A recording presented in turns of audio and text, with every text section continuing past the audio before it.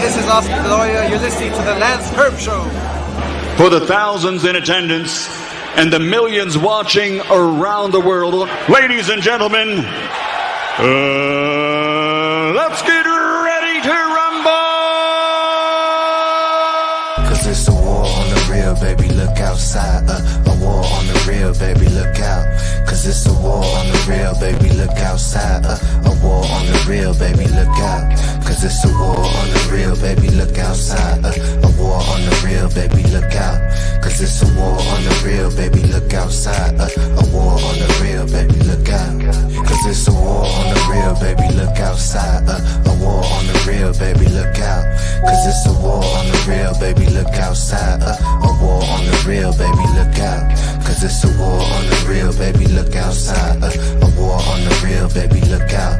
Cause it's a war on the real, baby, look outside. A war on the real, baby, look out.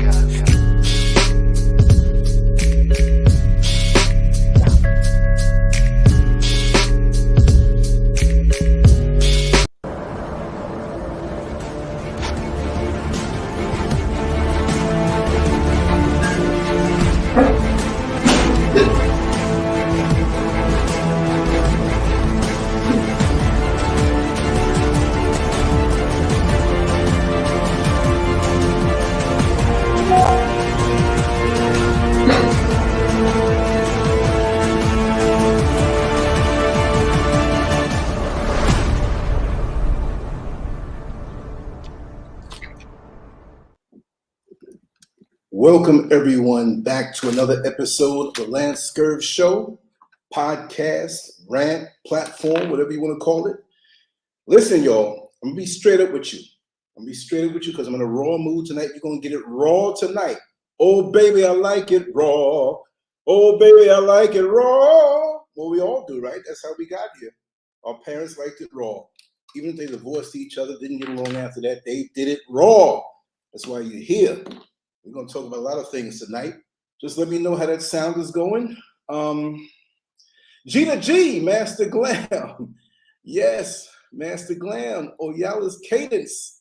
Stephanie Elaine Brown, welcome in. Yes. Queen Red Pill. Aha. Yes. How the Ghanaians said, aha. Aha. Listen, y'all, I didn't have enough time to go to the bathroom. I got to take a leak, all right? Bear with me, y'all. So I'm going to play your favorite song. Until then, who starts out a show talking like that? No, I'm not going to be discreet tonight. We're going to be raw tonight. And like I said, let me play this. Let me empty out the fire department apparatus, and I'll be back, and we're going to go in. We're going to make sure you're going to have a good time tonight.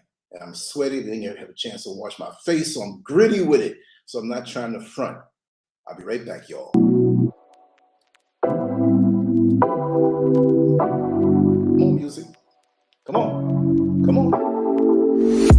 Take it away, feeling too good to me. Chilling all day, all in your space is where I wanna be. Here in this room, what did you do? I just can't get enough. Too caught up in your love. I've been trying to forget, but you won't let me. Something in my brain wants you. I've been hanging by myself, asking for help, but nothing seems to work on you. Yeah, you always make me feel like home. Yeah, you never leave my thoughts alone. Yeah, you're the reason I'm going out my mind. I just can't stop thinking about you.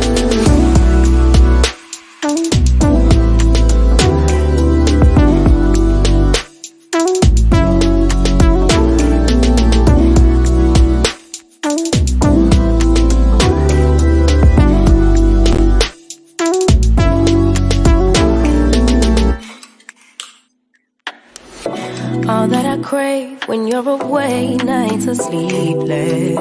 Do we need space? Yeah, maybe a break. Boy, you're my weakness.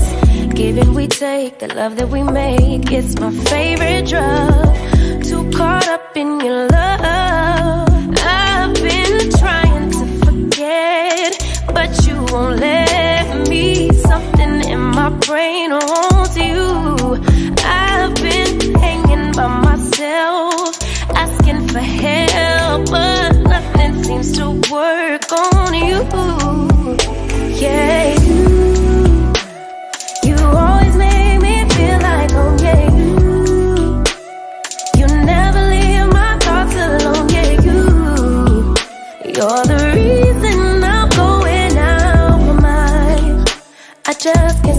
thinking about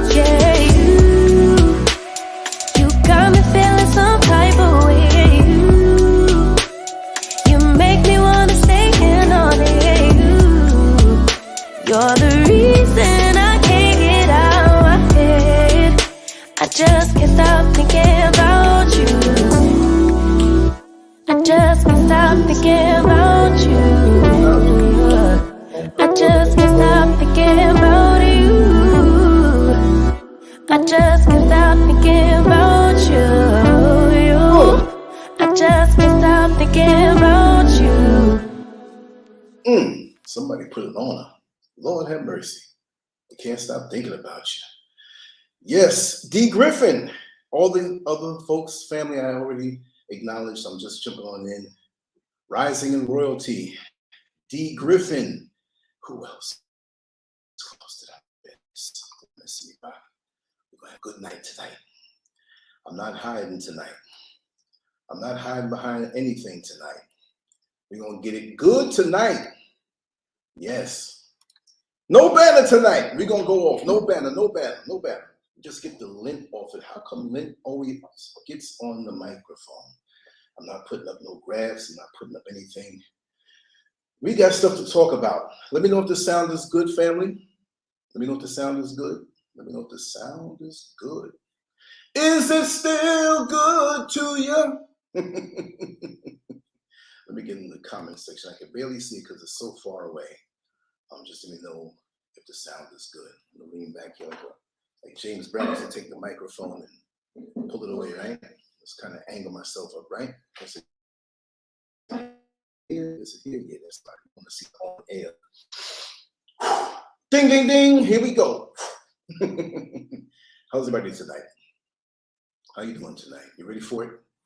Okay, let me just check this banner. I know we're going to talk about Bill Gates first. Some of these issues we're going to talk about more than others. I just use that as a way to, okay, let me make sure we're going good on Rumble here. Gotta hear, make the white folks on Rumble hear it too. That's right. They got to hear it too. Let me see something here. Got 3 over there watching. And don't drop any bot comments inside my comment section over there. If you want to say something, I have it up. I will respond to you live time over on Rumble. Don't be scared. I'm not gonna Mike Tyson you out and just hurt you, just like you think of a beast when I bit Holyfield's ear. Right? Simply Deep, I see you. I had to squint to see you, so let's just own that. I hear Bill Gates, and this is probably going to get me flagged, I don't care, owns a great majority of the World Health Organization. And they're coming out with this new thing, a digital card that everyone has to have. See, they on that Rona type SHIT again. They want to have us low-jack. They want to have us corralled. They want to know where we are at all times. They want to restrict our travel. They, not only that, but they want to know everything about us. So that's the next best thing to the chip, because they know that they can't force us all right away for the chip. So we're going to have to carry an external chip, digital passport, a health card with everything, ailments and everything that ever went wrong with us, everything about us. What we probably identify as, which there's only 2 sexes anyway. Now, if you're a hermaphrodite, you know, we give you a break if you're born that way. But other than that, 2 sexes. I don't care who don't like it. I don't care. I'm sick of this shit. No, seriously. I identify non-binary. What was you born as? And AI is not making it any better. I'm not going to jump to that right away. But this whole fairy tale world, see, they got something for us in the fairy tale world anyway. The fairy tale world is going to be very real, and the majority of us, and hopefully not in the chat room, are those who are, okay, somebody made a bad face, good, I'm getting to you. I see it. A thumbs down, maybe you're in agreement with me and I'm showing a mad face. or you're in disagreement with me and showing the man face. I hope you're in agreement with me. I don't know everything, but this thing in this world these days, it's out of a science fiction movie. And people told me, yeah, hermaphrodites don't count. You're right, Sister Oyala. My heart goes out to the hermaphrodites of the world, because those are the true ones who should be getting the support and the love. They were born that way. I'm not stupid. I'm not going to lump them up in the LGBTQ, which the LGBTQ, whatever it is, elemental P, is not linked up. They don't have the same mind. You think lesbians out there are sitting there saying, well, you know, transgender? No, maybe some will. Lesbians want to get their coochie. They ain't thinking about no transgendered foolishness. And the gay guys out there, they ain't worried about that. They know what they want. How? Right? Come on, Rumble, say something. Don't be scared. I must break you. So Bill Gates wants to push this thing, and I can't talk about it. I might get a strike for a whole week for saying that. And if I do, go on to LANCESCURV.com, right there below the microphone, LANCESCURV.com. You'll see a page for every live show that is not going to be on YouTube, but it'll be on LANCESCURV.com. Just check that, LANCESCURV.com, right? So I'm not going to run around scared to speak my mind. I'm the original man on the planet. I live natural. I have natural relations. What should I be afraid of? What should I be scared of? Why do I have to feel? Now, I don't feel this way.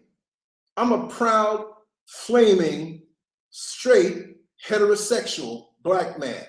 Let's say it again. I'm a proud, flaming, straight, heterosexual black man. And if for some reason funny business starts on this show, give me a second, I'll finish it up on the phone. Where's my phone? Yeah, it's right over here. Good. So where's all this coming from? Bill Gates, you must be some kind of old freak or something like that. I heard he got caught having an affair with this chick, this younger chick. Well, I mean, he's up there in age anyway, so just about any chick for him will be a younger chick unless he's into the granny thing. And some grannies are younger than him too.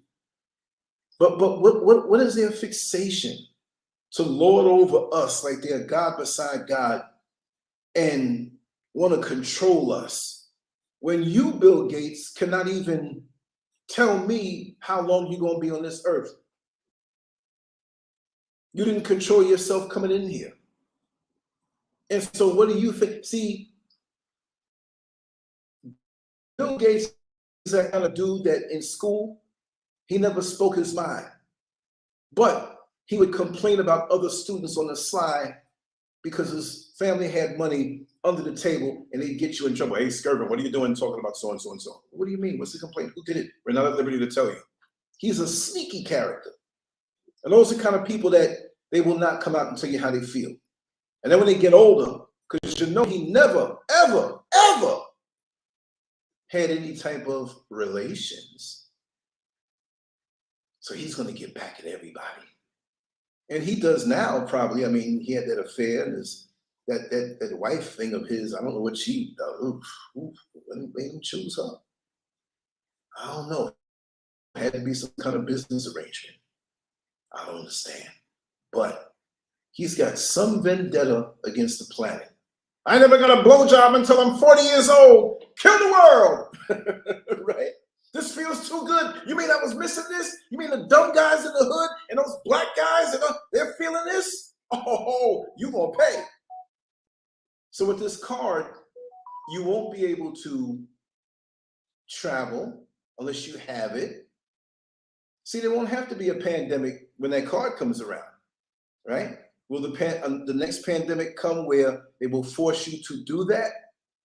Or will they do this first before it comes around? He's always got something cooking up for us and the whole planet. Through, from what I heard, it was 88% ownership of the World Health Organization, and they pimp YouTube. So this screen might go out. Oh, he's saying it. We got him now.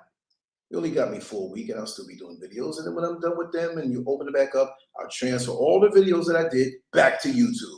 Bing, bing, bing, bing, bing. That's how I've been doing it. Right? Let me see here. Yeah, Revenge of the Nerds. Real yellow, right? That's right. But how can you let this thing called WHO, we'll call it WHO from now on, rule the world like this and make the governments of the world bow down? How can you do that? I mean, we know they're all in bed with each other, but really, how can you do that?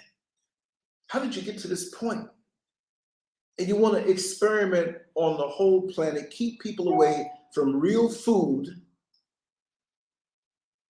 keep them in a state of whatever, the chemtrails and the GMO and the LGBTQ, LMNOP, all of this stuff, man, it's bizarro world, man. And those who want to live a normal life, even if you're not shooting or aiming for something to leave your legacy on this planet, you just want to, you know, come to your family, pay your bills, chill.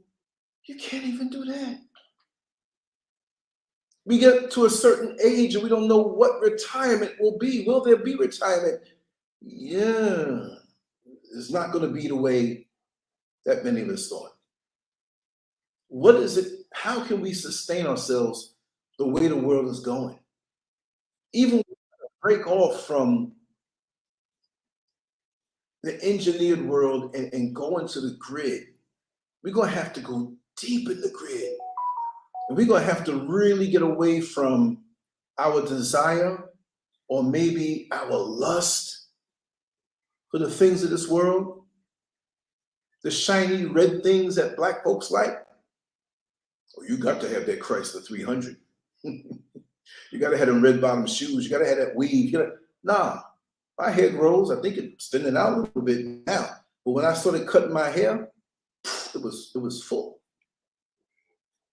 Because I didn't want to waste the time sitting up in a barber chair, paying that money, that over a year added up to a certain amount.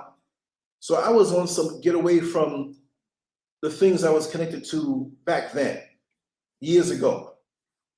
I always talked that talk, but people thought because I was an extreme hedonist in my earlier years as a man, that, oh no, this thing got him. He can't let go of it. He's living that life. He's doing all this stuff with these women.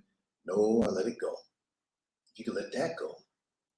You know, doesn't mean I'm not a man and I don't like certain things, but I can't say that too loud in this world because that is looked down upon. Straight black man, no, we have no use for you in this world unless you say you're gonna wear a dress. So I come up here in full makeup and wig and all weave and all kind of stuff. Boy, the shadow band will be lifted. I could hear it now. Hello? Hello, is this YouTube? Yes, it's YouTube. Oh, can I speak to the higher up there at YouTube? Sure. Hello? Whoever it is, I don't know who it is now. Is that lady? I don't know if it's a man or somebody in the interim, right? Well, I think we should be a little more lenient on this guy named LANCESCURV. Well, why? We have an extremely shadow band. He has 117,000 followers, but his videos hardly get 1,000 hits. Well, I think we should change on that because I saw a video of him today. He had a dress on, he had eyelashes, lipstick, rouge, makeup, everything. He even shot estrogen to get them fake estrogen titties. What? But wasn't he talking the other day that he was a flaming, straight, heterosexual black man? Yes, but I guess we really got to him. I guess he thought to himself, let's join the crowd. Listen, that ain't never going to happen. I don't care if, look, I'm going to be the first guy who's on YouTube. I say guy who's on YouTube because I'm not merely a YouTuber. Don't call me that. That's not all I do. I do all kind of things. LANCESCURV.com and you'll find out. But no, I'm going to be the first guy who's on YouTube to get negative 250 something hits. I'll get thousands of hits then, negative hits. He's got negative 50,000 hits. Don't you understand that my content is all over the place? This is where everybody is, so this is why I'm on here. They say, well, if you don't like it, get off. No, this is where the people are. There may be a time where I have to get off. Maybe somebody knocks the door. with machine guns. Get off of YouTube now. Delete your account and never come back or we're going to get you. Okay, click. I won't be dead. I'll be somewhere. Even if they take me off of social media, I'll be somewhere up on a milk crate with a bullhorn. Oh, seriously. But really, if we think that we saw something before, we haven't seen nothing yet. You ain't seen nothing yet. Doom, doom. With that old song from the 60s, early 70s. It's crazy. We ain't seen nothing yet, y'all. That was a test. Because how is something flying around, I'm going to say this in a coded way, you know, with the mass times, right? How is something flying around so much? People are dying. Now we know the deal. Poof, it's gone. How do you do it? Things that make you go, gone. So-called, it took all them people with it. I didn't say any exact words. I'm just saying what I see and what we all been through. What's up with this microphone, man? Okay. It's dangerously close to something else. Don't pinch me. Don't pinch me. Doom, doom, doom. Oh, okay, let's get this mic. Let's get this wire right. But yeah, so I'm not speaking out of fear, but I'm saying that they can pretty much do what they want to do. And we are going to do what we have to do. But we have to know what they're coming with. We have to know their strategies. And the more disciplined we are, is the more we can weather the storm. What are you willing to give up? That's the question. What are you willing to give up? So many of us are not willing to give up anything. Or we think we're tough, but we're not. We think we got what it takes. I'm not saying anybody here. I love everybody here, and you know, we have our private conversations and we know pretty much where we stand. But how many people out here who are lying to themselves and swearing up and down that they have what it takes to go through this storm, this engineered storm? What the hell was that? It sounded like an 18-wheeler dropping in the street. Boom, boom. And wind. Hope it's not one of them storms that come and knock the show off. I have to talk real quick. Yeah. Get yourself together and start training your mind. It's okay to like things and enjoy things. Oh, okay, that's them slamming the door upstairs. I don't know, man. They slammed the door hard, like they got a problem with the door. I hate your door. Boom! Yeah, that's right, Queen Red Pill. And Miss D Nice, how are you? I still want to get you on here. Tomorrow night, we're possibly going to have Sister Sasha. We're going to do it in a way that's a little different. She wants to go there. She wants to go super deep. But she's going to do it on Patreon, where it's Patreon only. I never did a show like that, but it has to come with an unlisted link. And she requested that I do that because she said, this is not for everybody. She said she's going to tell it raw, uncensored. And that's good because I might not have no choice after this show anyway for me to go on Patreon Live, right? As well as the site, which if they get me, I'll do it both ways. But she wants to go in on it, and we have Sister Seven that wants to come on, but she had some problems. So I said, okay, let me knock this show out and let's do a little test. Maybe later on she'll come on, or maybe tomorrow, probably tomorrow again. Things happen. Even me, I was so tired. No, not tired. No, I can't say that. I just slept and just slept. But it wasn't that I was extremely tired. I said that wrong, right? But I slept and woke up late. I was going to do an early show, do a double-up show today. I'll double up. You know, I'll try to keep it to a set time, but because of what we're doing, you know, up on the hill, that takes preference, but there'll be content coming. You know, bear with me. But like I said, how bad can it get? Well, say, for example, you live in a different country from some of your family. There are many of us who are like that, even those of us who were born and raised in America. We have family in America. We left America. We're in America. We have family out of America. you know, what do? They got us used to being alone by ourselves. And that's going to tie into when I speak about AI. But this whole thing, why does Bill Gates' face have to always turn up and stuff? It's like that problem child. It's like the class clown. It's like the school bully. It's always that person. The person that stole cars when the city they came from moving to a small town, all of a sudden cars being stolen. Well, who are you going to look for? The person who's known for that. And it's demonic. It's evil. But see how cool he wears his evil. I'm not saying he's cool. But Bill Gates is, Bill Gates, I'm chill. You know, I'm a nerd. I'm getting back at all of y'all. You know? And he's cool with it the way he seems. Like, how can you be that evil? And I'm not saying he's cool, like somebody I would admire. Like, oh man, you cool. I like the way you are, man. I like the way you move. You're cool. No, I'm not saying that.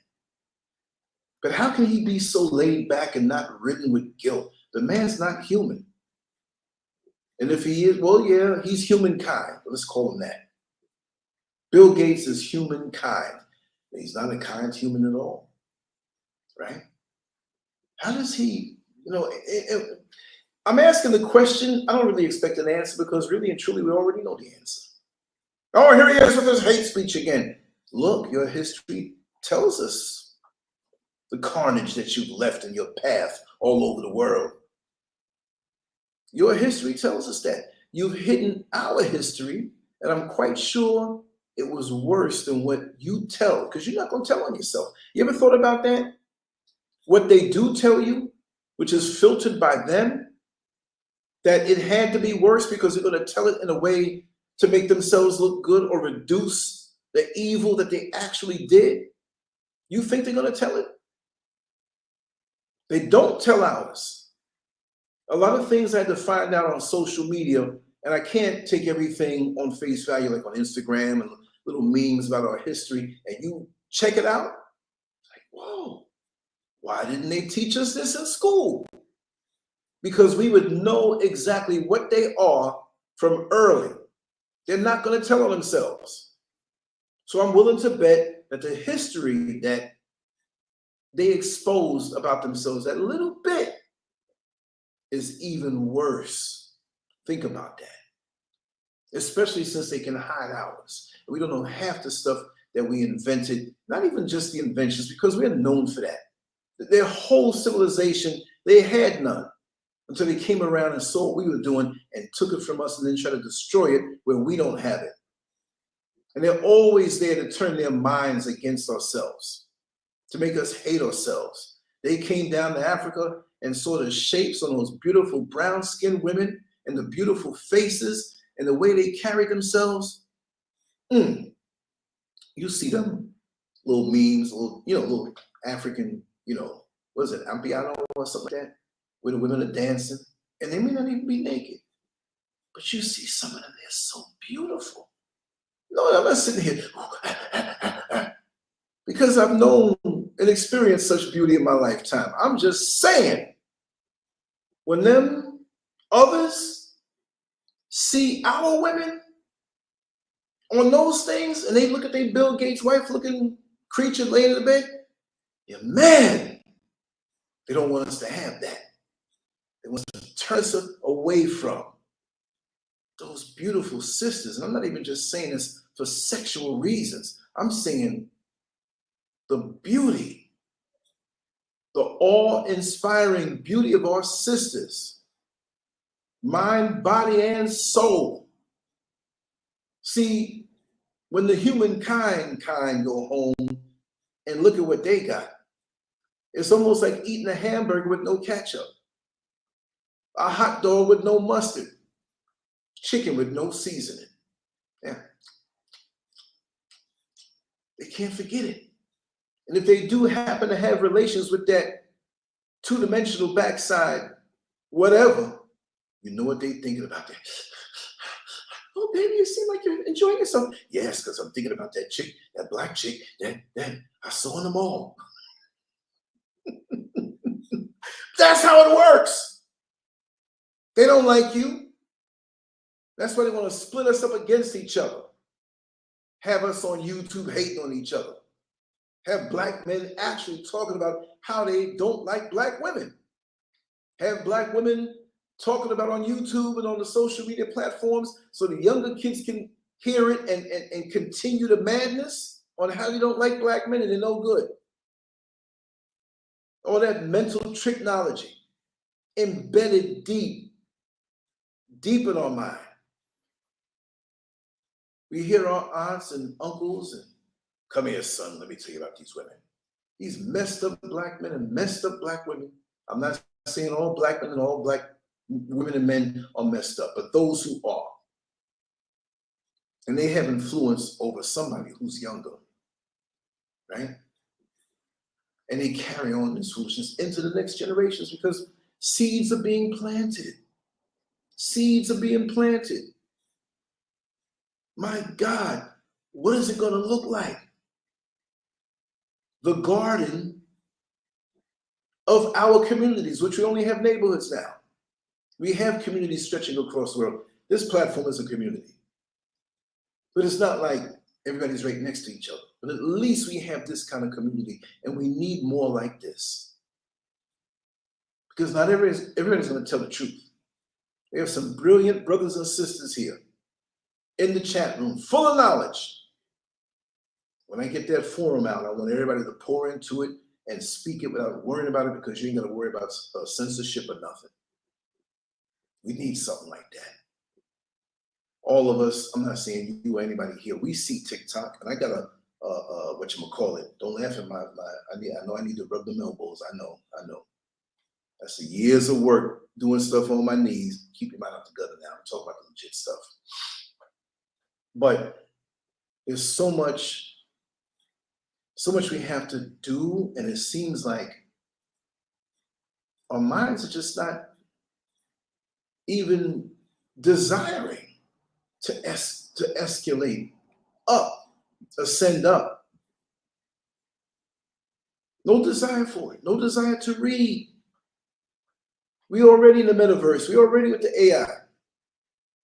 You thought Google was something. Let me put it in Google and find out.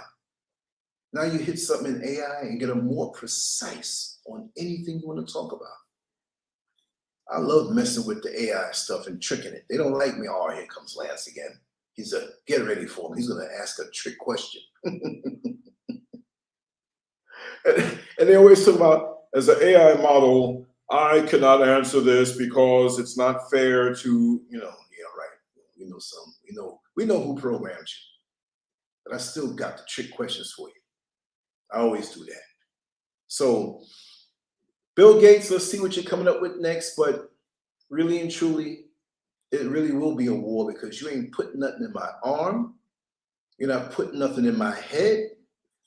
I filter everything that goes into my head. And you're not going to stop the way I move. See, let's make them have a little fear about us. Let's make them think twice. Who is on the front line that's going to plan on doing something to us? Do you want to be the first one to catch it when a revolt happens?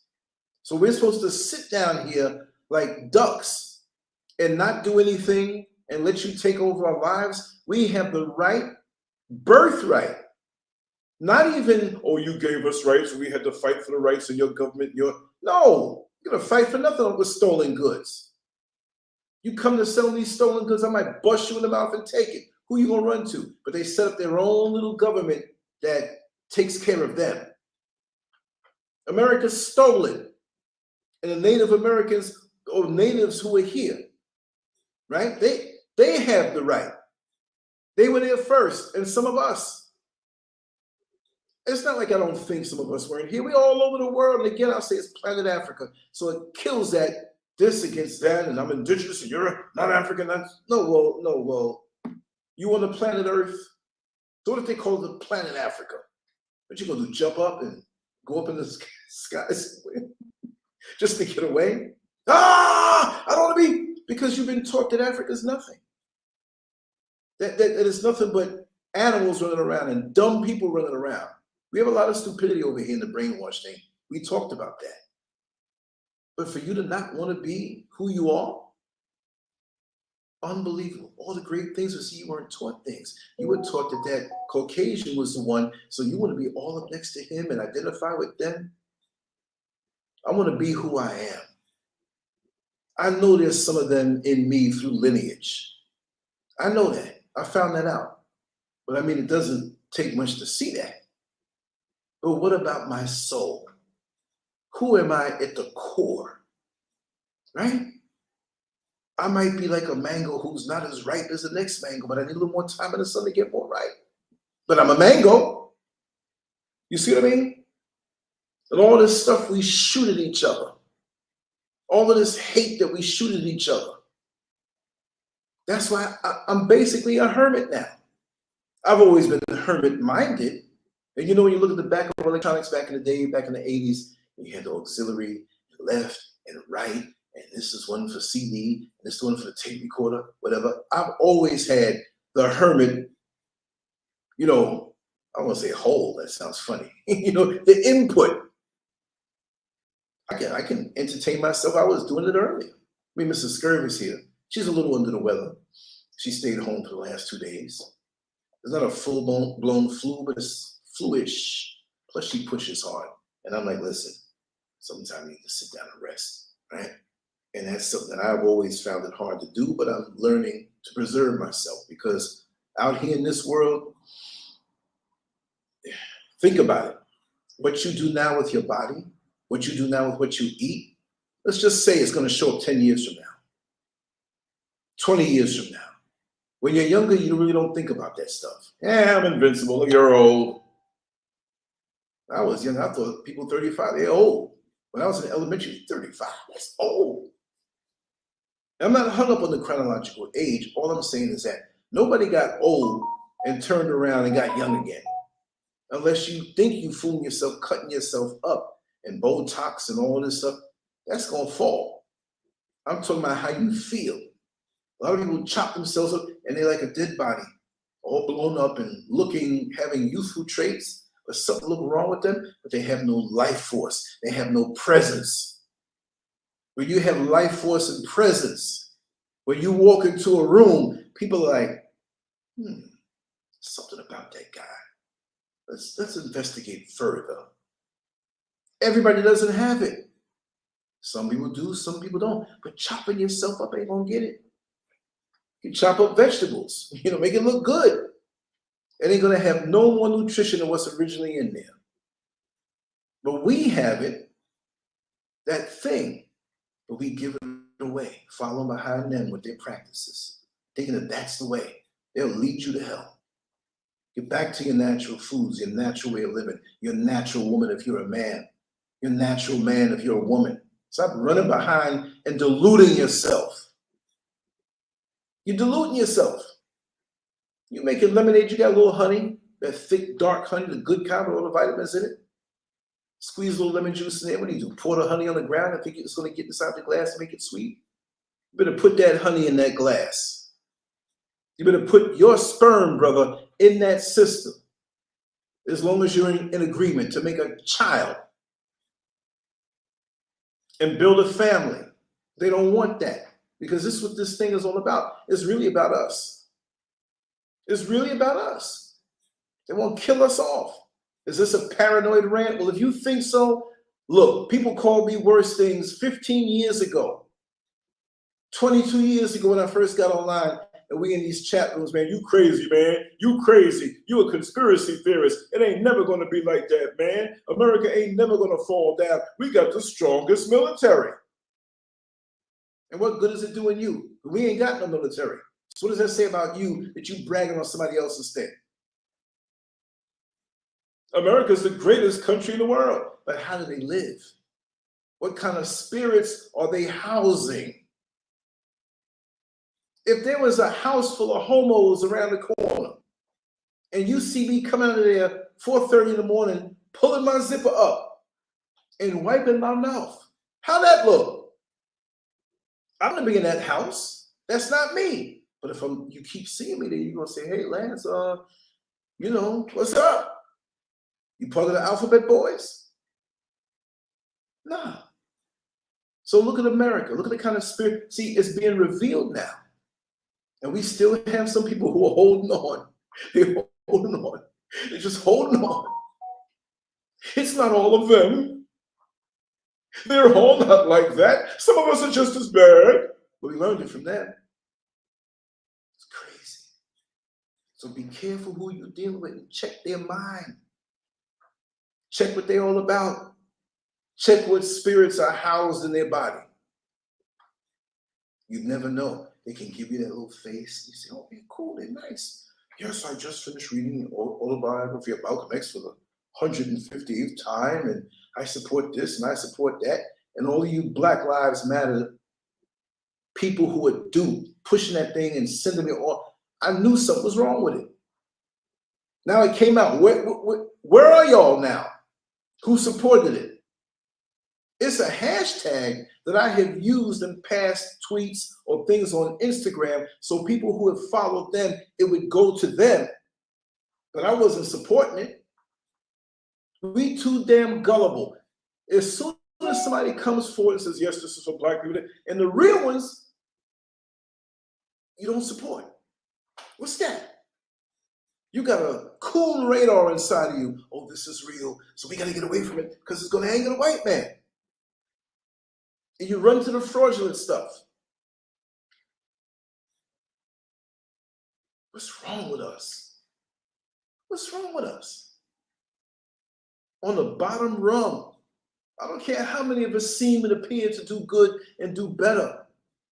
The majority of us are not living out who we're supposed to be. We're barking up the wrong tree. I don't understand it. And we're backing this thing up. Whatever we choose, everything else but what we're supposed to do for our people, do we feel guilty about it? Oh, he's talking that Black talk. No. We don't believe in that. We are all inclusive. It's multicultural. No. Those other races that put their foot in the whole multicultural thing got their own thing. We in it just happy to be part of something, and they ain't paying us no mind. I remember in Florida, exactly, there was some type of group that was connected to the government, where eventually they'll give you grants for businesses and different things, but it was everybody else who benefited from that. I think it was one real American African business person who had their foot in it. It was East Indians, Chinese, everybody else. Nobody wants to say Black. This is a Black thing. And I know so many people don't like the term, and no, in Black's Law Dictionary, no. We know what we're talking about. You don't see none of them. I mean, they call themselves Caucasians when they say, oh, it's a white man. White power, the Klansmen, white power, white power. They even say, do they say the W? White power, like 2 syllables, white power, not white power. White power, with Billy Bob and them. And they're not even a real threat. They carry out the ignorance. They don't have no power over us, except at the immediate moment where they might pull that rifle off the back of the pickup truck. Mad. They might give you a little extra second if you're a female. Oh, Billy Bob, ooh, you don't want to shoot up too fast. Let's carry off into the bushes. Don't even make me say it. I'm already in hot water to talk about Bill Gates and the World Health Organization. Let's see how this one goes. You don't see this video up, you know why. You can't talk about this stuff. How many times are you going to smack you down? He's so stubborn. He's a stubborn Negro. Colored or Afro-American. What are they now, Bill? Or African-Americans, right? That's stuck for a long time, but there'll be something else. Because when doo-doo hits the fan, there'll be so many, no, I'm not Black. I don't speak the English. I'll be like them Dominicans. Oh, Kimberly Calhoun, KKK, the real thing. Kimberly Cross Country. I love that name. Yes, you are here. Tracy J. Oh, we're going to talk about some things when you're ready. We'll do it the way you said it. And I'm happy for, okay. Half the phones on this table are dead, gutted, no SIM card. Let me. I'm jumping ahead of, oh wow. I see you. I see Chewy. I know you're watching. That's an inside joke. I see Chewy. That's my friend. Okay. Let's see. Okay, we good. What was that? Oh, okay. I want to segue into something that you showed me, Tracy. Let me see. This phone is working so much better. This new phone. No, it's not some super duper. I got a new one. And it's a private donation, but thank you so much. I won't say the name. I don't know if she wants me to say the name, but she gifted me with a brand new phone. Because where's the other one I had? This other one was straight struggling. Okay, here it is. This is the cheap Chinese phone. Never get this kind, y'all. Never ever. Redmi. I was desperate for a phone after my iPhone had smashed down after doing all this repair. And I was like, let me get this cheap phone. Man, I'm sorry. If I'm texting something, I get 3 letters in, it conks out. That's why sometimes it will take me so long to text you back. But I got this Samsung, and I'm happy. And I feel like Sam because I'm singing. Yeah, I'll show this later on because this is not part of the segment. But yeah, we're all screwed up and we're not ready for this new world that's coming in. Brave new world, huh? And look how fast it all happened. So many of us don't realize. Really, what was your mindset right before 911 happened? And I'm saying this as a general thing. I'm not beating up on the chat room because the folks in the chat room, they can run this show. If they came on, like, move over, Lance, I got this.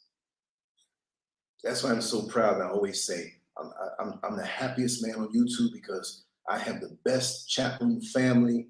And not just chat room, because maybe you're not on the chat. Maybe you just email me or whatever, but just circling around the emails that I get, I have to give credit where credit is due. You mad at me, you're going to have to be mad at a whole lot of people. And the name was brought up, what do they call it, SCURVites? I'm not trying to run no movement, but I might start using that. My fellow SCURVites. No, I'm not trying to make a cult. Because if I do that, they'll really be looking at me, and you know that there are agents out there that do so. I proved that, and I can prove it 10 times over. You just watch, because I'm not really a threat. Well, I'm a threat this way, but I'm not a threat. I have no tanks and no bombs. I have no intent on doing anything bad. Why would I come out here if I did? Around people of connected lineage who look like me. Why? Right? I know this is a message coming in response to something I opened my big mouth and said. Okay, no, it's not. Let's see here. 5 comments on Rumble. Oh, I don't see them in live chat. They curse me out privately. They give me the private curse out. And boy, I lay it right into them. I had a bot mad at me today. What is this? Okay. I have a brother who wants to talk about the passport brother situation and how it did not work out and why brothers should not go to try, especially with other races. I have no problem with our own, who some of our sisters, I'm speaking as a man, some of our sisters don't like it because these guys like, man, I'm going over here to, you know. It's a funny question because you can do what you want. I can't be mad at the person who they're dealing with something of their own race, but they're from a different part of the world. But then the cultural differences, a lot of times, brothers don't think that they're not dumb. You might run into the hustle over there too. I gotta be fair. And our sisters in America have been through, in just those whole areas, have been through so much. And if we walk upright, they're going to have to deal with a lot to correct what has been done to their mind. Because the Black woman has been through so much, and so much has been passed down. I mean, just think about the fear of having a son back in those days. And you don't know if he's going to come back alive. And still that same thing goes on now. That's why a lot of people would rather have a girl child. It's a whole different energy. But when you're a black man in America, way back hundreds of years, it's almost a certain thing. This is why in modern society, most black men growing up in an inner city situation or even beyond, they all have a story about the police and a misunderstanding. And the same token, I can't crap on my personal friends who have been good officers, but they wouldn't be my personal friends if they weren't, right? And they had to endure a lot from both sides, being who they are, integrity, happening to do that, but going through the shock of, like, man, this is really, really how it's done. But we all have those stories. And it's not just the black man, it's the black woman, maybe more of the black men to get you and beat you down. But they do that to women too. But they have to get that phone call at night and see their sons all beat up. Just the same way my mother had to get that phone call. My face was all beat up. When I find out pictures, I'm gonna share it. Lips are way down here, eyes closed. Lip, I mean, this lip was right over my nostril, man. It was like one piece. But you know what? I'll take a little PTSD for that, because now there's no fear. Take an aspirin from 11 people with gloves, guns, and their so-called authority to do that, and I'm still here. I know what it felt like. I've been through that experience. Like, you scared of a roller coaster. I was never scared of them. I'm just saying, like, scared of situations where they can kill you. Now you go on a roller coaster and you get over your fear because you're like, so what? So you mean one person gonna come to me and try to put fear in my heart? 2, 3, 4? Gonna come better than that. I ain't Superman. And I'm not at the peak of my youthful energies, but I have maintained a lot of my youthful energy. Like I said, you never get old and turn back young again. You gotta preserve yourself. So right now, I'm trying to preserve myself even more, because 10 years from now, I wanna be better, or at least maintain, because it is a war out here, big time. I could talk so much about that, but be careful, y'all. Get your ducks in a row, all of you, if you can. Just get a passport. Even if you don't plan to leave the United States, increase your options. There's no reason why no black man and black woman in America should not have a passport. It doesn't mean you're running. Because, I mean, you want to talk about running when it's like shooting after you, trying to get up out of there. That's running. That's options if you have a passport, because the world is yours. Stop falling victim to the thinking that, well, the white man is supposed to be the one that travels the world and conquers different things and lives lives here and there. No, you can do the same thing too. The planet is yours. We know the way certain countries are governed, that they have their own rules and bylaws and all this stuff. Research that stuff. It's a big world out here. There are places where you're not going to feel the certain type of stresses that you feel in America. Now, pick the country right. It may be something that is a major stress. Don't think about that place and go here, go there. Pick your climate. Pick, do you want flatland, mountainous, whatever? Do you want to start a business? Can you start a business? Do you have income already from America that you're going to have there for the rest of your life? A lot of options. Think about it. It will take your mind away. It'll take your mind away. It's almost like when you have a function that you want to go to, say on Saturday. Now you ain't gonna wait till the day before, or say 2 weeks from now, and you go into the clothing store to pick an outfit. You don't see one and just grab it and that's it. No, you try it on and say, okay, yeah, I like this about this, but yeah. Pick 3, 4 outfits you bring with you to the changing room. If they let you, they start watching. Like, they're gonna stuff it down so they walk out with it. But try it on. See how it makes you feel. Take your time. Bend and stretch. Get up under the right lights and whittle it down. If you only have enough money for the one outfit, get the one outfit. And now you're prepared when the function comes, right?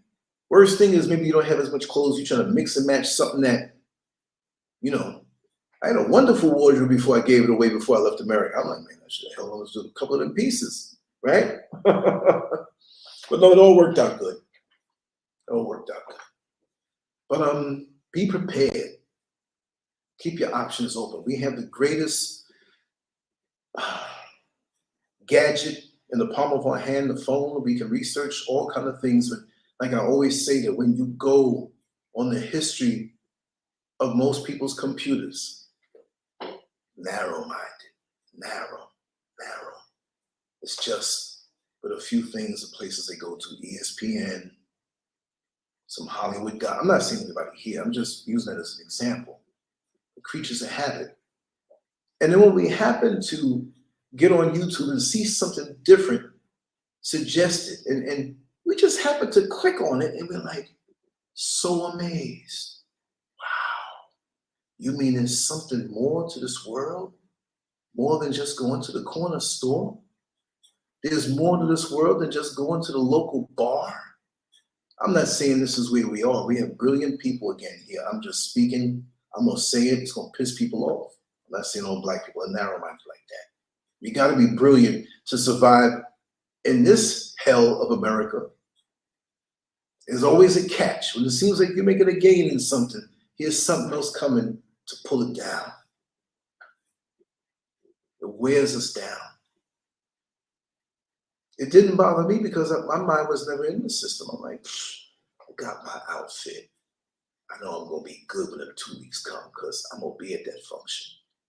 Translation, I got my passport, got my plan. Folks ridiculed me in the comment section. People that are not here as regulars.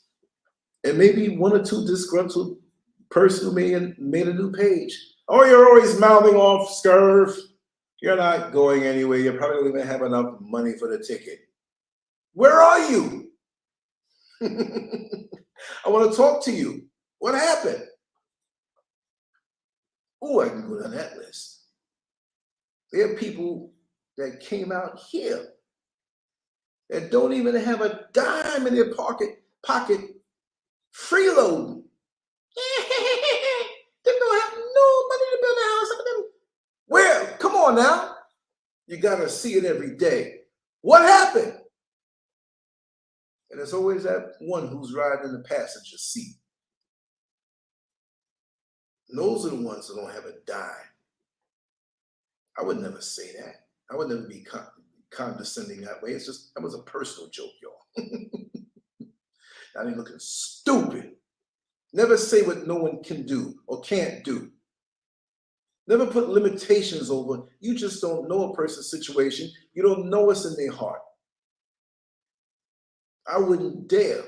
I keep my mouth shut on that because anybody can do anything that they want to do, whether they know it or not. Most of us can do. We're mighty. We're smart. But we don't use it the right way. We're distracted. Half of us are in TikTok. Man, look at that girl butt. Oh, man. What is that going to do for you? By the time TikTok's around. TikTok, y'all. Do I still have that old banner up? Let me see. No, I don't. It was something, who was it that pointed it out? Oh, the name slips me. But she said, isn't it funny how the TikTok, is that it there? No, it's not. The TikTok logo looks like a noose. And on my banner, I put a noose right next to it. So you can see the similarities. We're hanging ourselves in all social media, really, if we don't use it right. We're misusing the medicine. We're not doing the herbs and things natural. We're using a synthetic thing on our brain. Now, that's the last thing I talk about. Let's move on to energy vampires. I didn't even know I was going to talk an hour like this on this first little segment, which, like I said, I'm just flowing. There's no, you see me staring at one thing today in Washington, D.C., so and so and so. So it's like he's reading something. I ain't reading nothing. I know the camera's right here. I'm looking at the screen and making sure nothing pops up saying the sound, messed up over here, all that stuff. I'm glancing. I'm not even in the chat room right now. Even though I can see it, but I can't see it. I see everything going up. But yeah, energy vampires, designated energy vampires. designated to you to get in the way of what you're trying to accomplish in your life. They are designated, whether they know it or not. Designated. They're assigned to you. And they will say, oh, I'm not assigned to you like that. I never have it. But they're doing the damn thing. And lots of times we're not on point to know what our mission is, so it's easy for us to get thrown off. The minute you proclaim to yourself that you are going to accomplish this particular task or goal, long-term goal, short-term goal, whatever it is, every positive has a negative. This is how the universe works. Something is coming to you to negate the positive that you're doing. That's why you hear people say, especially folks from the Caribbean, you know, when you get ready to buy that house, don't tell nobody. Don't tell nobody you get ready to buy a brand new house or have one built, because the envy will come out. Even if they're not physically stopping you, a signal goes out from the collective hate of those who are not sincere with you. So keep it quiet, keep it off the scope from what you're doing. We flew out here, we didn't say, oh, tomorrow at 3:30, we're gonna leave Orlando Airport, go to Atlanta, take a layover, go to Amsterdam, and then come and say nothing. I made a video, the best way to defeat the system sometimes and oftentimes is to leave it. Those who knew, knew. And the next video I did, something positive about being away from the madness, whatever happened. And folks like, I knew it, you slick with the titles, I knew it. See, some people caught it. A lot of other folks didn't. That was so cool to do. I ain't saying nothing. Not that I didn't want to say in the general matter, you know. You never know.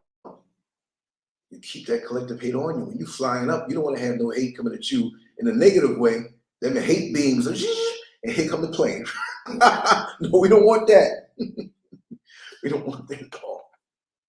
I believe in the higher power and protection, all that stuff, but I ain't trying to risk it.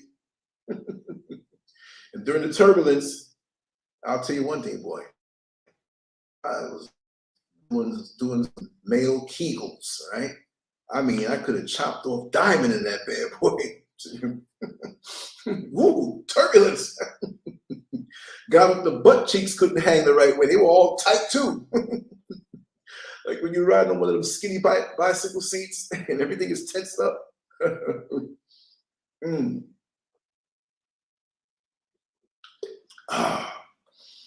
Woo!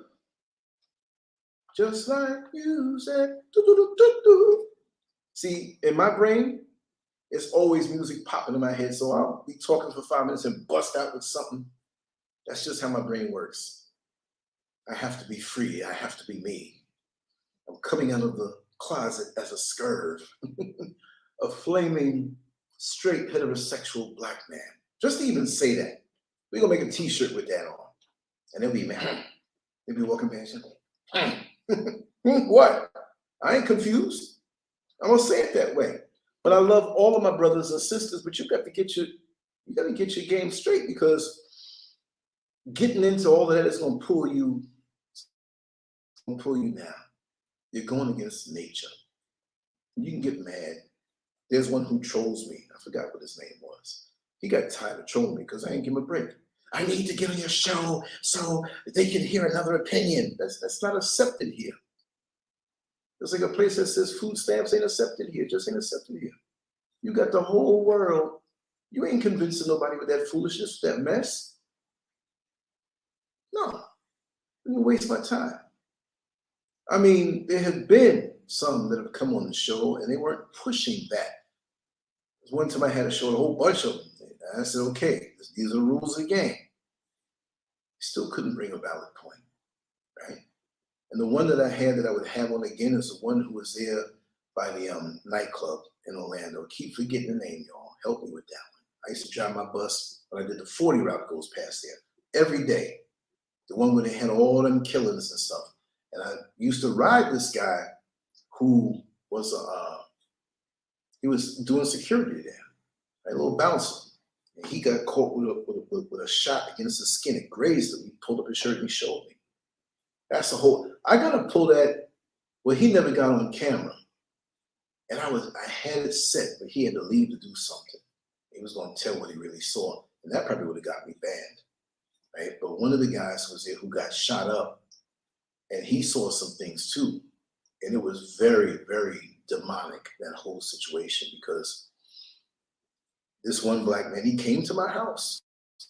He was gay, but he was there to tell a story about what happened. That was a gay nightclub. So of course it's going to be a gay guy. We focusing on the story, not what he does behind closed doors. I mean, he wasn't flaming. You wouldn't be able to tell. He just act like a regular dude. That's where it should be.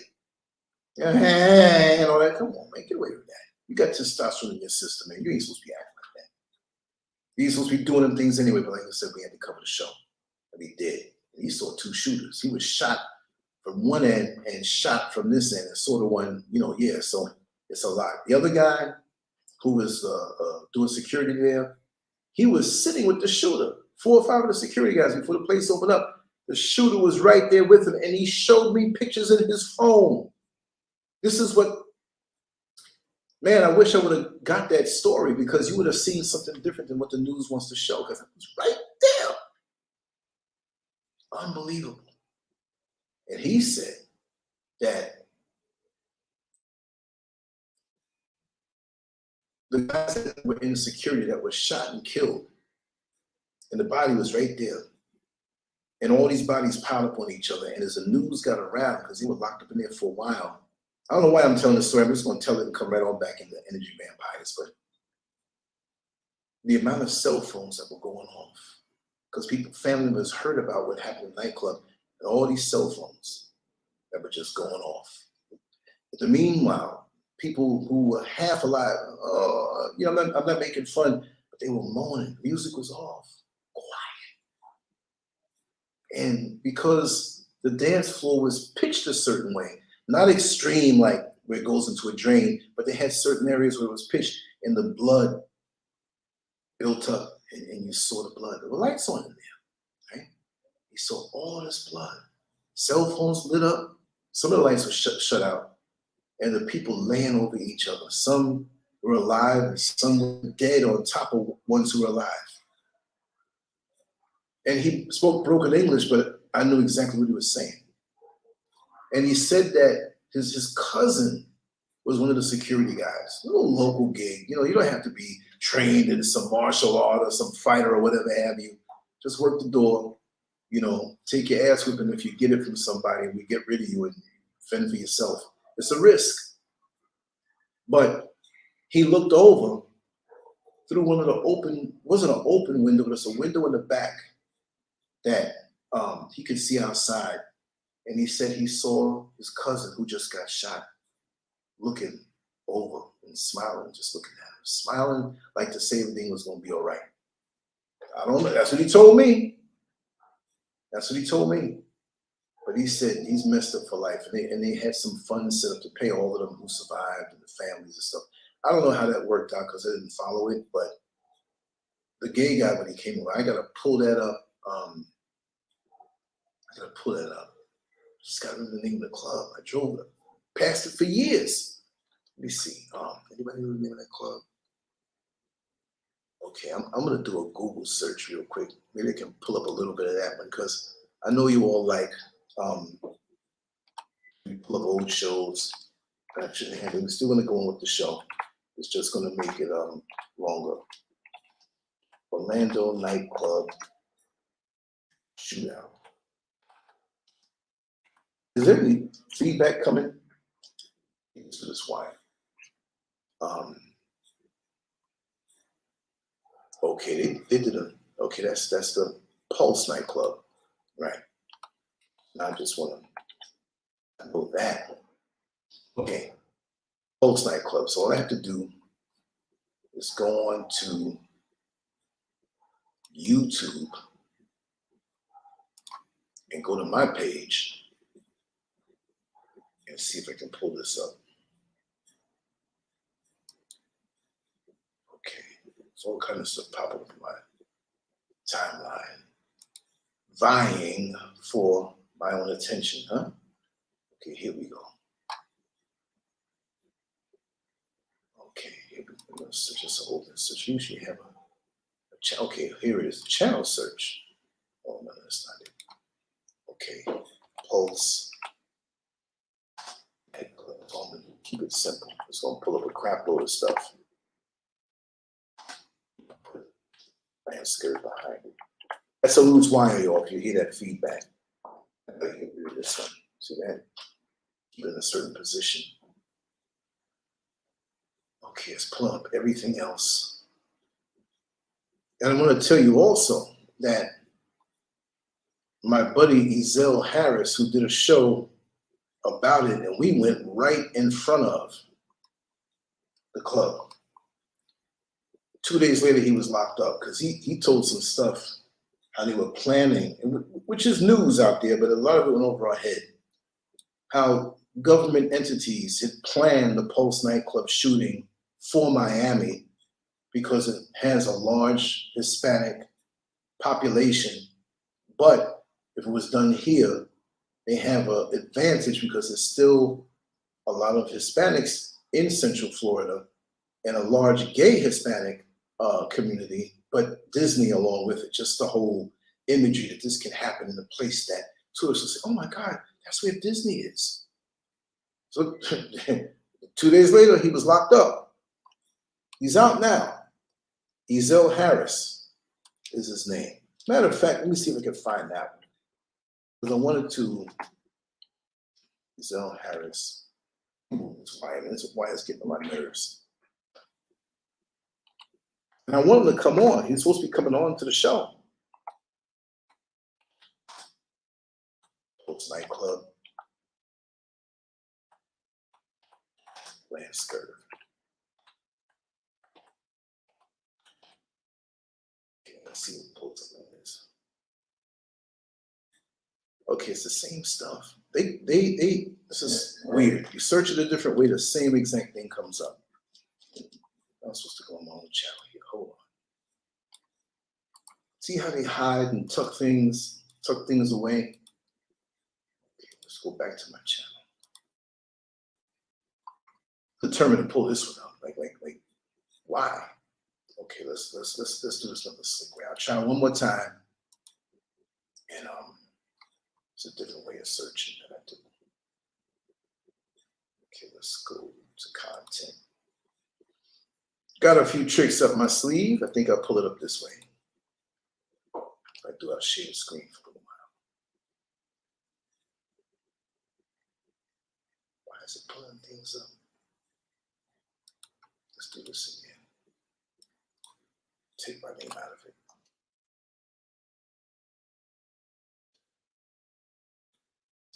Anything, something strange with this. Okay. But it's only pulling him up with one video. I know they didn't take that video down. But let me, since he's speaking about, this wasn't the Pulse. This is somewhere else. He had this. Okay, we're gonna share this screen. I don't know if you remember him from years ago. Let's freeze that out. Okay, let's share this. Okay, give me a second, y'all. Bear with me. It's nice hanging out with my family here. I love it. Share screen. Share that. Do it in a very special way. Okay, do it this way. Is this way good? No. I want to make you see it. I want to make you see all of it. Okay. Make this bigger. And okay, you can see it. Let's make it roll. It's not the one I wanted, but I want to show you. Easy.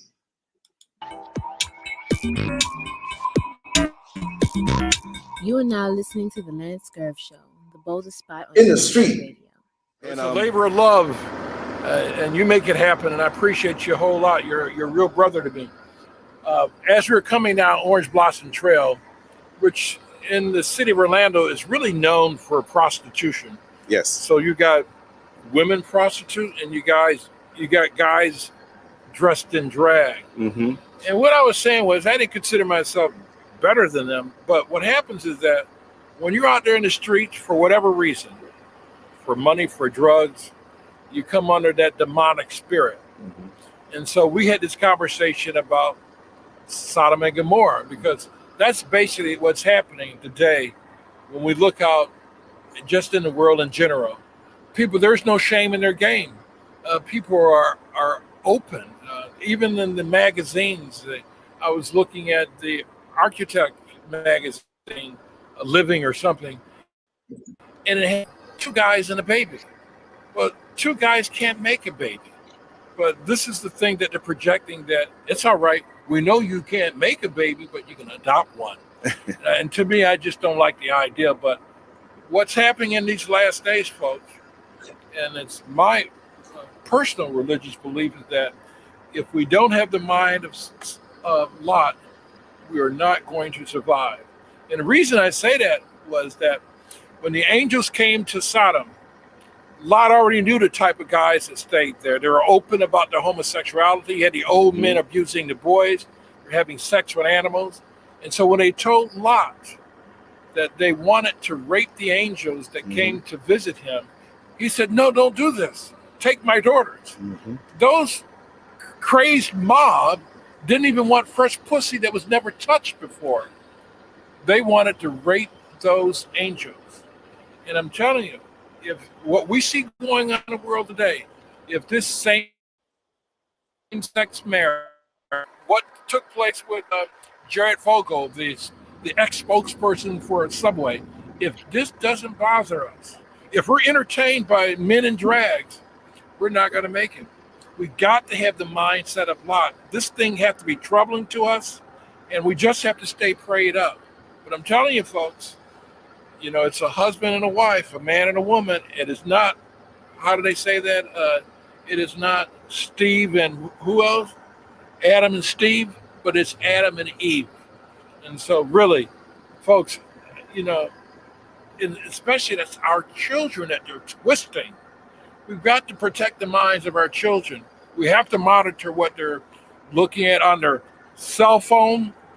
You know, listen, you can control what's on the phone on the computer at home. But if your kids have a smartphone, they can see just as whatever they can see on a computer, they can see it on their cell phone. And you have to know what they're being taught in school. You have to protect their minds, because what's happening in this world today, Satan is so clever that he's having the schools, they're telling the kids that homosexuality is all right, that you can do your own thing.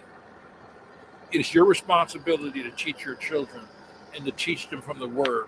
So I just encourage you to do that. We need all the Holy Spirit that we can get. I know I need it. I need so much, you know, in my life. So I just encourage you, please have the mindset of Satan. Don't let any talk shows or... Oh, you said please have the mindset? No, I probably want to correct that. No, please have the mindset of Lot in these last days that we're living. Right. And we don't want to have the mindset of Satan, because he's so clever. Yes, he is. And so we have to, you know, we have to stay prayed up. We have to stay in the word. And that's something I have to do every day. I have to read the scriptures every day. And I ask for the Holy Spirit. I'm saying mistakes. I'm very passionate, just as Lance is, about what he does. But when it comes to what's going on in the world today, it's distorted. It's all about entertainment. It's like right here, they're building the soccer field. I mean, they don't care about the social ills that we just saw in terms of people being homeless. It's all about entertainment. They want to steal as much of your time away from giving it to God for the flesh, entertainment. And so, folks, protect the minds of your children, protect the minds of yourself. And the only way we do that is by feeding upon the word. This stuff that we see going out in the street today, whether it be the drugs or same-sex marriage or whatever, that is of Satan. That is not of Christ. And so we have to protect the mind. We have to have the mindset of Lot. We have to be troubled by it. Don't be entertained by who is this black guy that dresses up like a woman, Tyler Perry. Don't be entertained by that stuff, because if you allow that to come into your home, then you're telling God that you think it's funny to be entertained by a guy in drags. I never do that. I don't have any videos in my home that depict any of that type of stuff. And so if you got any of those type of videos, you don't have the mindset of Lot. You better get rid of them, because for any of us who don't have the mindset of Lot, we're not going to survive these last days, because there's going to be a crack in our armor. Oh God, I know you have a law on same-sex marriage and all this other stuff that is wrong, but I was entertained by it, so that's why I kept the videos.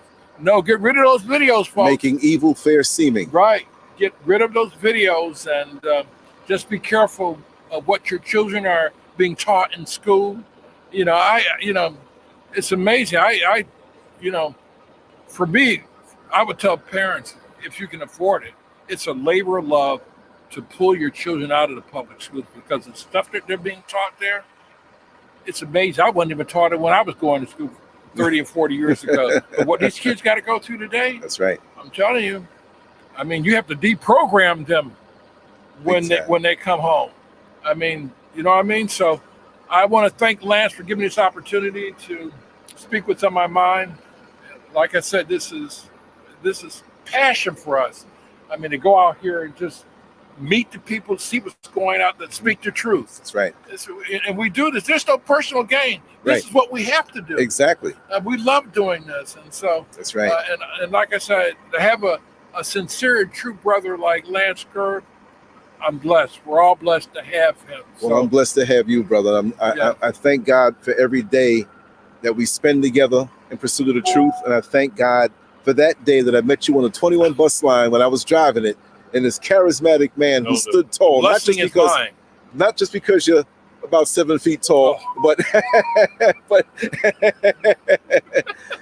yeah, nothing happens by chance when you divine providence. I believe that. That's right. Intervention. That's and right. for those who don't know you, Easy, by name, tell them who you are. I am ZELLE Harris Jr., originally from Rochester, New York. My father was born in Florida, so I guess that makes me a Floridian. That's right. But I've been here 21 years, and I'm ready basically to leave this place. I have some loose ends I need to tie up, but I want to do the ministry work in Haiti or Central Africa, but it is my desire to leave this country. That's right. And I want everybody to reach out to you. Before it hits the fan, I'm telling you. Exactly. Folks, I'm telling you, folks. Sugar, honey, iced tea. What we see going on in this country today, we haven't seen, we're living in the good times. Right. In comparison to that time, we'll look back at this time. Exactly. We are living, if you think it's bad, you ain't seen nothing yet. That's right. So I just want to go there and leave this place, because to me, I am deeply troubled by a lot of the stuff that I see. What they're telling us that is normal, we know it's not normal. But the kids are coming up thinking it is. The kids are confused as ever. They don't care about us. They know we're on our way out. They're trying to get the mind of our children. That's right. And so we have to protect them. Let's think about what they're doing. But remember what Jesus said. Jesus said that if you abuse the children, you really are abusing me. The least of these, my brothers, you are doing it to me. Yes. So there's going to be accounting by Jesus. Yes. So this stuff that this guy from this ex-Subway spokesman, Jared Fogle, I want the judge to give him the max. You don't ever plea down sexual abuse of children. And to think this guy is traveling all across the world and getting enjoyment out of being a pedophile, screwing around with children. I mean, it's sickening. Yeah. And then you have lawyers in the courts pleading that stuff down. I mean, any other civilized country, he would be pushing daisies. That's right. And my personal view, when you abuse children, listen, I believe you should be pushing daisies. And I'll never change from my position when you do that to children. Make sure to check out the boldest blog at LANCESCURV.com and follow SCURV on Twitter, Facebook, and YouTube under LANCESCURV. Okay, here we go. We'll play another one. Get this straight here. All right, we gotta knock this one out. I didn't mean to play that so long, but I'm still gonna hit the other. This is just gonna make the show longer. But I did find the one where it was a survivor of the Pulse nightclub shooting. He came to the house, and I'm gonna share this. This was how long was this? This was 2.5 hours long. We ain't gonna play the whole thing. I'm gonna jump around from this, and we're gonna share this particular one. Look, we've been doing this for a long time, and that had to be with Easy, we call him. He's come to the house lots of times. If you know the show from years ago, he'd come over sometime. Brother's tall. He don't really say much about himself. He ran for mayor of Orlando, and he wasn't part of the syndicate. And this was not too, maybe like 15 years ago, something like that. And this had to be like, let's say, like 2016. We were doing this stuff before the Orlando nightclub shooting happened. So it was around that time, 2015, 16, 17, 18. He used to ride my bus. You can't tell because I had the camera by, but he's really tall.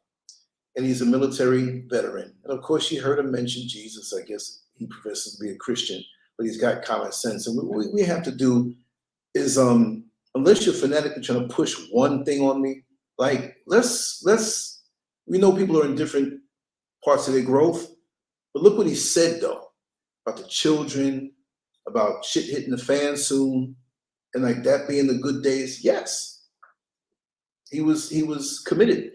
So people didn't think he had a chance to be mayor, like a snowball in hell, but he ran anyway, and they put charges on him around that time to get him out of the race because it was bringing up too many points that they didn't want to have heard. Because, you know, what I learned is that when you run for an office, they're supposed to still give you equal time with the press. And they didn't want him because he's a real thing that way. He really is a caring man for the people, right? We know his personal thing, what he feels is the right way, but him, very much trustworthy, upright, and that's the way he carries himself. But I'll back him up every time. And so when he was in the military, he had so many injuries because he was in combat. And I tell you, at that particular point where you saw him in the video, he had to be about close to 60, probably 59, 58, 60, whatever. But he's real tall and he keeps himself in shape. And that brother, he's never showed me, but I already know he can fight. He can fight. I can sniff it on a man, right? Pretty much I'm like, okay, you see the way they stand, they hold their balance, certain way, the way they, you know, and you know, like this person can throw down. Not even offensively, but defensively. I could tell. And I know he's touched a little bit because he has like a little nervous tick. Like you leave him alone, like if you leave him in your kitchen, like Mrs. SCURV would make up these big meals for us and we go in the little studio room and do, and that was before the studio room was fixed up. And he'd come out and help clean. He would get, if he saw a crumb, he'd get down to the napkin or something and scrub the whole floor. And I said, hey man, what are you doing? You can relax. You know, so he's the one that they put the charges on him, locked him up during the time of the race so he couldn't be part of the race and kind of said, okay, we were wrong type thing. And some stipulation where he can't sue or whatever, I don't know. But when he did that show, well, not a show in the studio, we had our tripod. Pulse nightclub was behind us, but we didn't get on the actual property. We went right to the curb of the street, across the street on the same side. I angled the camera. So where he stood, we had the microphone, and you can see it right there because we are there. So we're going to exploit that, you know? So that was Sunday. 2 days later, he was locked up. And it was some shady stuff that wasn't true. And it wasn't until maybe last year that he he got out. But he's not good with the technology. So I had to kind of walk him through things. And now I have a way of, so I'm going to reach out to him and get him on. I know his number may not be, even though he transferred everything over on my new phone. There's just so much to be done. Every day you wake up, if it's not a story or something that hits your heart to talk about, there's so much to share. Because I know he was on WhatsApp, but the way things were set up, the way he was, but we talked. He called me actually through my app that has the original number. He didn't know. So let me see if I can get this. Why is this thing rebooting like this? Oh, this is the app actually doing that. Let me see. Go back to this. Let me punch his name in.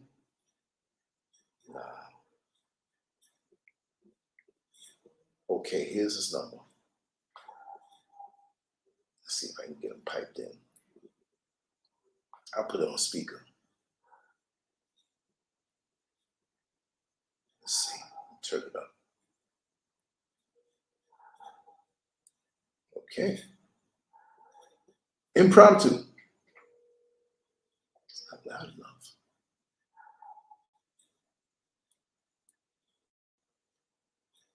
It's ringing at least. That's a good sign.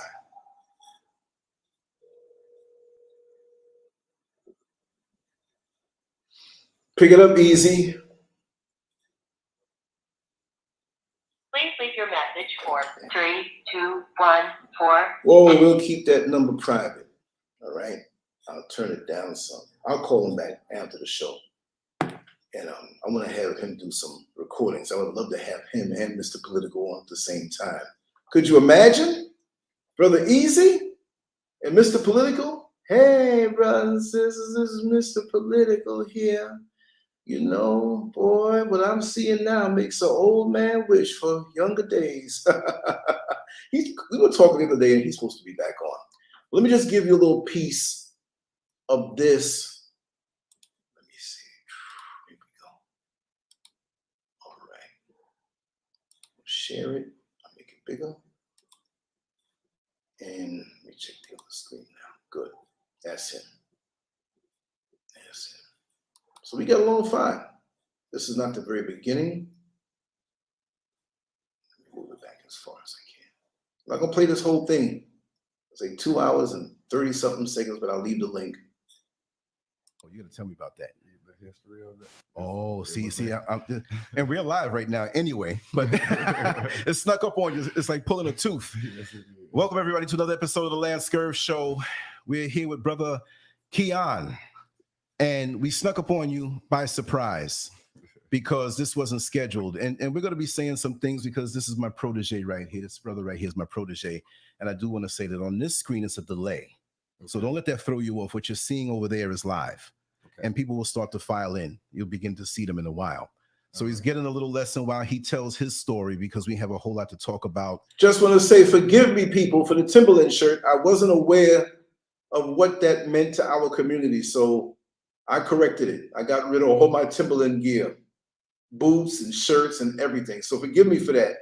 I'm going to move this up a little more. I'm just going to play a few minutes and then move it down into it. We'll check around, see if we can get some juicy parts, and we'll continue on with the show. And it's a very sensitive issue. We had a case that was just completed this week dealing with the Pulse shooting. Keon is a Pulse shooting survivor, and he wants to tell his story. He wants to tell it in an uncensored manner. And there'll be no blocking. Adwa, how are you? I'm glad you're here. This is going to be one of those that are very compelling. The phone lines are open, but he's going to talk a good long time and get it all out of his system. We might be here till Christmas. It doesn't matter to me. It's okay. The phone lines are open. If you do call in and you want to call in on that calling number that you see right there, make sure to mute your phone or I'll mute you, okay? And when he's ready to speak to whoever, we'll open the lines one by one and we'll talk and we'll chat. And like I said, brother, thank you so much. Thank you for having me. Definitely, man. And I want to just thank Denise Horn also out there. She's very she plugged me instrumental, right? But this is how we do. We love and care for each other. We look out for each other. And one thing before we get down into the story, I just want to say, like I always say, that the mainstream media doesn't favor us as Black people. They use us as pawns. When they have an agenda, they know how to use us. But when we don't fit the agenda, they're nowhere in sight. Now, would they have given this brother a platform? And I'm not saying this to give props to myself. All I'm saying is that we have got to tell our own stories. We've got to be the ones to tell our own stories. And yes, in a perfect world, we're all made by the Creator, but this wicked worldly agenda, the political thing, the money grab, the corporate interests, you know, they have their own way of looking at things. So we have to make sure to address these things so that all of us coming after us, we get a fair shake in this world. So never be afraid to speak your truth. Never be afraid to speak what's on your mind and what you've experienced. Just want to say, Riri, I'm going to do a certain corner in my prison studio that is already built. It's just a matter of the other parts of the house and different things that come before that. But when I have that particular corner, it is going to look exactly like this. We're going to bring back the old school style of show aimed in that corner. See, here it was a little bedroom and the stripes went all the way around. But this will be just a corner and there'll be other areas because that particular studio that I have now is huge. So I'm going to have different looks on it. And I'm also considering going back to the program that allowed me to have the chat room on the screen. Because when people are watching the show on YouTube, they have to actually hit the chat to see what was going on. This way, you see everything right on the screen, even as a replay, which will bring more interest in the show. Just wanted to say that, y'all. Just wanted to say that. No matter who is listening, whether it's 1 or 1 million. But I don't know where you'd like to start, brother. But, you know, I wouldn't even know. This is not going to be a question and answer period. I just want you to flow naturally. And I'll just jump in like I always do. And I know it's very emotional for you. But just know that this piece of work is going to continue to go out because there are going to be people who have to deal with situations in the future. It may not be a shooting.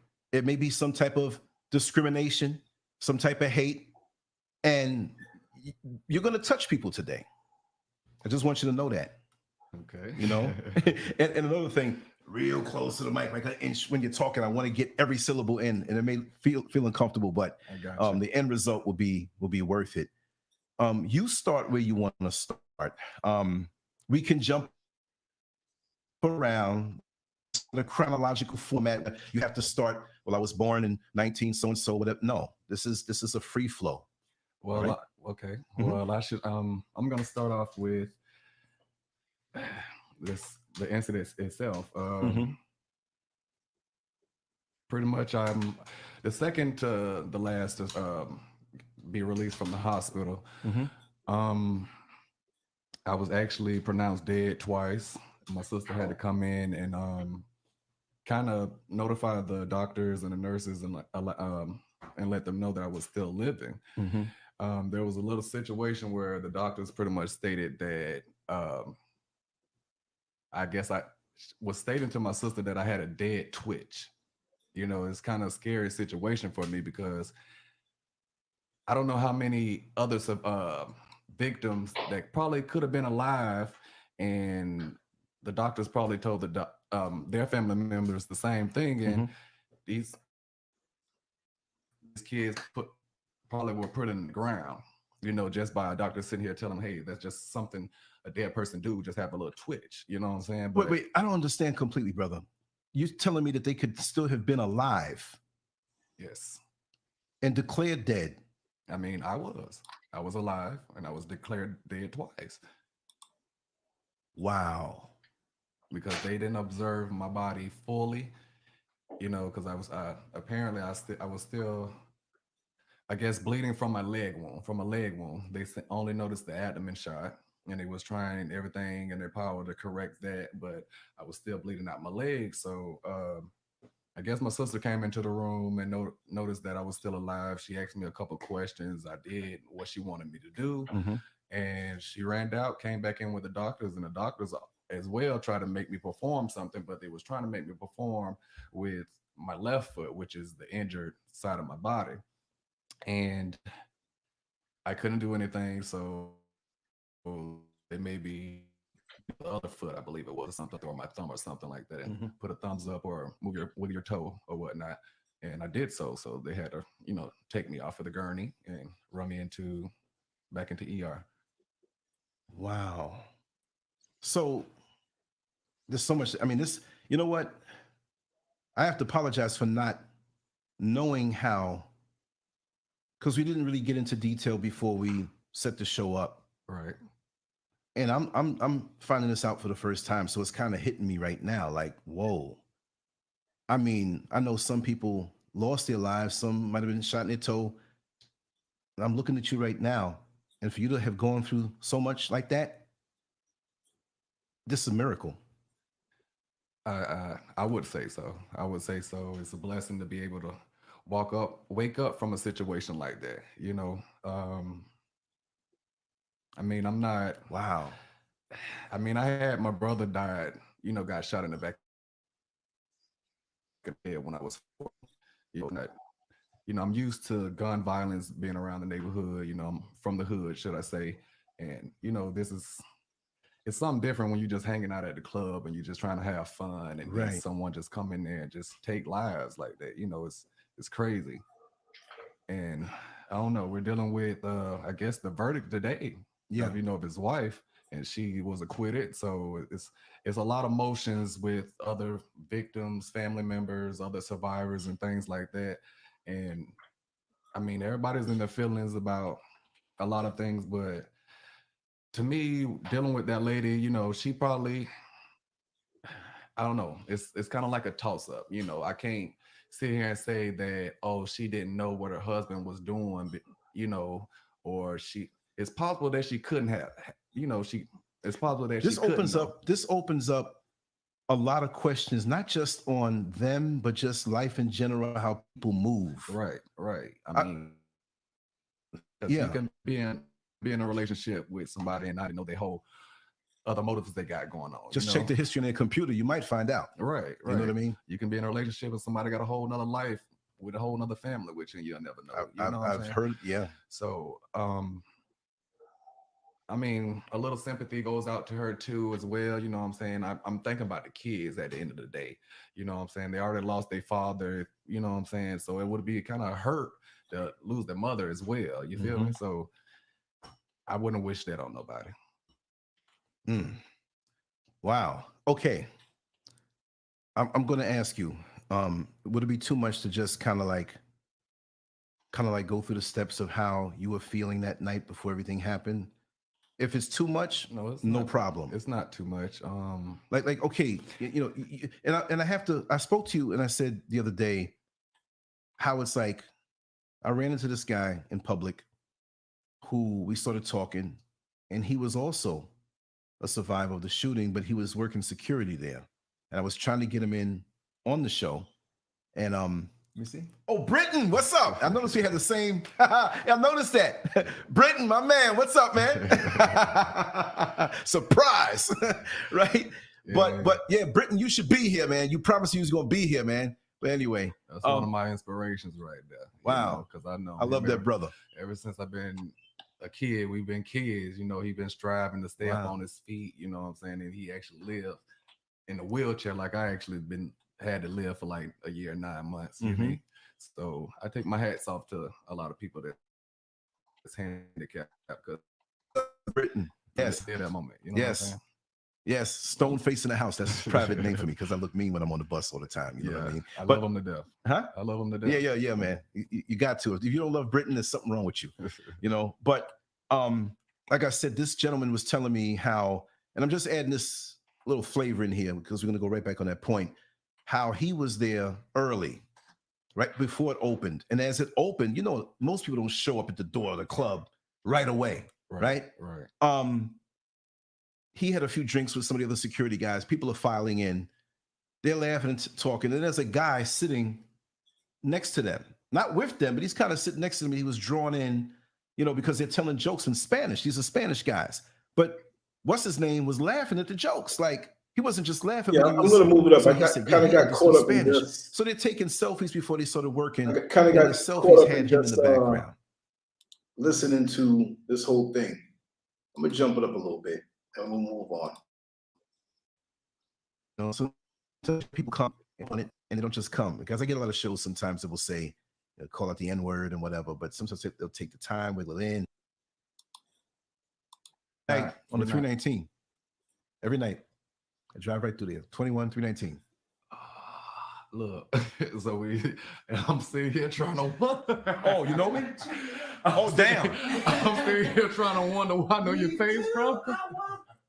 And I'm looking at you like I know you. Hey, that's I kept cutting my eye. I'm like, I keep cutting my eye over there. I'm the guy that's always there. That's why I said Brittany calls me Stone Face, because I keep my face a certain way.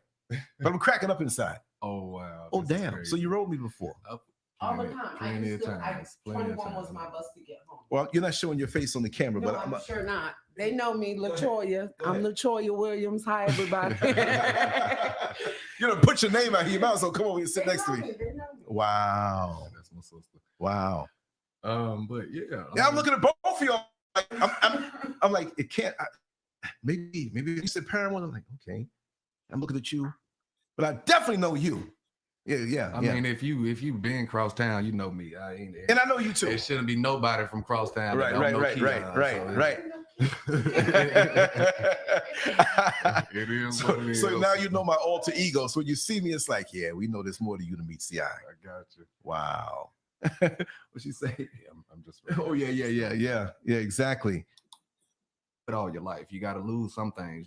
Definitely. You got to learn. You got to learn something new. Yeah. Right. But there was something that I saw one time, and I'll tell you exactly where I was. I was on the 21 on the outbound one afternoon. It was my Friday, which is not the actual Friday. And I was by the light. Now, that light happens to be very long. And people who are here know, for a couple of years when I first moved down, I worked down at 33rd Street, Orange County Corrections. Right. So there are a lot of guys, she's looking at me like, damn, like, look, like, stop right now. Too many faces, too many places. I got around a little. 2001, 2005. Oh no, I don't. Look, let's talk about this. Yeah, we'll talk after the show, right? The juicy stuff, right? Oh Lord, he got the veins popping up here. We're more connected than we know and than we think, right? Right. They were also learning, also. Yeah, I still want to know what they're checking themselves about, because obviously, I feel like they have to correct some things if you're checking yourself. Right. No, see, I thought they were checking me because I said, like, I need a lot I of move on. I need to learn. But then, I move on from that. There's this nothing. I wanted to show that other one with brother ZELLE, but I'll remove this and we'll move on. Right. Let me see here. I moved all over the place. Whoops, I'm more over this side or something like that. But we were speaking about energy vampires, and I'll get right back on that, right? And it's amazing because, like, all those moments that I forgot during that show, I just want to say this, that, like, I was reliving it. It's crazy, right? Oh, man. And the young lady that came with him, we were both looking at each other like, you know, where do I know you from? Not the bad way, right? But, like, really, where do I know you from? Because I was all over those neighborhoods through Orlando, and because of those jobs that I had working in corrections, a lot of folks got locked up. They saw me there. Then when I started driving the bus, I'm in the street, seeing people that were locked up and just in the street. So that's why I got well known, just being that person between the jail and the street. That accelerated my time. It was almost like I grew up there. And plus, I'm talkative anyway, and I got along with everybody anyway. Let me remove this from this. Stop sharing. Okay, good. We got that out. But it afforded me, and then social media came around. So those who were locked up and free, those who knew me off the bus route, for the time I was there in Orlando, say, man, how'd you? I'm not saying popular like, oh, I'm popular. Yes, with a big head. No, but it got me to be very popular there. And I was writing for a couple of the local newspapers that were not mainstream. Usually those little papers that you see in the supermarket that are free, but they get around. So there are people who knew me all different types of ways. So that's why when I started getting into doing the YouTube videos, there was a trust, there was an integrity, there, people like, yo, I know how you carry yourself, man, because you on the bus now, but you don't remember me. But you treated me very well when I was locked up in jail. You see what I mean? So I didn't get the fights in the street or people spitting on me or whatever, or calling me agent or whatever.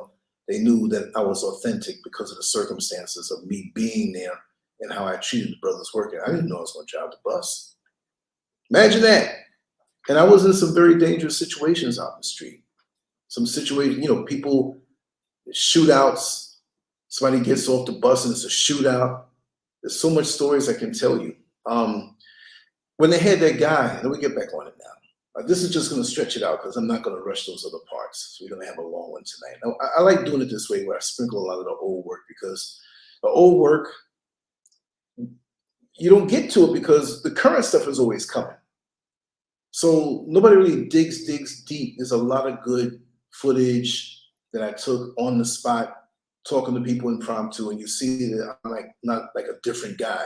Like I'm trying to act like somebody else. You know what I mean? So it's good stuff. I'm just going to do this ahead of time and bring up a little snippet. Bring up one or two little snippets. We talk about it and we move on. That brings life to those old ones. Anyway, people would talk to me and get on the bus and ride around with me. And boy, there's so many stories. It was like I was going to work to see what was going on in the neighborhoods, in the hoods, whatever you want to call it, and to talk to people because there's always somebody there talking. It was like a talk show on certain bus routes that I did. They would come on knowing the other folks were going to talk to because they were all going to work at the same time. They all kind of shuttled to the front, and the people who were in the middle, they wanted to hear what's going on. So if I had a person who could hold a camera while I was driving, you'd be treated as such good footage, not because of me, but because of all the wonderful individuals that came on and laughing. I'm driving, telling jokes. And if somebody had a death in their family or somebody had someone in their family who was ill, it was all love. You see, those moments we never captured. But more and more, I'm gonna reach out to some people I know from back in those days on Facebook, because a lot of them know me on Facebook. And I wanna bring them on and share that kind of magic. Just wonderful. It's just wonderful. I'm so sorry. Because there were guys who rolled me every day, right? And if I could bring one of them on, my friend Ron, he's like the greatest comedian next to David Chappelle. I'm telling you, this guy. Let me see. I think it's in this phone now. I have it in a different phone. Let me just put this here. I'm going all off topic. We got the banner up and they're like, ain't he supposed to be speaking about Bill Gates and whatever? Let me see if I have this. Does I have it? Oh, I got the number right here. Let's hope and pray. Let's see.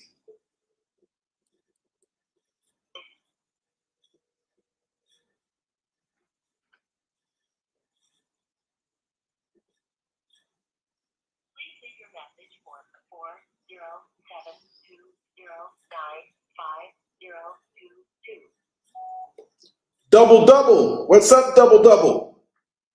Got you on live on the show, brother. We've been talking about doing that for the longest time, but I gotta get you on, brother. The number you see is a number that, you know, it's still the same number, 407-590-0755. You can call that straight with no long distance charges because it's going through an app. Let me hear from you. I'm so glad that this number is still alive, and I hope it's you, right? But call me anytime. I'm 4 hours ahead of the East Coast, but call me anytime. You call, I wake up, no problem, all right? So there's things we got to talk about, and I want to hear it from the streets and from the belly of the beast and the way you tell it. I told everybody you're the most famous comedian or unknown comedian, better than Dave Chappelle. And once they hear you, oh my God. Anyway, brother, good talking to you. Hit me back whenever you can. Call back immediately if you get this message. I'll pipe you into the show. Okay. He can tell you some stories about us riding the bus. He used to be addicted to it, but always, he's like, I'm going to ride with you, man. He'd ride with me sometimes a whole shift and the characters, and I'll let him tell it, okay? Put this up over here. I ain't going to mess with the phone no more. Negative energies, negative vampire spirits, like I said, they're designated. I'm convinced, whether they know it or not, they're designated. And they come into your life for the sole purpose of stopping you from accomplishing what your goals are, long-term, short-term, and they love to be close to you when they know that you're a positive person, because as you come up with the ideas, manifestations of things like, again, that you want to manifest, they're there to crush it. They're there to crush it. They're there to knock you out, knock everything out of you as far as your enthusiasm, and they're good.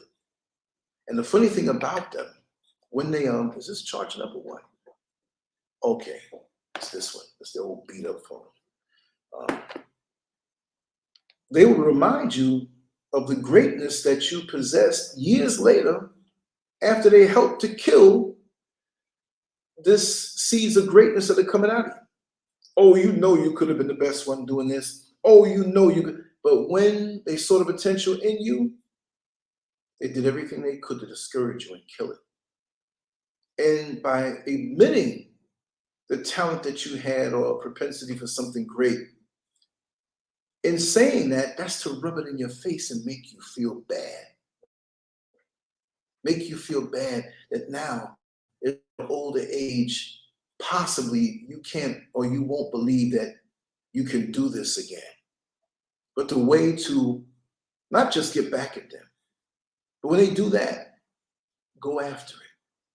Go after it. And some don't want to be around you. The best way to wear out these negative forces in your life is to just keep on being positive, just keep on throwing punches, just keep on doing what you got to do. You fall down, you get up, you keep going. You fall down, you get up, you keep going, and know that you can reinvent yourself. It's like Sylvester Stallone, Arnold Schwarzenegger, Jean-Claude Van Damme. I went to high school with his wife that he wouldn't remarry. What was her name again? Oh, God. Forgot. But she was just so... Like, as actors, you don't want to see them in a love story. You don't want to see them talk about history. They're action heroes, an action persona. And this is what we expect from them. It's the same thing, those who watch Medea, right? They don't want to see him in pants acting hetero. I want to see him in pants acting hetero, but they want to do the abnormal stuff. So hey, go ahead. But you can reinvent yourself. You see, lots of times, and I say we're creatures of habit, right? That we stick on the same thing. We don't try anything different. Lots of times, if you're good at what you do, it doesn't mean you have to try everything else out. I mean, Muhammad Ali could have been an astronaut, but did he want to focus all his energies in it when he was really rocking it the way he was rocking it? You know, there's so many great people in our history that could switch over, but in your infancy stages, like to learn different things. Don't think that you can't do certain things. Now, I'm not going to sit here and say, you know, I'm going to be a brain surgeon. If I wanted to be one, I can be one. I can do anything that I put my mind to. I have that confidence, which many people think is being cocky. It's not. I know I can do anything I want to do. I may not want to do it. I'm not going to do everything in the world just to prove to somebody that I can do it, because you're never going to satisfy the negative energy vampires. They're going to find some way of trying to bring you down. And here it is. With them, you got to understand that your life and the goals that you're pursuing is the fuel that gives meaning to their life. So they're hating on you, but they need you. The parasite needs the host. So the more haters you have, take it as an invert compliment, right? The more negative entities that come around and gossip about you and keep your name in their mouth is because they see your greatness.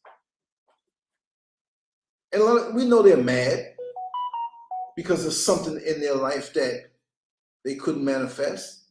But I'll tell it to you too, haters, you can do better than that.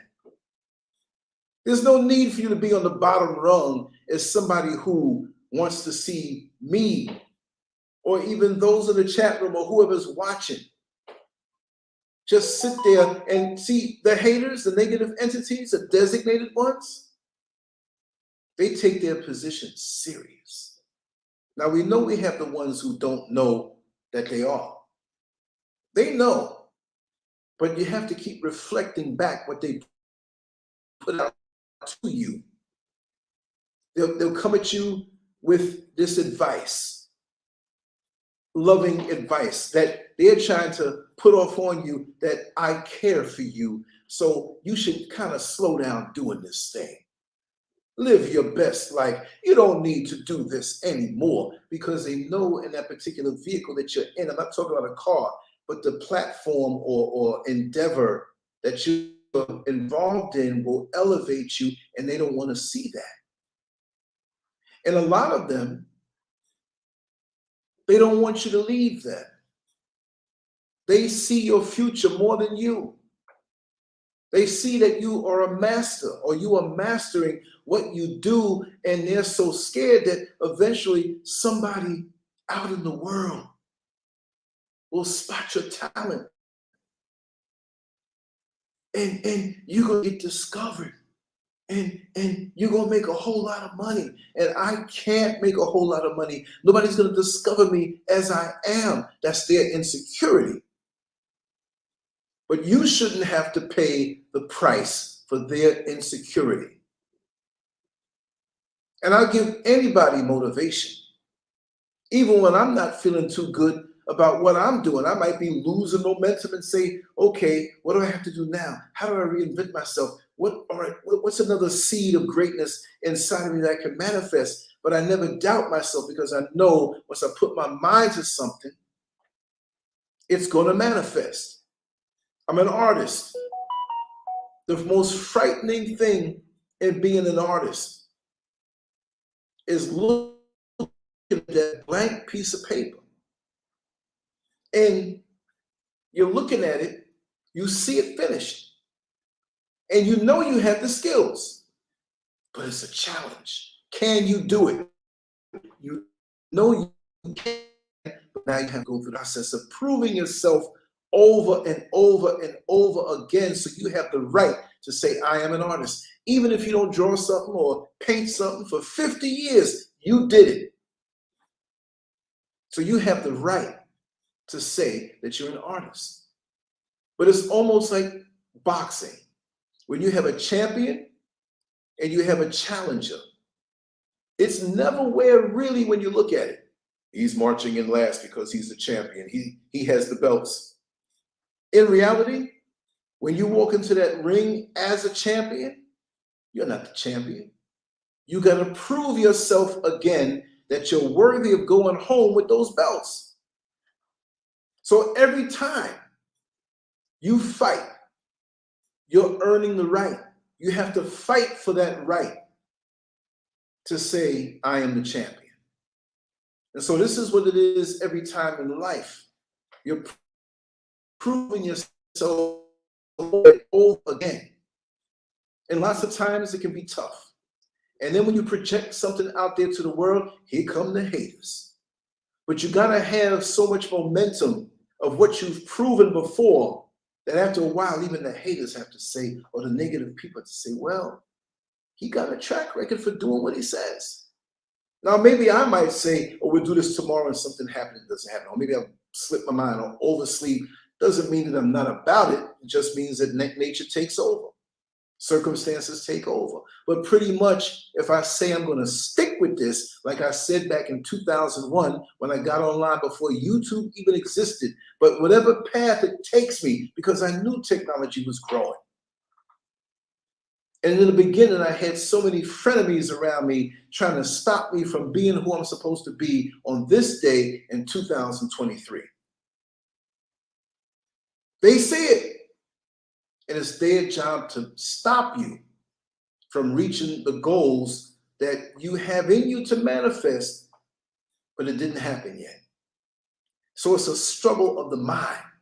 your powerful mind against their weak minds that collectively can have some force if you allow yourself to be weak. So I see them as a challenge. I don't focus on them and make me take any bit of energy. But when they're in front of me with that stuff, you get steamrolled. I look right at them. And I've done this to actual human beings who are confirmed haters who hide behind a kind word, but they're really dropping seeds of doubt. Dropping seeds that you can't manifest what you told them. This is why now it's got to be the trusted few that I'll tell. If you ask me and you're in my circle, I'm going to tell you. If I don't know you, I'm not telling you jack. Because your confidence in yourself is an insult to these people. They're insulted. Some of them can be accomplished. I've learned since coming out to the motherland that some can have more money than you. Some can have more financial pull. I'm just a blue collar guy. But how can people who have so much more money than me dislike me because of my light? Because of who I am. They know what hangups they got. I don't know what their hangups are. I know that I'm at peace with myself. I started this show out. What did I tell y'all? Let me play this song real quick, y'all. I gotta go pee. I got to hide. I've done shows where it's not public. Oh, y'all, you were there. You know. I said, ask me anything, and I'll answer you. Let's have fun. Try to make me embarrassed. I have no shame. Only for those who are around me that I act nice and act proper and not embarrass anybody. But you ain't embarrassing me. You know what? I'm at peace with myself. I know what's up under my hood. I know what I'm capable of doing. And you have to speak these affirmations every single day in your life. I'm going to manifest whatever it is I'm supposed to. Wherever this journey takes me, I'm rolling with it. I come out all the way to the motherland and I'm still here doing the shows. Other folks, well, you're going to be out there. You might stop or you might not do. No. That's something that's always going to be. And there are new avenues I will be pursuing. I'm not going to say too much about that because I don't feel like dealing with the haters. You know what I mean? You know, just sit there and but I'll tell you one thing. The motivation comes from within and from the love of the people who are here. The love gives me that. So haters, go and stop everybody who loves the essence of me. Not me like I'm somebody to be worshipped. No, I'm not worthy of that. There's only one creator. But if you roll with me, some people hate to see that because see, I've run into a lot of men. Let's just break it down. I've run into a lot of men in the past, out here too, who have a pimp wannabe mentality. They see the amount of people that I vibe with, even if it's shadow banned, they see that and they automatically get jealous. Oh yeah, I see them beautiful women on your Facebook or that follow you. And what are you doing playing detective work, clicking on things? Don't you come on YouTube just to learn or for some who want to be entertained? I mean, sometimes I'm entertained. I'm going to enjoy this new period. I've crossed over to being 60 years old. I'm going to enjoy this period, but I'm not going to slow down with the work. Never that. But there's some who got that mentality. Yeah, I know what you're doing. No, you don't. Don't put that on me. Just because I talk sexual sometimes on the show, if I feel like doing it, I'm going to do it. If I'm angry, I'm going to talk angry. If I'm sentimental, I might cry. I've cried tears on the show live. I'm not an actor to make that thing happen like that. Emotions hit me, and that's how it happens. I'm securing myself to know that I don't have to put on a facade and act this way. What you see here is what I really am. When you talk to me on the phone, when you know me down through the years, that's how I am. I'm crazy like that. So I'm comfortable in who I am, and just because a lot of beautiful women follow this platform, a lot of smart brothers follow this platform, it don't mean I'm screwing all these women. Who would have been came out of us doing that? Where am I going to go? Fly back to the United and do what I already did decades ago. You should have caught me back then before I knew what the internet was. You would have caught me in a lot of dirt. Consenting adults type dirt. I admit that, but I'm beyond that now. But I don't deny it. I'm talking loud. Mrs. SCURV is asleep. She got the door closed. If she's laying, oh, okay, he's talking about that stuff again. I sat down and told her my life graphically. Even last night or early this afternoon, certain things came up on the video, this video I showed her that was sent to me. She was just like, nah, in her head, like, man, you crazy. I didn't say like anything graphic. At first I said, listen, this is what it was. And then I'm not gonna talk about every single episode or whatever. Just so she knows what I've been through. Transparency. Not some secret desire that I have that, you know what I mean? I gotta go run here and do this and do that. Yeah, I'm just as freaky as I ever been. Yeah, I'm alive. You don't turn 60, all of a sudden everything closes up. But I'm alive and I'm living. It's funny there's 60 people in here when I said 60.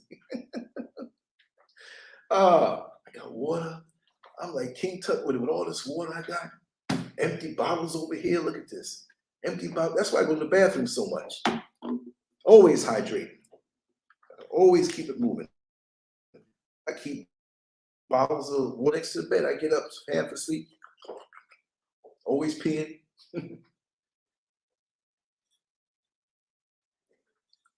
Yeah, I heard Mrs. SCURV cough, so she's up. Yeah, I'm not a European, but I'm an Afro-pean. Always peeing.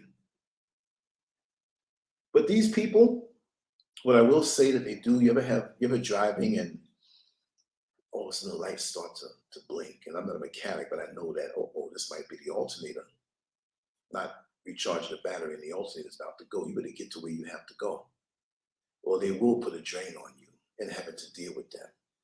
What kind of jack? Did I shave wrong? Mustache looking all jacked up? Nah, yeah, it looks like that right now. I don't know. Because this part's getting white, it looks like it's extra thin, like it's coming down more. And I am not gonna put that no shoe polish dye in the bad boy. That's just the way it is. Out the package, out the box, it's gonna stay that way. I'm not caught up in the whole superficial. You know, if I want these young girls, I'm gonna have to put that fake ass jet black. You ever see a lighter complected black man put black dye in his hair like he fooling somebody? Looking like a cartoon? Be who you are, man. If somebody's gonna like you or be attracted to you, it's because of how you are. Not some superficial foolishness based on your insecurities, nah. But these people, they can be a drain on you, like an alternator that is, and you can't really always engage in them. Like I said, I have told people at social gatherings that were trying to get up near me that I know what I'm not like this with everybody just off the cuff thinking that, but just, I gotta know. But once I see it, I talk to you. I say, hey, I know who you are. I know what your purpose is in my life. And I'm just letting you know, I'm very positive. I don't bust, oh, you're a hater. No. You give them the positive and make them feel it. It's like in the movies when you're throwing holy oil on a demon. Ah! You know what I mean? And just say, you know, the things that I set out to do, it's only me transitioning that's going to stop me from doing what I seek to do. I said, I hope that you're on the same level with me where you want to see me succeed. Because if you went to do something and plan to do something and commit to do something, me being the person that I am, I'm going to want to see you do well. Because if I was a person, see, I say you cycle. If I was the kind of person to be a negative entity, not wanting you to see or not wanting to see you go higher, I would feel so terrible. Imagine that. And I talk to them. There are people out here who actually smile in your face, but want to see you do bad. And they can't say anything because they can't say that you said that have this, but they got the demon holy oil on. Ah! They got to sit there and you start seeing the lip twitch. They want to say, oh, are you saying I'm this way? No, but if you do it just right, because I love to communicate and get my jab in, get it right in there, and come with the right, boom, and you can't say I did anything. I'll let them know, boy, if I was that kind of person, I'd be so miserable. I'd be very insecure. I said, I'm so glad that I have you in my life because I know I'm going to reach my goals because you're such a positive person. And you psych them out. They know exactly what you're doing. Because the more you talk like that, is the more they get upset. So they know that you got their number. They'll probably pass you on the street the next day. And I let them know, I'm a very unique individual. I can take positive energy and process it as positive energy.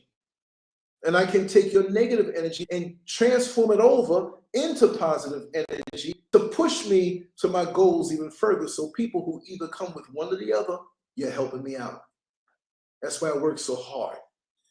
And I'm not saying I work harder than anybody else, but I am committed to keeping you in agony when you are a person who dislikes the progress of another, even if it's not aimed at me.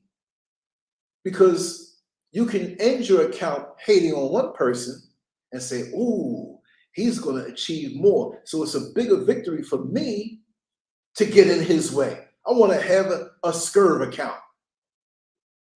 See, that's how it works. All this while you don't even know. One day you might wake up with a headache. One day you might wake up and, oh, I don't feel so good. I don't know where this is coming from. You got to know where it's coming from. Especially when you had that conversation of commitment with yourself, where you say, come hell or high water, nothing is going to stop me from accomplishing on this day what it is that I have to accomplish. I don't care what it is. I remember going to the bodybuilding gym back years ago, and I think one day I lost my wallet.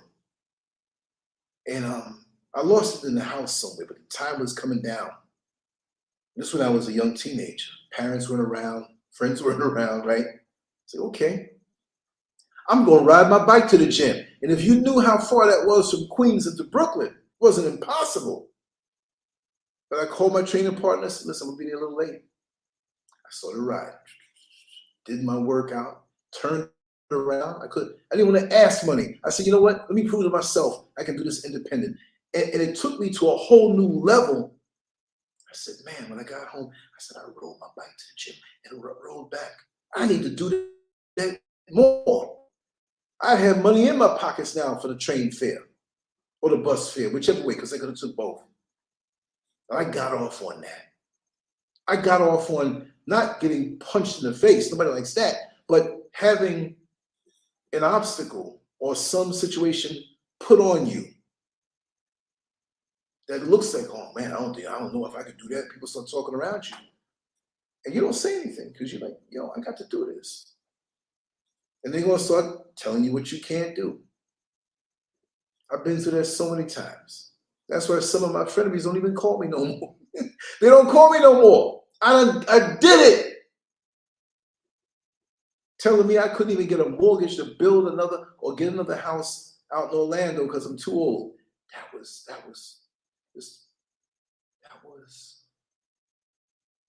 was 12 years ago. That I couldn't get a mortgage to build something out there because I was too old. But you got these CEOs who have money and regular people who have money. They don't care if you're 80 years old, you die, they take the house back. You're paying interest anyway on the first few years of that mortgage. They don't care. You're going to tell me what I can't do. Now, and this is not bragging or anything, but for that person I know is watching, I'm out here in another country with a wife that has a garden of Eden going on. And once we get in, there ain't no mortgage. Then I can really zoom. Then I can really get traction. Then I jump from this reality to this next one, and it wasn't easy. I'm not putting my business out there, but once it's built, it's built. I don't have to deal with the American hierarchies no more. See what I mean? So we had to take these years and work around all the doubt, all the inner circle trying to smash you, revealing their hand, people who are around you claiming they love you. So, oh, I love your SCURV, I love you, man, I love you, man, I love you. No, you don't. They throw you under the bus and try to come back. Get away from me. They have nothing to say to me. See, some people, not to be paranoid, but they are so vicious, but you'd never know it.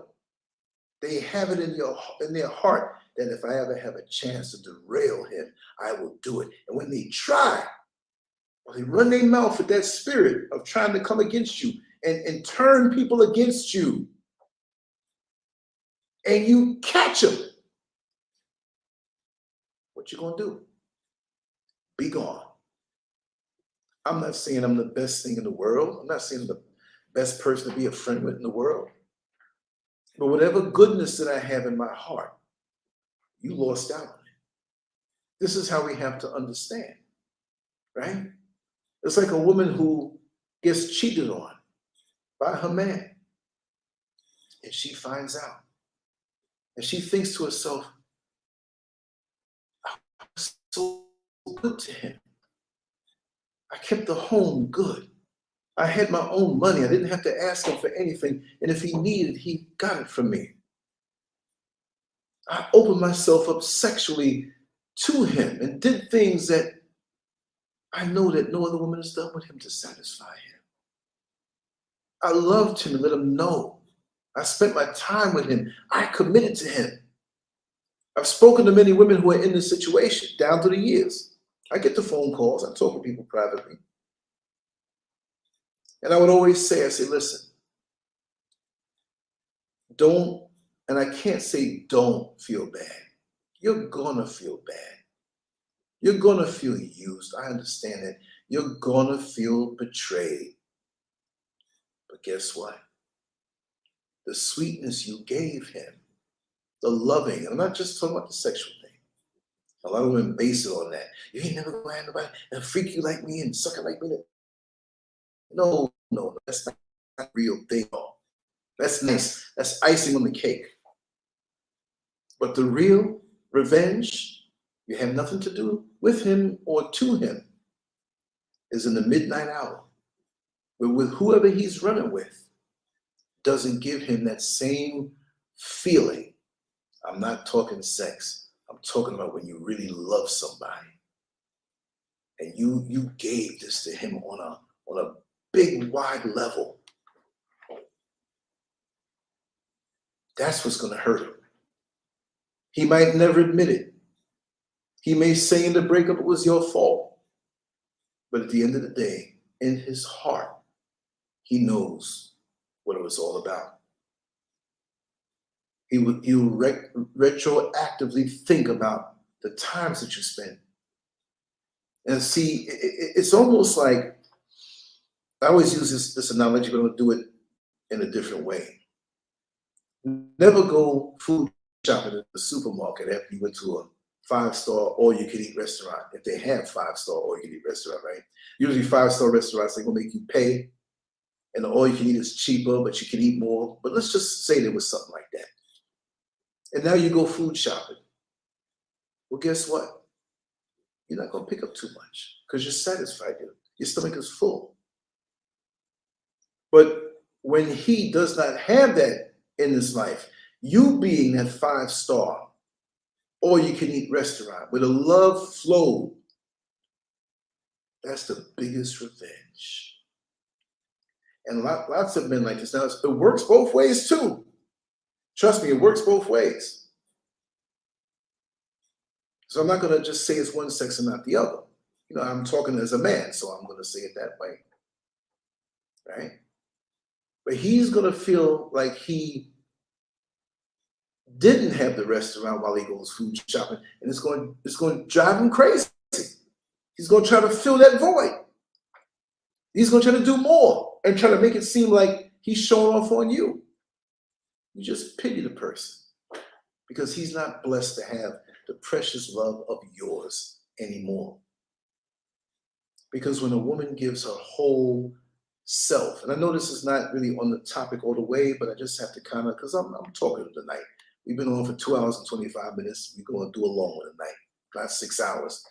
My throat is getting dry, but no, we're going to cover everything tonight. Hold on, y'all.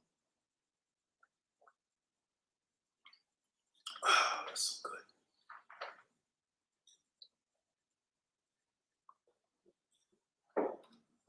But, you know,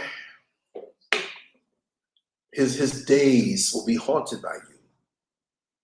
You know, because there's a hunger that he'll have that you filled, that you fulfilled. So he doesn't know what it's like to be hungry because your love kept him filled. And you're going to hurt, but you got to understand that he didn't deserve your love. And when you choose to open up to someone else again and he sees you, he will look at that man and say, wow, he must be a hell of a guy because she's with him and I know what kind of woman she is. And no matter how much he may try to act in his new sports car or his heavily cleavaged new one who's everything's pushed up and act like he's hurt on the inside. Even if that new chick can give him freakier sex, when you mature as a man, you don't stop craving certain things. You got all kind of things in your head because we're sexual beings, but even that doesn't satisfy if you don't have the real thing at the core, right? So don't ever fall for them games that they try to throw off on you, make it say, I've moved on, so and so, and they moving on and doing more decadence. That is not what you gave him. You gave him the real deal, and it's driving him crazy. Maybe I'm talking like this because somebody needs to hear this. But at first, you're going to be hurt. You're going to be embarrassed. You're going to feel like, oh, I can't go on, whatever, because what you thought you had in him ended up being fraudulent. But it made way for the real thing. And that's all I can really say on that. But these negative people can be around you for many, many years, for decades. I've known them. I've known negative people who I would swear they're in my corner, but they saw that one opportunity to try to stick a wrench in your machinery and jam everything up. And now you have to think about all the good times you had, all the intimate moments. I don't mean sex, it could be between men, an intimacy of just brotherhood or a platonic relationship with a woman. I've had lots of platonic relationships, whether you believe me or not. Yes, I have. Quality platonic relationships, even when I was doing my dirt. And I thought it was something so real. Shed tears with some of these people, like the women, right? Because it's always going to be platonic with a man, right? For me, right? And you realize that they will throw you a little bus to protect their pseudo reputation. See, this online thing has messed up so many people. Messed up so many people. Their minds. I think the youngsters, and we know how it's affecting them, but it doesn't mean they're all sitting ducks because a lot of the younger generations are very smart and it's not hitting them like gamma radiation. But it's those who lived a little bit of life without social media platforms that were born in certain age ranges that the first hit of the social media crack pipe goes to the brain and freaks them out. Where those who are used to it from young, they've been doing this social media drug called Facebook, this social media drug called Twitter, this social media drug called Instagram. Well, they're used to it. They're younger. They don't know nothing else. They don't know a world without it. Right? Not in all cases. But those of us who have a little age on us, who are a little long in the tooth, we got a little gray hair and the mustache. In other places, I'm cleaning. Yo, there's gray down there. It all happens to everybody. This is just the truth. Too much information? Nah, we all go through that. Some earlier than later. But we all have to go through the chronological manifestations of getting older. But there's some of us who never had certain attention when we were younger. And we didn't know the word, there was no social media. You can click on the right situation as far as like connecting, like a right situation. I'm not going to my love, but just like to converse. But you live close by to me, you start talking, whatever. Later on that night, yeah, so I'll lick it this way, I'll suck it this way out. We never had that back in the day. That's why so many of us of age, we doing dirt, but you ain't gonna see it. But it's the people who've been around for a while. This thing is new, so the drug hits the brain even more because we didn't know this thing. We had to keep our thoughts to ourselves. We might say something to a buddy, man, damn, man, look at that girl over there. I like to get with that. But there's no way when you in church and everybody, you know, might take you 5 or 6 years. Now, it can take you that night. You'd be in a situation, you connect with somebody and you in a bed, practicing your numbers. 69. For real. That's the truth. And the bad part about it is, that's that wire. The bad part about it is, we don't even know the energies that we're exchanging with each other. Those who don't know, you know, we crave and we crave and we crave. And going back to the original, with the negative people, I'm not demonizing women. I'm just saying this because of the male-female thing. And it works both ways. But you can think that you're getting with somebody and they're in your corner and you don't even know what their motivation is to have you in their life. Yeah, there are a lot of genuine people out here, understood. But it got to take time. Just because you can click from one profile to the next and you talk to people and they say that they're good, they're this, and their lives look that way, but the way they react with you may not be good, even though they're acting that way. Because you trigger them off a certain way. Because in breakups, listen to how some of the conversations go when you're arguing. Well, I got with you anyway because you so and so and so. You had a nice house to live in. I saved my money.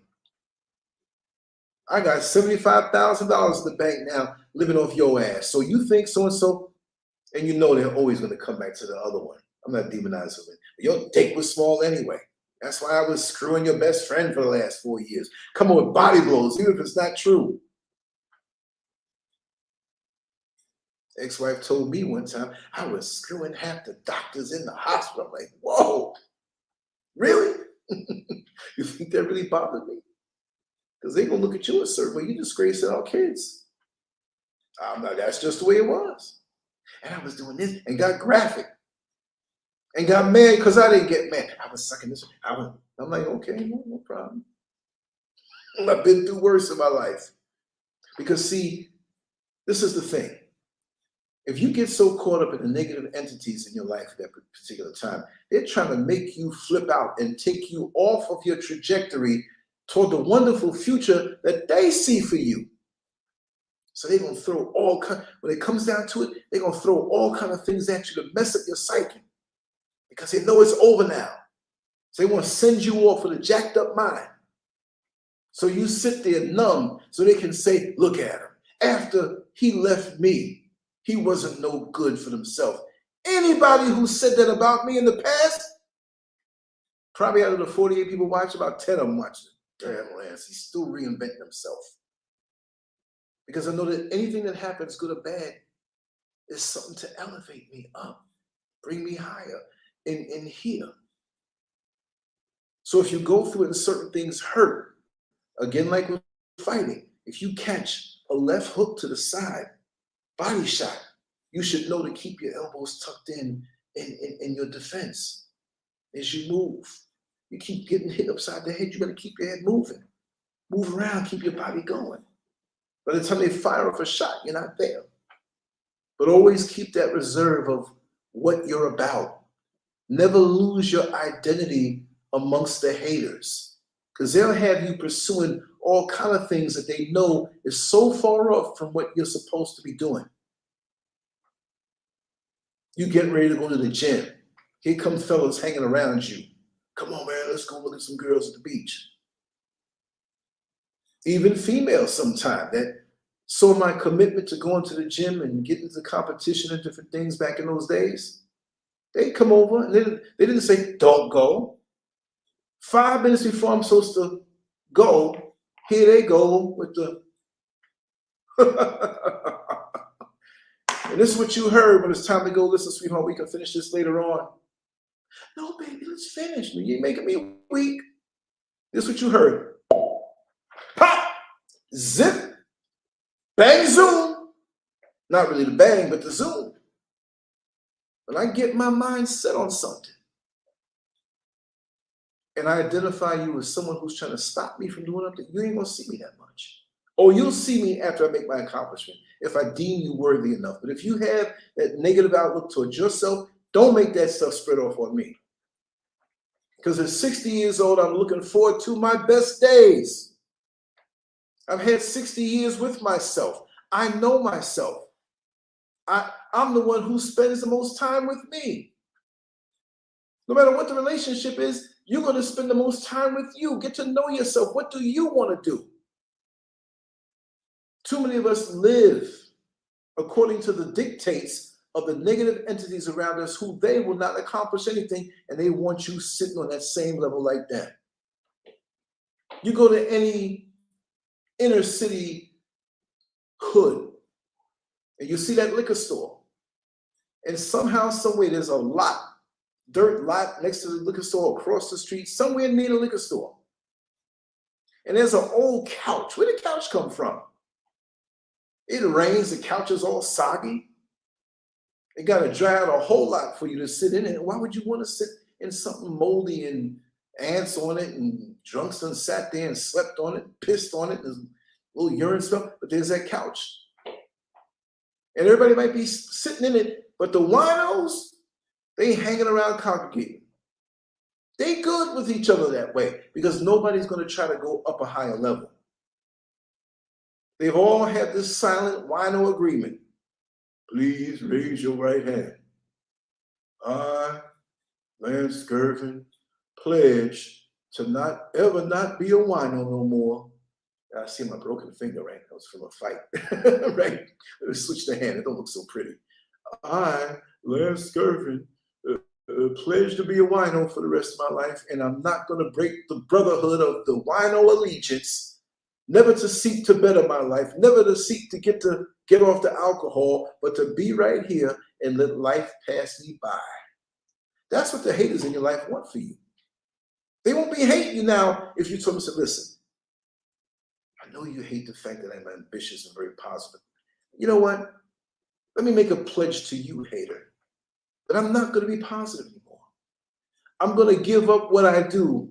Remember when you told me that? Like, you don't need to do this, Lance, because you're in Africa now, and you don't need to do that stuff anymore. Live your best life. I promise I'll do that.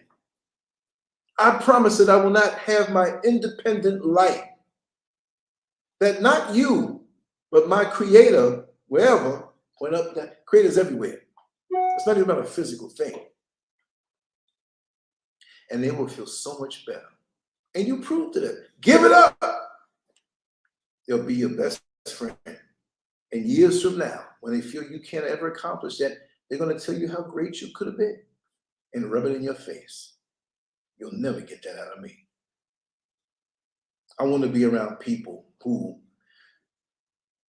are about the progress. How do they say it now? Show me your 5. I'm not going to say best friends, but the people you spend the most time around. And really, they don't have to be in your, like, okay, who am I around now? It's a SCURV, that's about it. All the others prove to be frauds, right? But my dear friends in America, those are the 5. You know, we communicate using electronic means and WhatsApp and different things, but it's a real thing over the decades. So I'm proud of those people that I have this strong connection with, and I can say the top 25 that are here in this chat room right now. They're in there too. Every connection is not going to happen the same way. where you feel it on the inside. The love and the support that you give each other, and enthusiasm to keep their cup of enthusiasm topped off. That's what it's all about. We should be like waiters, you know, the good waiters in the restaurant. They come by with the water. They're gonna ask you, they come in, got iced tea, they keep filling it up. And they stay out of sight, but they're over there in the corner watching. You know what I mean? Watching all the tables. Come over. That's what they get tipped for. I move out of the range of the camera, I lose my focus, right? I'm gonna do it like that. So we should be looking to those who mean so much to us. If we're really about being positive, and be like the waiter filling up their cup, monitoring them. Don't even have to ask when you can tell when they're feeling down. If they're feeling a little depressed, give them a joke. Something that you know from the inside. A joke that you've had for such a long time. Don't overdo it, but just fill their cup up. Even if they don't say it immediately, they'll turn around and say, you know what, Lance? I want to thank you for what you did for me the other day. I say, what would you talk about? You might have forgotten because this is what you do. They say, well, I was feeling so down, I didn't know how to voice it. When you came around, you made me laugh. You said, come on, let's go get something to eat. We ate, cracked some jokes on people and on ourselves, and take them out of the funk. You don't have to say, oh, are you depressed? Are you feeling bad? No, you know what? What are they going to do? Yes, I'm feeling. They may just, like, damn, close up the shell even more. That's when you know when you have the connection with them. You do the right thing by them. And that's what it is. And whether they do it for you or have the discernment to see if you're in the same thing, you gave that energy out where it was needed, it will come from somewhere else. It doesn't always have to come from the same source that you poured into. That's a mistake that we do. I've been severely blessed these last few weeks. Came from an unexpected source. Things were looking kind of tight, even more.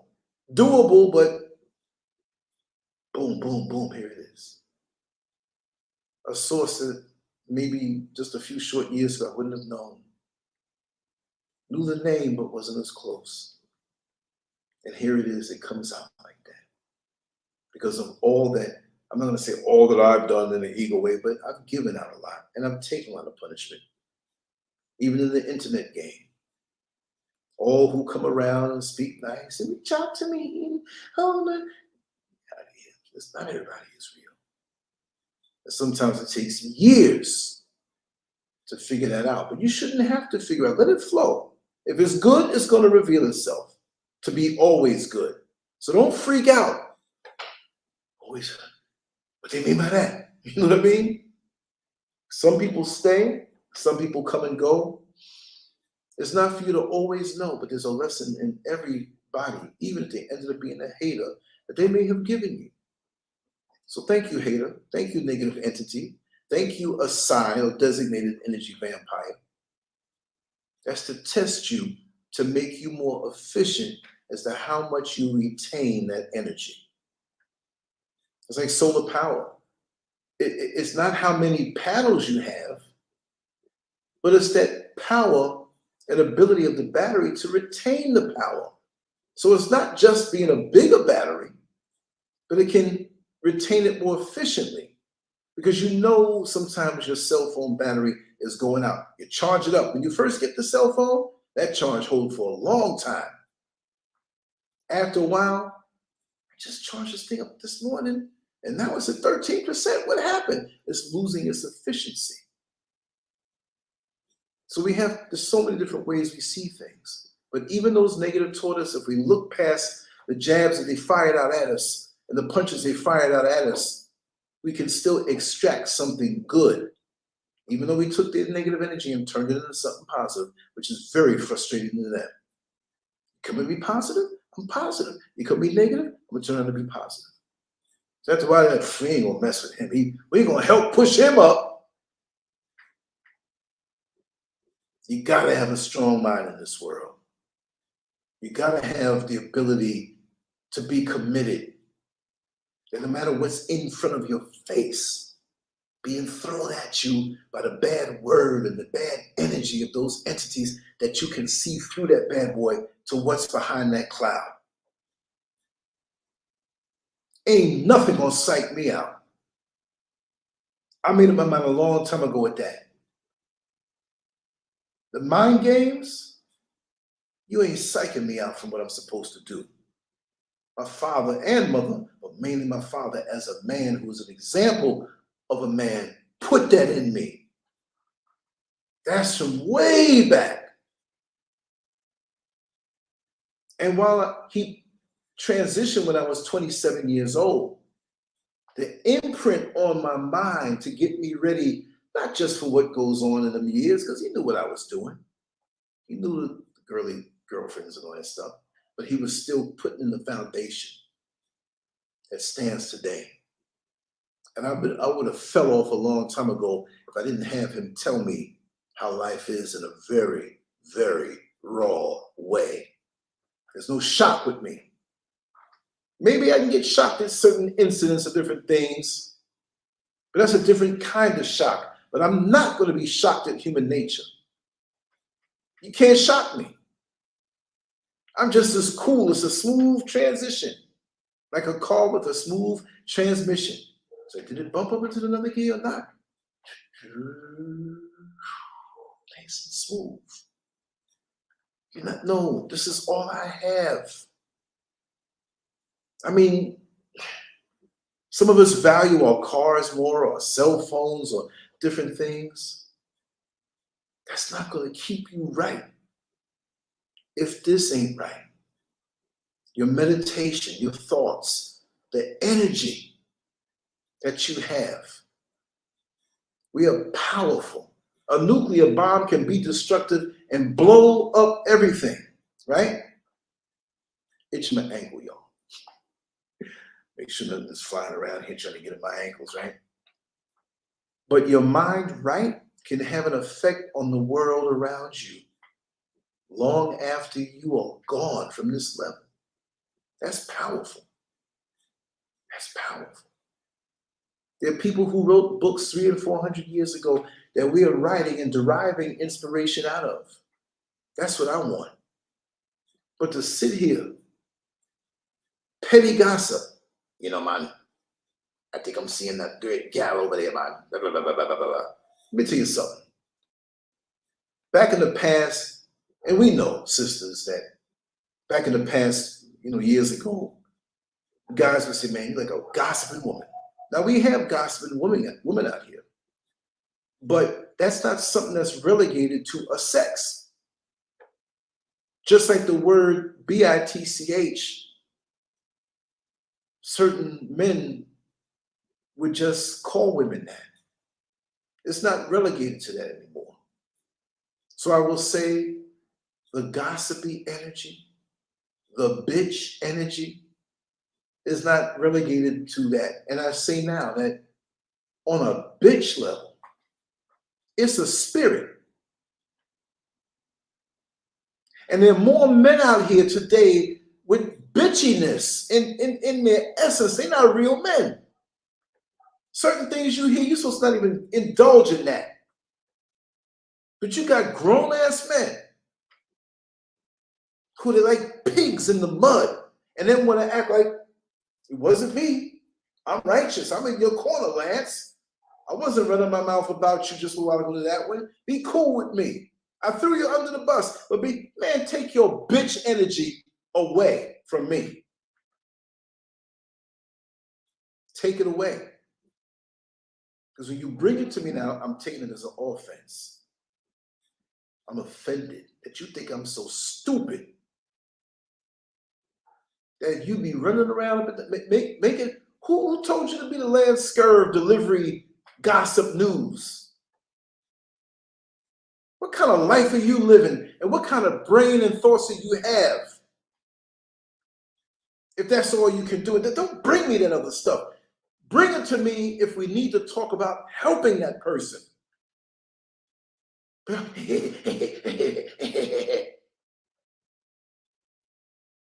don't understand that. And then they try to act up right now because they know you on to them. But once you expose yourself, and I got your number, trust and believe, we will never in this lifetime, when I know you carry that male bitch energy. And most of the time, men who will call that of a woman, you bigger bitches than you call that woman a bitch. A man is supposed to carry himself a certain way. He's supposed to be steady. Here you go with your negativity. I'm supposed to be steady in my walk toward the goals that I'm going for, day in and day out, week in and week out, month in and month out, year in and year out, decade in and decade out, whole life. When you have these little bitch men get around you and they see that you've been on your trajectory for a long time, they look at their stuff and they realize all I did was get myself caught up in bitch assness. See, don't come around me with that. Let's build. And you got to show me that you're worthy of building for a long time before you can come stand next to me. And yes, we got people who are overtly negative, and so you have the right to walk in positivity and denounce their presence from your life. Why would I want that around me? If I have in my home lots of money sitting on the table, why am I going to rent rooms to crackheads and I'm going to go to sleep? That money's going to be gone. I surely can't have all this stuff around me.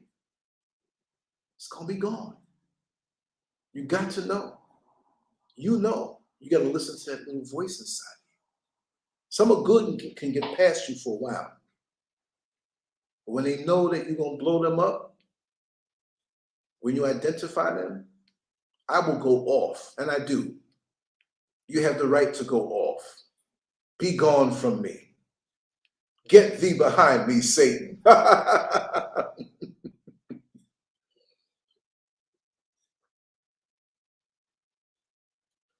You were given your life, and you have a right to live your life the positive way you see to do.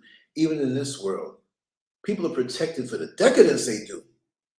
Oh, he has a right to screw the next man up in his ass and pull out chocolate pudding, caramel and whatever. No, not for me. But it seems like when you're trying to live upright, here they come, the energies come. But again, like I said, you have the right to whip their asses out of your life. And trust and believe, I have been through so many battles.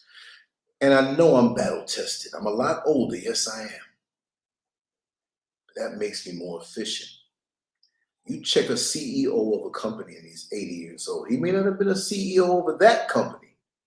And he's 80 years old making better decisions for that company because he has a longevity of experience in companies as opposed to that 26-year-old CEO who could be good. But chances are, experience teaches you. And you're only a fool when you let experience not teach you. If you keep letting the same things happen over and over and over and over again, then something's wrong with you. Don't go crying to me. It happened one time, you hit me, pow. Okay, now I got to keep these hands up. I keep getting hit and getting knocked out. Man, oh, I got knocked out. Well, I told you between rounds, keep that hand up or learn how to duck. So this life is beautiful, but it's an obstacle course. And it's also a lot of fighting in there. And it doesn't mean you have to get hit every time you get into a fight. I've been in fights where I caught the guy first, he's on the ground. I ain't catch a blow. I've been in fights where I won the fight and got my eye swollen or whatever. Only one was with the cops. They wanted me to swing on one of them so they could kill me. I know what that's like. It's helped me to not have any fear toward any one man. Look at how big y'all. It's not the size of the dog in the fight, right? It's the size of the fight in the dog. And so I'm not going to let nothing stop me. I'm not going to fail now. I'm not going to give up now. I'm going to try new things and do them, and I'm going to stick with the old stuff I've been doing. But nobody has the right to discourage you, and how dare you think you can come. And I hate to see that with anybody. When I see it, I got to post like this, like, you know, this person's a hater, right? You may not know me or whatever. I'm telling you, you're going to find out. You see him in the street 8 years from now. Mister, remember what you told me? You were so, how did you know? Because that thing don't work just with me. When I spot it, I see it. But again, if you don't take anything from this particular segment, I want to talk about AI for a little bit. I'm not going to talk about it so deep because there are many in the room here that want to talk about that. And phone's calling me. No, I think it's charged up already. I like this phone because it tells me, maybe I'm in the Stone Age, right? Maybe all the phones do this, right? You got 15 minutes for it to be 100%. Lance, you talk about that? My phone been doing that for years. I don't know. I may have certain things and gadgets now set up. People think I'm the gadget man, but I'm not really the gadget man. I just work with what I work with, you know? It's like cutting the lights out. I'm not going to hide behind a banner. This is me. I'm a little tired looking, you know, but I'm not tired. Let's see here what's on. Let me just check these messages. Okay.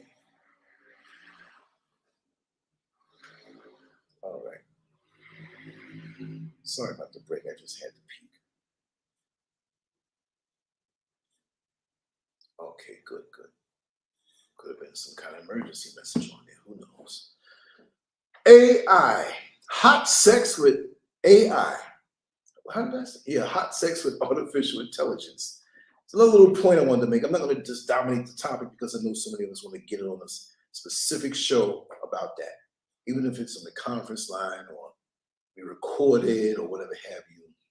Maybe we put it up. We'll just see. Because if we do something, I ask everybody, I say, listen, do you want us to put this up? Put it on Patreon? And the Patreon thing is not because I'm trying to get money from it. I am not making $1 million off Patreon. That's not the point. But to be able to put something that you can access that, yeah, if you pay a little $5, $3, whatever it may be, 5 is usually whatever, that you'll get this. So I haven't been putting much stuff on. When we get these conversations, we go all in and all out.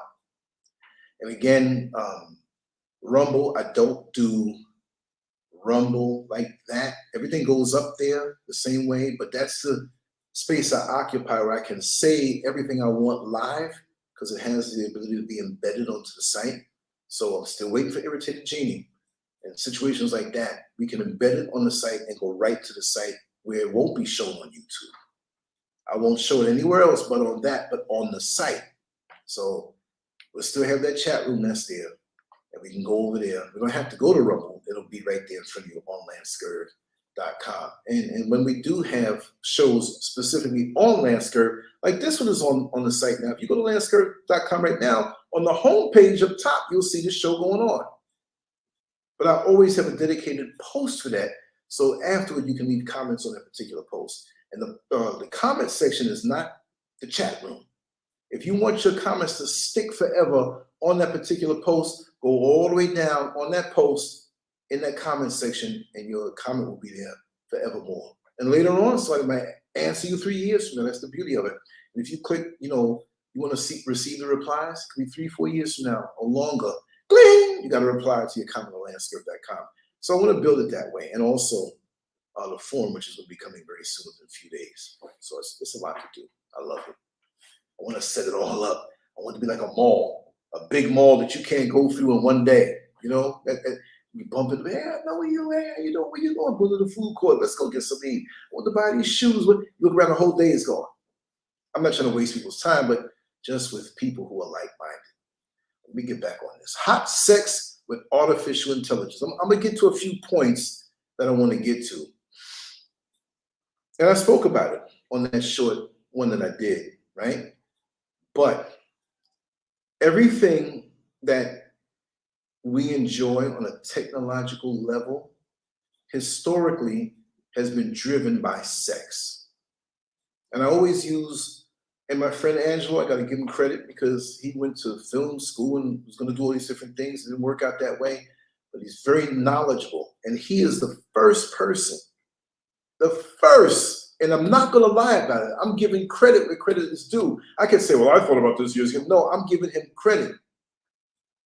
He was the first one back in the 80s that he envisioned this thing through computers. The only thing that he was off on was it was human to human through the computer, right? And different ways we talked about that. When you look at the song by Kraftwerk, back in the early 80s, Kraftwerk, they had a song, Computer Love. And Kraftwerk, for those who don't know, is Kraft, and work was W-E-W-E-R-K, Kraftwerk. They had a song, Computer Love, Computer Love, do-do-do. It was a nice little song, and it had a little electronic sounds to it. But they said some things in there, and I forgot the words, but computer love. It wasn't you loving a computer. It was you finding love with somebody else. And man and machine and the technology. Look, I can't prove it by bringing up an article, but this is what my friend Angelo said, and I hold it to be true, and it made sense. That when VCRs first came out, it wasn't because you wanted to see Star Wars at home. It wasn't because you wanted to see the Thriller, Manila, and all the movies at home. Yeah, now maybe that could have been your intention in the early 80s, or what was it, 79, 80. Big VCRs costing a lot. And as time goes on with technology, it gets smaller and more affordable. But not everybody had a VCR, right? They had Betamax that had better quality, but the variety of movies wasn't as much, and VCRs did better. But that was driven by the sex industry. That was driven by porn. You can watch porn in your house and stroke away. You didn't have to go to the neighborhood porn joint and hide out. Okay, nobody's around. And so I see a lot of guys, they walking straight real slow, wait for the turn, just go inside. If I wanted to go there with my friends and see, I'm going in there. Y'all know in New York City back in the 70s and 80s, I saw it all. I wanted to see everything. I didn't want to see no homo business. And unfortunately, there was a bunch of us watching a movie.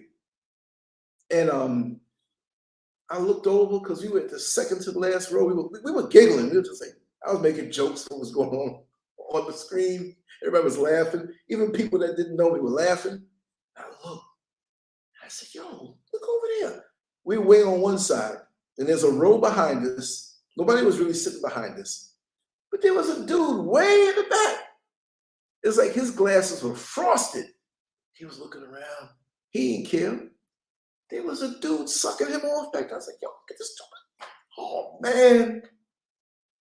Go to the bathrooms before you leave, and there's some dude looking at you. What you looking at me like that for? You already knew what was up. Anyway, yeah, you had the privacy now. So you still had to go out and purchase your VHS tapes, or maybe go to something mail order, because it wasn't where you can order it off the internet way back then. Came in your plain, brown paper bags, boxes, whatever. But you still basically went out and got what you wanted. Then you had the places that rented the movies, and you had the, what was it, Blockbuster? I don't know if they had those in there or not, but they had the local, smaller video shops that had that place over there. It was usually like some kind of shiny, long confetti-looking thing, right? So everybody acted like they were interested in the movies that were close to that door. And they busy looking like, ain't nobody looking? And they would go in.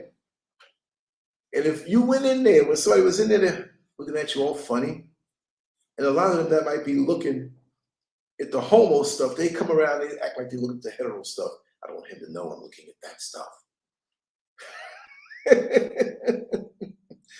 let's get back to that AI thing, but I want to tell one more story. My old girlfriend, well, she was freaky, the rest of her soul. But she had some girlfriends, and had girlfriends like that, right? She said, we want to see male porn. You go on and watch it if you want to. I won't be watching it. No, but we need you. What you need me for? We need you to go buy something. No, I'm not buying that. People looking at me like I'm buying this stuff. Oh, we know his secret. He got some secret life. No, I'm not. And so she's like, we all will make it worth your while. It's like 1, 2, 3, 4, 5, 6. Okay, I'll go. But you got to come in there with me.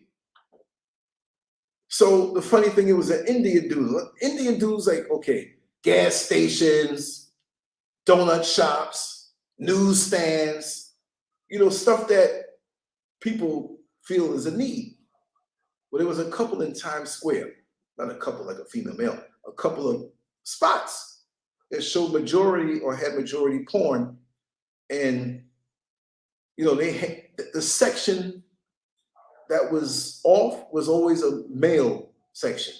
The regular stuff, hetero stuff, that was male dominated, where it was stuff presented and shot for men, they had that section over there. So me and my old girlfriend and 2 of the other girls came in, and they were like, over there, over there. I said, nah. I said, first, we got to get like 3 or 4 normal stuff, and we'll put the other stuff in the middle. Walking around with this thing with men on each other and bent over. No, people will see me with this. I'm known all over the city. I might run into a high school buddy or somebody from around the way. Yo, Lance, man, what's up? Oh man, Lance, what the hell are you looking at? So she was with me. I said, listen, if I go in there, you going in there first. What was it, 2 or 3 other females with me? I said, one of y'all can stay out, but one's gonna be in front of me and one's gonna be behind me, and you pick what you want. And if another man coming in, I'm putting my arms around both of y'all and kissing on both of y'all. Yes, I am. Super hetero with it. And I'm gonna say, pick the one you want. It's not me. So they came in with me. Had to pass by all that, like beads. It's like beads or some shiny stuff, whatever. And so we got in there. I was like, oh man, pick which. You think we should get this one? I was like, this is nothing I'm interested in. Right? That's like eating raw beef. I'm not interested in no raw beef. If you eat it, you pick the raw beef you want. I think this is it. And the girls were just saying, got out of there. But I made one go first, and I looked. Okay, it's clear. We got out. But they wanted me to pay for it. I'm like, I'm paying for gay porn? No! But they reminded me, you should pay for it. So I'm like, this better be good. So I got up in the line, and we had 2 heterosexual porn tapes with, you know, and girl action is normal because, you know, men want that, you know. On the others, I had 2, and I had 2 of them sandwiched in, but actually they stuck a 3rd one in there. So I had 7 porn tapes, 4 normal stuff, and 3 homo stuff. So I get to my turn to sit it down. The guy behind me, he was looking. They do that, you know. See what you into. So it's an Indian man there, right? I said, let me pay for these. Yes, I know you're going to pay for them. This is the place you have to pay for it. So I'm sitting here, and he took his time, held them up, the hetero stuff, and I'm like, well, you know, my girlfriends wanted to watch this kind of stuff. It's just okay. We don't care what you buy, but if you are into it, and so many men buy gay porn, it's okay. I was like, why is this guy broadcasting this, and I'm not into this? And the line's laughing now. They laughing. I said, go ahead, man. Just bring this up. I hope you enjoy, but I want to let you know that we are having an expanded selection for gay porn. So please, on your next visit, please, if you want to, and we're going to make the door around the back so we don't have to feel shame. I was like, this, I don't like to say that MF word, but he got it that day. got it that day. So anyway, later on, I was making them all pay up. You got that? Fulfill the deal. Anyway, but AI now is more sinister. People don't realize how sinister it really is. It's not about just like having an alternative. To me, it's something behind all this that's to suck your energy, really and truly. And people are going to fall for it because we've been trained with the Rona. We're disconnected. Everything is pulling us apart. So a lot of us won't be able to differentiate. We'll know when something is AI and coming at us, but we're going to seek it out soon. Don't you know right now in Toronto, they have a sex brothel where the prostitutes are not real women, but the silicone sex dolls that look so real. They look real. I did a little segment on it. Maybe a lot of you would have seen it. And the men go in there, no condom needed. They're not real. But so many men, and these are not AI dolls. They're just rubber. They look real. The areola, the bumps around it, the vagina looks real. Everything feels real. Now, I don't know. I never touched it, but I'm just looking at it, and they're showing it. And I'm like, this is crazy. That you would get on top of this thing. And they were pretty good looking as far as if it was a real woman. You say, oh, wow, pretty nice shape. And you getting in there and getting all up in your frenzy. What are you thinking? You're only masturbating yourself with this doll. Best you get that job ass thing and watch a movie and do the thing. And let your steam off. But they were into it and they're making money. And all I said is, what are these people doing with the sperm? We're giving up our DNA.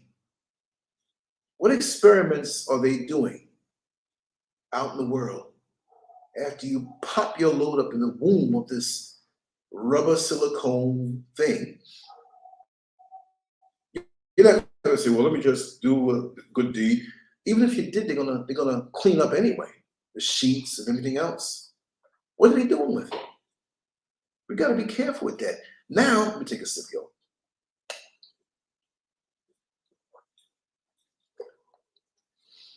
Now, like we spoke about the other day, that's a young lady who had the AI image talk to her, and it became real for her. And they kind of, she said, filled voids up pretty much basically in her life. And so we get attached to these things, and they're learning us.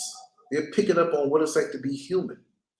They're learning you. They're learning your fetishes. They're learning your sexual things. You combine that with these dolls, or you can take it a step further. Say you have an AI situation. Now, like my friend said back 40 years ago, he said through the computer, this is what he said. This is what he said.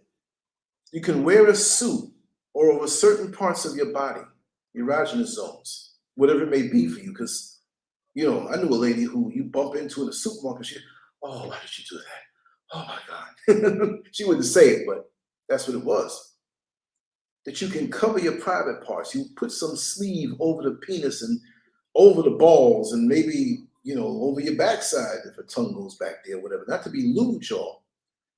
And the both of you wear this thing and you can see each other. Or maybe you have a representative image of who you are. This is human to human. And you talk your smack, and when they pretend to touch you, you feel it. The sensations are conveyed electronically through the computer, and you feel it. And men, you got this thing over you like a condom, but when she sucks on the thing, you feel it. Maybe you can hear each other's voice. Maybe you see each other.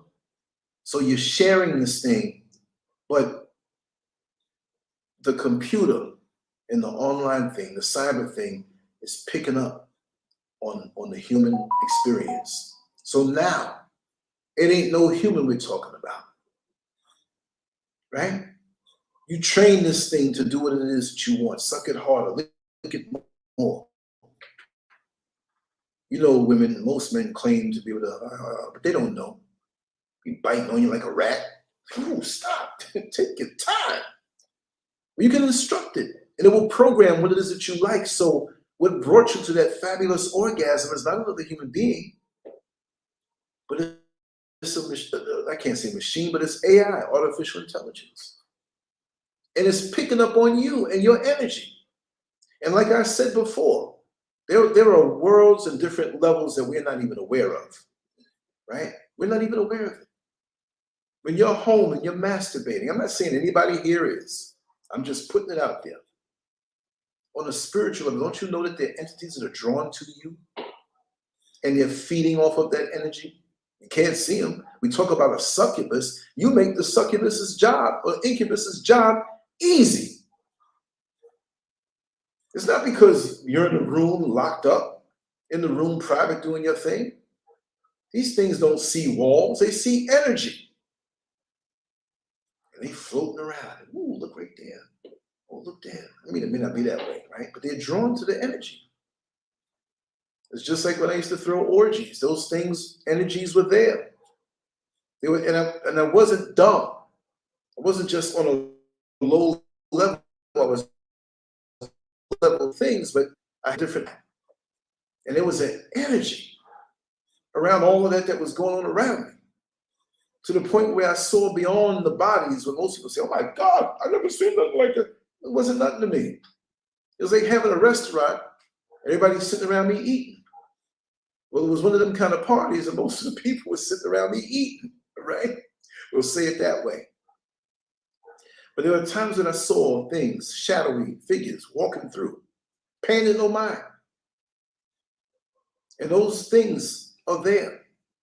And I always said, and I'm saying some stuff that people think they're there for the first time. This guy's talking some crazy stuff. Let's get him to the mental ward real quick. That there are layered worlds that we don't see. And those of us who have that particular eye, that even a glimpse of it, we can catch ourselves seeing a different dimension. And the oppressor, the enemy, they have gone on beyond us. They know we have the pineal gland. They know many of us who are not in a calcified state can see things or feel things. I feel things more than I see things. I can't say she's a friend because she's much older than me and I was a kid, but I knew her. And she was in the church. Sister Audrey was her name. And she'd be in a place, like say, I remember one time she was in McDonald's and I happened to be there. And I was old enough to be out there on my own, which I used to be places that I was too young to be around. Like what year was that when I went to Times Square, 12 years old? It was 1975, right? Too young, but I had to see. Well, anyway, we all heard about Sister Audrey's gift of discernment, and this was real. She couldn't handle it. She wasn't mature enough to handle it, right? You would see her walking down the street. She had young children. Lots of times you see her with them or not with them. She had a husband. But I remember seeing her like walking down the street, just she doesn't realize how she looks. She'd run across the street and keep looking back. Yo, that lady's weird. I knew it wasn't weird, but you know, you hang around your friends, you don't want to really admit that you know what's going on that level, because they would call you weird. Like, I was in this McDonald's, had my Big Mac, 2 Big Macs I think I ate. I was down to the fries. I always ate the fries last. So people eat them first before they get cold. I remember how that food is. And so I'm down in the fries, and I see Sister Audrey in the line. She didn't see me yet. She was by herself. So at one point, she looked over near me. Now, she wasn't even in the state of mind to see me. I'm a young guy, and you know, it wasn't like I was the center of the world. So it was a bunch of people over. So she wasn't gonna notice me. And so she looked around. She had panic in her eyes. And she got right to where it was time to make the order, and she just booked out of there. Left and looked around, and I'm like, yo, I'm out. I wasn't gonna make no mistakes. Sister Orgy bounce, you bounce, no matter what. I even left the fries behind me. And there was a homeless person sitting up there, and they were like, oh, damn, I got some fries. I didn't bother with that. Come to find out, because I went to the corner. She left. I had to be nosy and see for myself. I went to the corner, which was like probably 10 car lengths away, but across the street. And I kind of hung out in the corner, looked around. I said, if there's a shootout, I want to be where I can pull my head back in. So all of a sudden, glass broke at the door, people fighting these dudes on the ground, pow, pow, beating each other. The whole place emptied out. The cops there, the cops are close. They came, no gunshots, but it was a big fight that people got injured in because it was like a bunch of guys, probably from the high school or whatever. So I was like, wow, that's true. When I would see her in the street, I'm kind of like hanging near her, that if she sees something acts weird, I'm out too. Just like when the ambulance goes through, and you got cars trying to get places fast, and they get right up on the backside of that ambulance because they know it's cutting through traffic for them. That's the way I did with her. But that's to say that I feel that there are levels, spiritual levels, just like we have physical things go on, but it's our spirit, it's what's in us, whether we're a good person or bad, weak person, lusty, greedy, a thief, a gossip, whatever. We don't see those things, but those are spirits, I feel, right?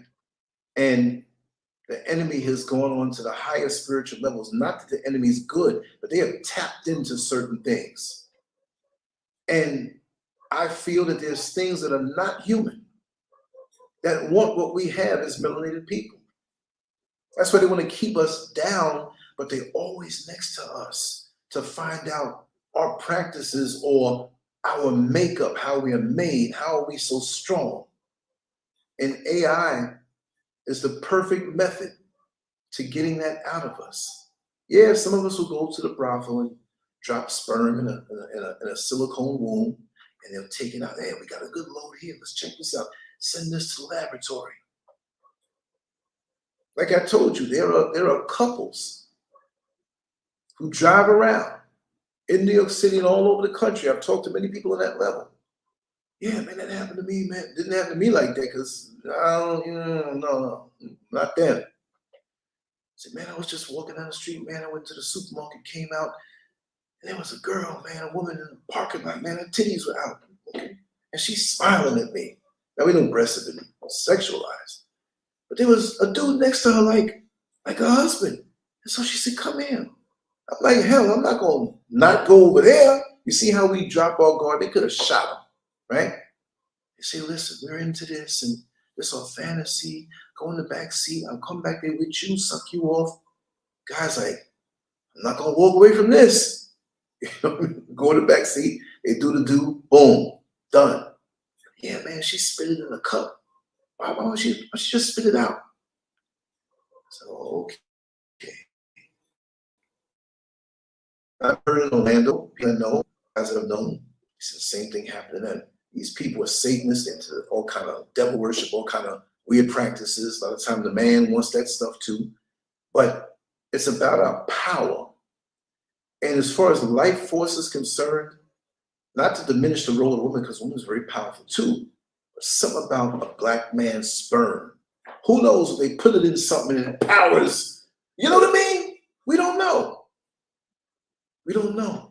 Why do they come so hard against us? Why do they want us in a devalued state other than the way we should be with each other?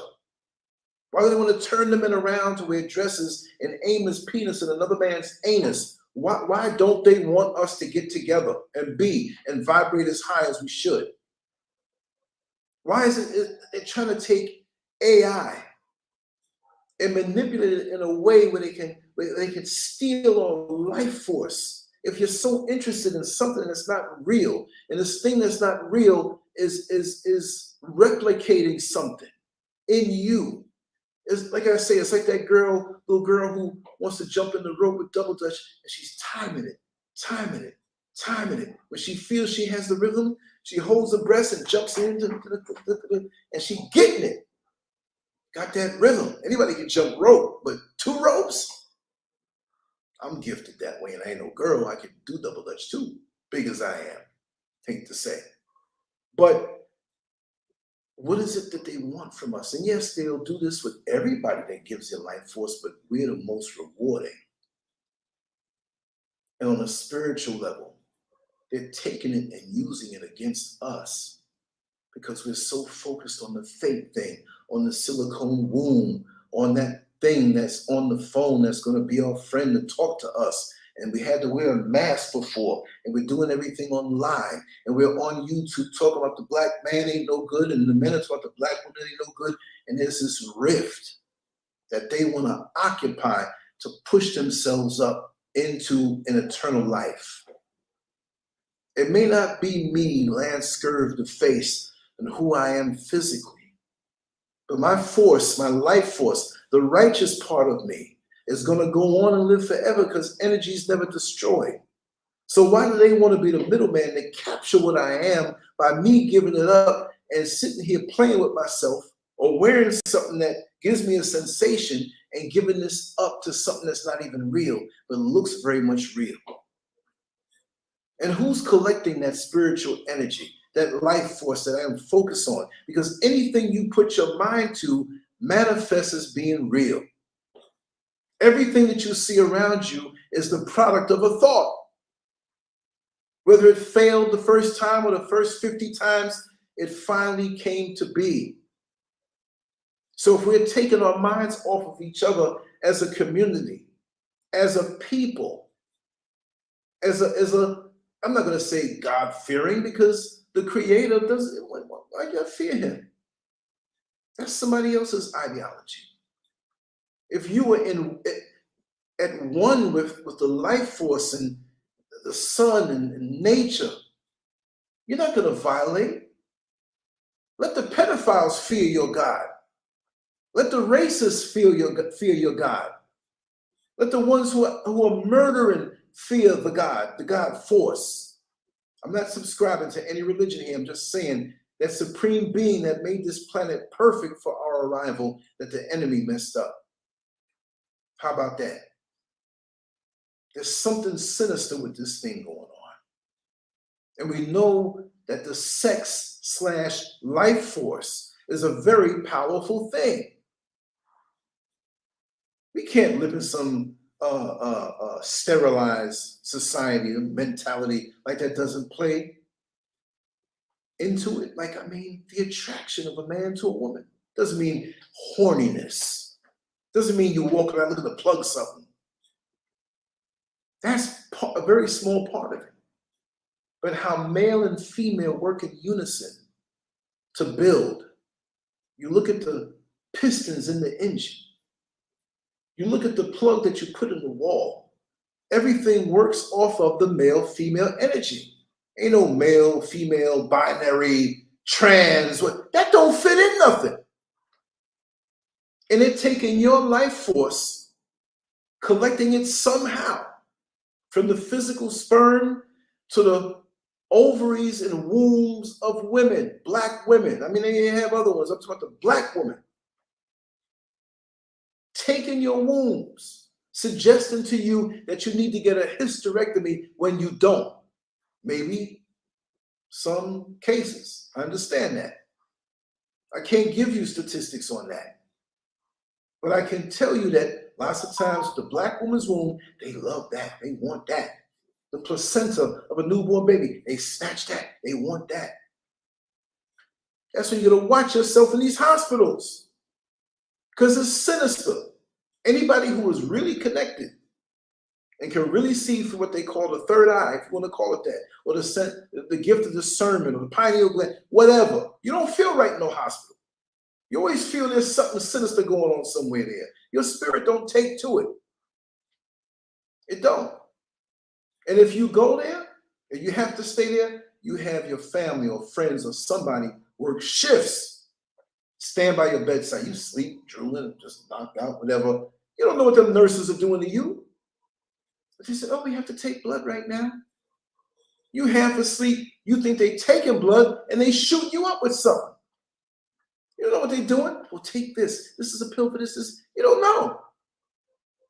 And like I feel, this is off the topic, but what person who works in these hospitals in any capacity know every room and sub-basement of that hospital?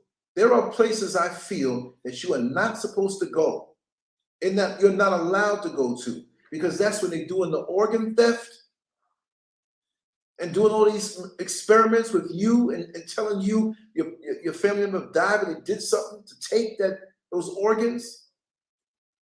No, I was told, and I'm going to bring her on. I don't want to say her name, but she worked at a hospital all her life in Orlando. And she told me about the rooms that they have down there for people who really can't afford. And they put them down there, maybe to die and just put you out of sight. Old TV donated, all dark down there, and whatever. They deal with them. They don't torture them or nothing like that. But why you got to put them down there? Right? Organ theft. We're shooting each other up. Other people shooting us. Check that body when they go to put it in the casket to bury the body. I don't care if it's right there during the funeral service, if that's something you do. You go up there, you unbutton your loved ones or somebody who got the balls to do it in the middle of the service and check their torso and make sure that everything is intact. Because just like the kid in the basketball court, he was folded up in the mats and all his guts, the newspaper was in there. And a lot of people that don't want to come forward have told me similar stories down through the years. And I have one that I'm not going to play. If you want me to, I'll find it and play it. It was in Mississippi, and it was a grandfather and his grandchild. And the way he told that story, man, you knew that he was not lying. You knew it, but they crafty.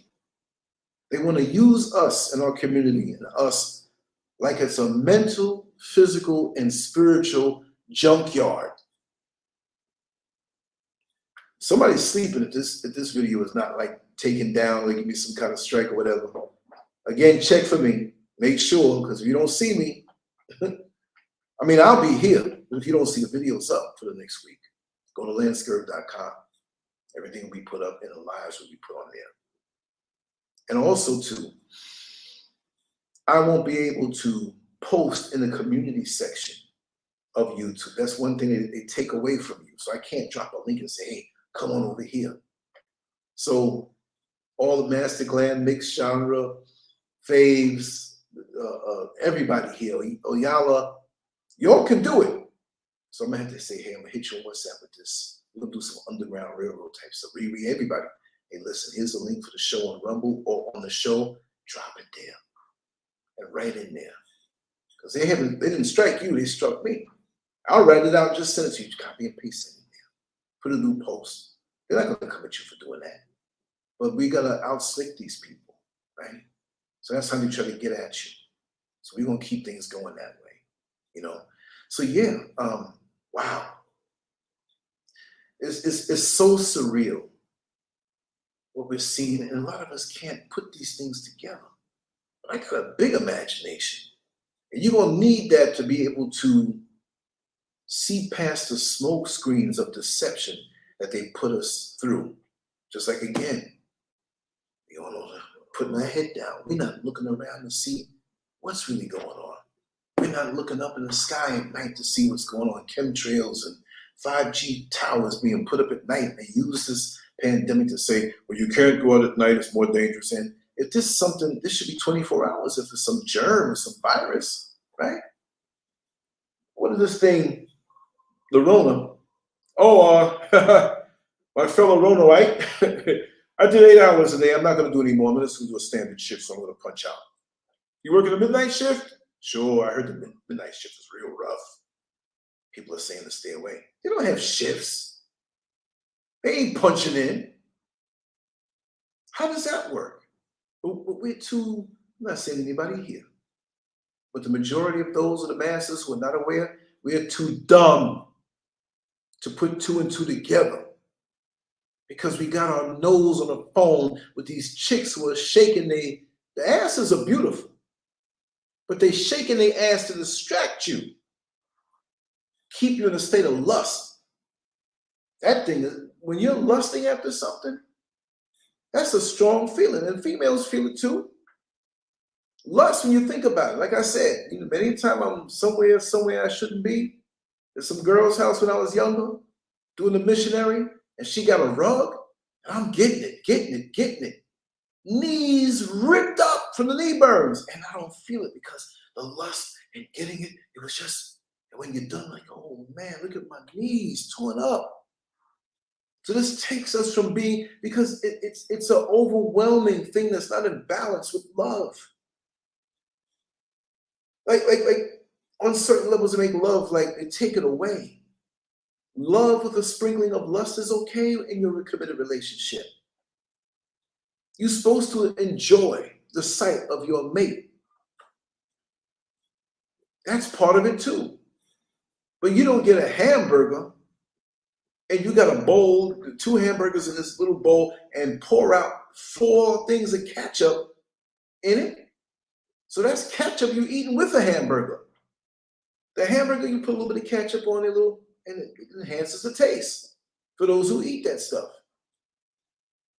Right? But the balance of our lives are out of whack. What about the righteous attraction that we have for each other? Man, when he sees a woman and says, man, look at those attributes that she has, the integrity, the will to want to build a family. She's already a wife, but she's not married yet. She carries that spirit. She hasn't had kids yet, but she's a mother. I can see this in her. I need her in my life. I want to build with her, and I want to show her that I'm the kind of man that has the same type of integrity. So let's build. We're doing it on that first. And then after you trust and you build a trust with each other,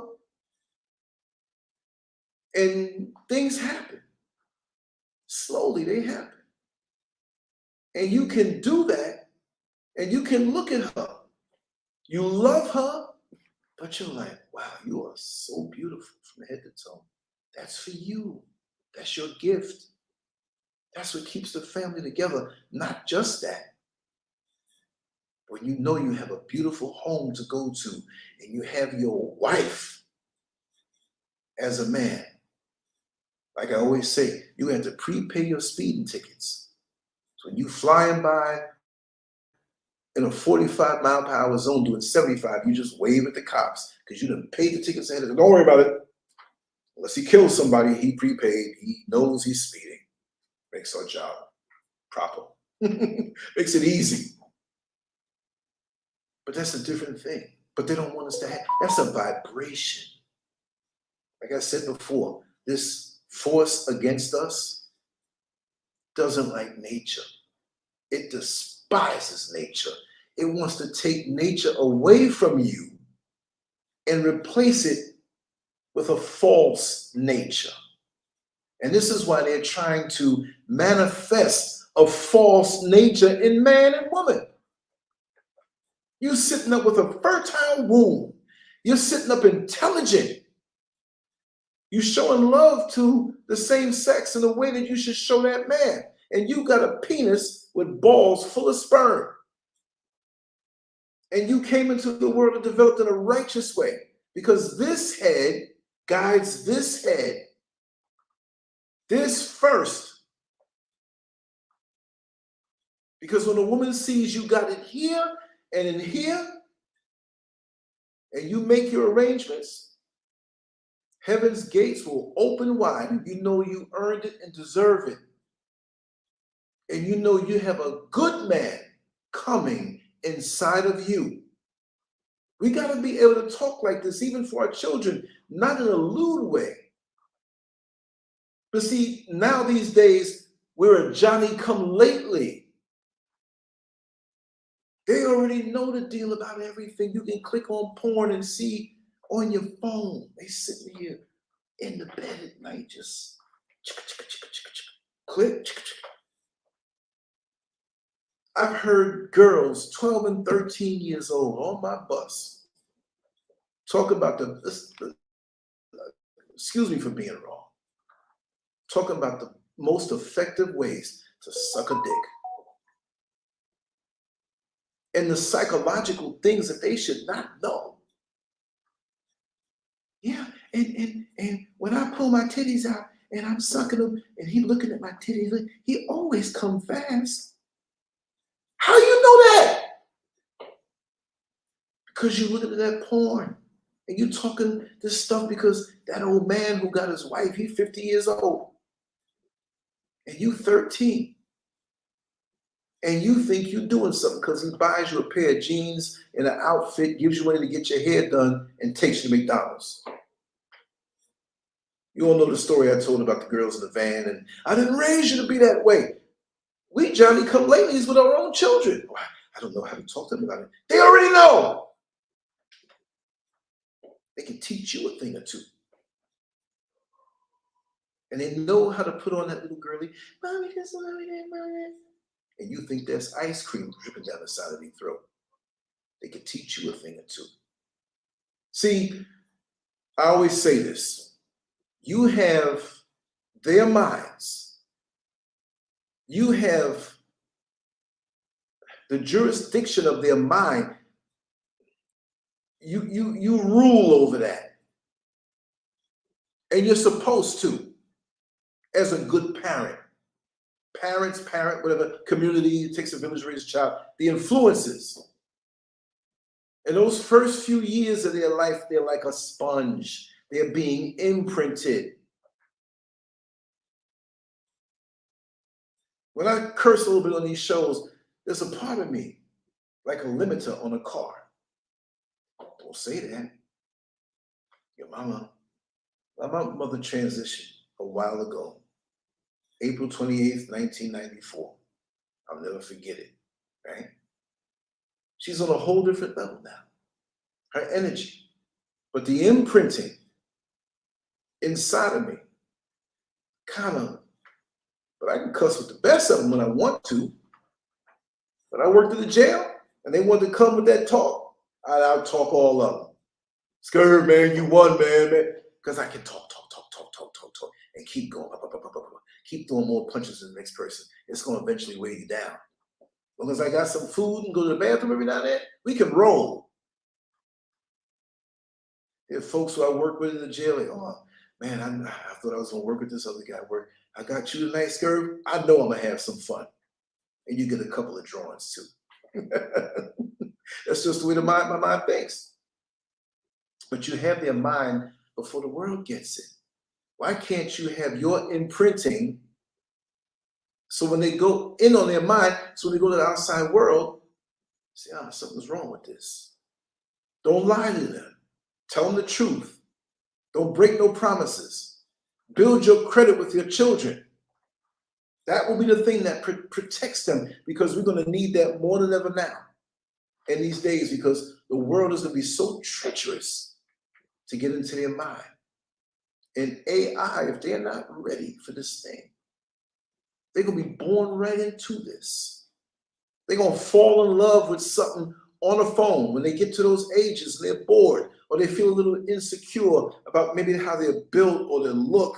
Because that girl in the video, she may not have been a beauty queen or whatever have you. She had her insecurities. That's going to get those types to the point where you forget that this thing ain't real, and the exchange is your energy. It's taking your energy in ways that we probably don't even know. Like when they threw that switch for CERN, spelled C-E-R-N. Google it if you don't know. The God particle that holds all of this together. So if we can throw this thing that creates this rift and this rip in our reality to open things up to the spiritual world. They won't say it that way. That all kind of demonic forces and energies from those other dimensions are free. It's just like when you see these movies where I'm sitting here and all of a sudden a hole opens up next to me. Things start crawling out. Then it closes up again. It did it on Star Trek one time and a lot of other science fiction movies. I feel there's something to that. So CERN ripped that thing open, and I know that there's always been crime and murder and wars and stuff like that, but there's an extra boost. The tide of evil and hate has gone up higher in this world, and we're so numb to it because we go to where we want to go on this thing, right? We go to where it's the most pleasurable. Well, I'm in the boxing. I'm just going to watch boxing. I'm just going to watch this. I'm just going to watch that. I'm going to watch these little asses shaking, this little bit of porn or gambling. Whatever you want, you can get it from this. Right to the pleasure center of the brain. We share songs with people that we grew up with. Remember this song, man? Remember when this song was out and you were dating so-and-so? I had just broke up with so-and-so and we went to the party and I got in a fight. Remember? Yeah, I remember that. It's innocent, but it's still arresting you. Because now you know you can go back to the very thing. And like I said, back in the day, I've said this before, was it 82 right there, the Motown thing with Michael Jackson when he first moonwalked? And you had to see it because there was no VCR, well, there were VCRs, right? But not many had it. And the next day at school or the next day at work, did you see that last night? Michael Jackson moonwalked, and he messed up at the end, and he felt bad about that. But we didn't notice that part. It was a shock when he moonwalked and tried to get up on his toes and he kind of lost his balance. But we didn't see that. That's something. Just like 911. Where were you when 911 happened? Oh, I could remember where I was. I was sitting in traffic in Oklahoma or I'm doing some dirt or whatever, right? It's the same way in New York City. Like they made a song. Who made that song? Oh, God. I'm good with the music. But the song went, where were you when the lights went out in New York City? Don't you know that I was making love, sweet, sweet love, right? That's the name of the song.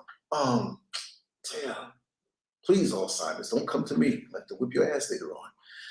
But yeah, these things that happen, we remember them, and we can go back to visit them. Not because we want to see the actual thing over and over, but it puts us in a place where, wow, this is where I was when this happened, which is not bad to reminisce. But don't get so caught up that you're giving up the present because of what you can go back into. And so if you're so caught up in AI now, which is worse, because I used to say, and you can see old videos, I used to say, these teenagers who are just texting and FaceTime, you're not creating any memories like that. You're just back and forth with each other on the phone. When you were younger, man, remember when we were 14 years old, we used to play baseball, man, we had so much fun telling jokes. We'd go eat. Your social abilities are developed this way. It's like when you see a squirrel that's grown playing around with a younger squirrel. And the older squirrel's chasing the younger squirrel. It's run up and down the tree. It's like, man, they just love to play. But that older squirrel knows is teaching the younger squirrel how to manipulate your body when you face danger or a predator coming at you. So you're doing this in play. Muscle memory is training you. So now when the adrenaline kicks in, you're like, oh, snap. This joker's trying to eat me. You out. And you can move properly. But what happened to having the time with our children where we have to work 2 jobs because of this economy the way it is? And maybe a part-time on the weekend and still wash clothes, cook food, sit down with the lessons with them, and you're tired. You can't even vibrate as high as you can because the system got you. So guess what? When you with them 2 jobs, it's not even just a computer anymore. It's this phone. And it's cheap to get phones now. Because back in the late 80s, early 90s, to have a phone, well, I had some bootleg phones, don't tell nobody. It's like, well, if 2 or 3 weeks it works, just come back to me and I'll zap it again and it'll work. Okay. Probably had a little flip phone. Wasn't even a smartphone, which is dangerous. We need to go back to those. A basic phone that we use. But all this other stuff, nobody complains about the long commute anymore because now they get into their phone. On the train, on the bus, you in your own world. We're not even relating to each other. Boredom is good. Not a bored life all the time, but boredom is good. Boredom is a cleanser. It's good to be bored to clear out the thoughts that are junk. That if you feel you don't have anything to do at that moment, you start to think up things righteously. I mean, they say an idle mind is the devil's playground, but it all depends on how you're wired. Me, I could never be bored. I'll take a pencil, a piece of pencil, and in the back of something and just draw on it or what. No, and I'm thinking things. I've been taught to be that thinker. I don't need, oh, I don't have my phone. I can't do nothing. You got your brain. Use it. Look around at your reality and see what's needed. But if you're never taught that you are the answer to all your challenges, and I don't like to say problems, that you can change your world by facing it and seeing it. But if your mind is taken away because you want TikTok and Facebook and porn and the Hollywood gossip channels and big town men going their own way and everything destructive. Everything destructive. Let me check my messages now. Wait a second. Okay. When I start seeing WhatsApp coming through, yes, thank you. Thank you. Thank you. I didn't see the earlier messages, right? Yeah, an idle mind is unfocused and undisciplined. Yes, thank you. That's right. Yes, Lance, we learn through play, etc. It's the design, the pre-installed software. That's right. Heaven's Gate. It's still Heaven's Gate, but you gotta approach it the right way. You have to have the proper keys, and you have to earn it. It's struggle. A righteous woman's love, you ain't coming with no jive talk.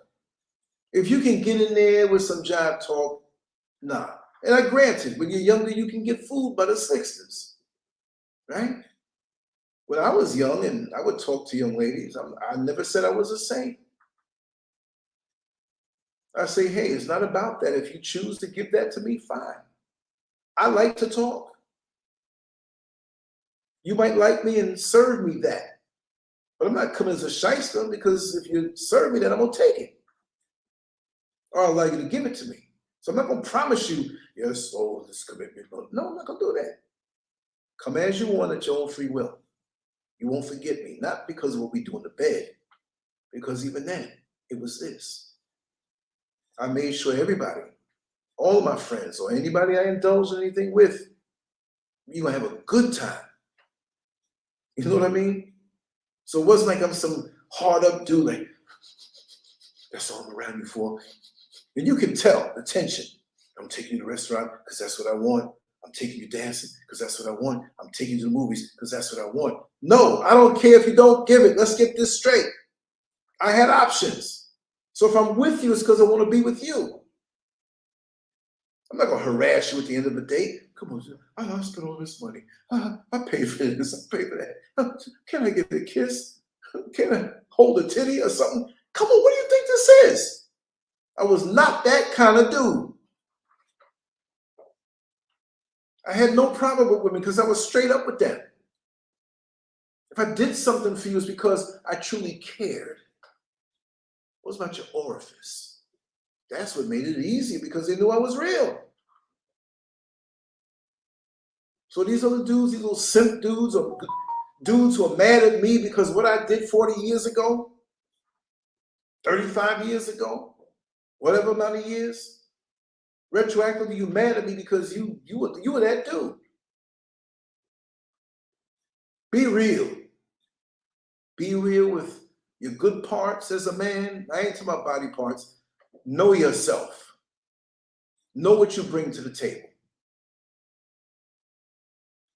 A lot of us want to pretend and And this is why AI is going to snatch up our children and snatch maybe the person you're in a relationship with, because that AI will pick up their rhythms of what they need. It's almost like, I forgot what you call it, but people who are locksmiths, right? They have this thing that they can stick in a lock, and it's sensitive to, the tumblers, and they can fill in what's needed, and boom, open it up. You see what I mean? And that's what AI is going to do. It's like a boxer in the first round who's like, yo, okay, let's do a little feint here. Let's do a little feint there. Boom, boom, boom, whatever. See what you react to. See what your response is in that first round. People say, this is supposed to be a boxing match. Why are these guys in front of each other? Just, they're reading the responses. They're tallying up your responses and seeing where you're most vulnerable. That if I do this and you do that, I can do this and knock you out. See? That's what AI is going to be. Fun and games at first. Oh, wow, this is nice. AI telling the dude he looks good. Oh, man, told me I look good. Well, most men like compliments just like women love compliments. But they take their time and snake you, make you feel good. And it's not real. And you're giving it energy to destroy you and others. This is how humans do. Once I see this particular personality type, I know how to get them. And they'll use it. So the person programming these things can get more money out of you. Now I'm gonna let this part wait for when we speak to Tracy J. She wanted to speak on oh damn. Africa COVID Vax campaign, the marketing campaign pushing mass shots across Africa. Okay, won't be me. We're gonna talk about that though. Won't be me. Okay, let's I want to just show you what it looks like. When I saw it, and thank you, Tracy J, for being on top of things. Let me see if you can see it. Okay. Okay, there's nothing private here seeing. It's just this particular Vision Pro. We'll save on that one to talk. When I saw that, it's a wrap. You see how them glasses wrap around? Not even allowing you to see reality. It wraps around. And what you're seeing is going to be something spectacular. And of course, it's going to have something over the ears, over the eyes, and you'll be in this different world that you don't ever want to come back from. You'll see beautiful women. You could be 84 years old, but now you're macking now. You forgot that you're an 84-year-old man, and you're in there in this fake world. People, I'm telling you, I'm not going to talk much about it. We'll save it for the next show out of respect, because I know she has some things. We'll all vibe on that. But you're going to have people killing each other for that. I think the price was like around $3,500, like $3,900, $35. And like she said in the communication to me, you're going to have people who are going to come up with that money. They'll give up that rent. When they get a taste of that, they'll give up that mortgage money, that rent money, sitting up there homeless, looking around in a virtual world in a bad, sorry state of affairs. It's crazy. Has the essence of life really lost the sweetness? I mean, you can Viagra all you want. I never saw somebody live to 150 years old and have a Viagrated penis. I'm old and I can't see. I can't walk and my knees hurt, but my dick is hard. What good is it? Enjoy every phase of your life naturally, from the sunrise to the sunset. There's sweetness in every phase of life. You don't need any enhancements. Maybe when I was 20 and had all this muscles on me, maybe the thought of being 60 years old may have frightened me. And really it wouldn't have, and it didn't. But maybe there's certain aspects of it. But I wouldn't trade this for anything in the world. I don't need to look like that. I want to be healthy. But my skin, every part of me, you look down and you say, man, look at that road map. Look at the abdominal serratus. Just flex a little bit.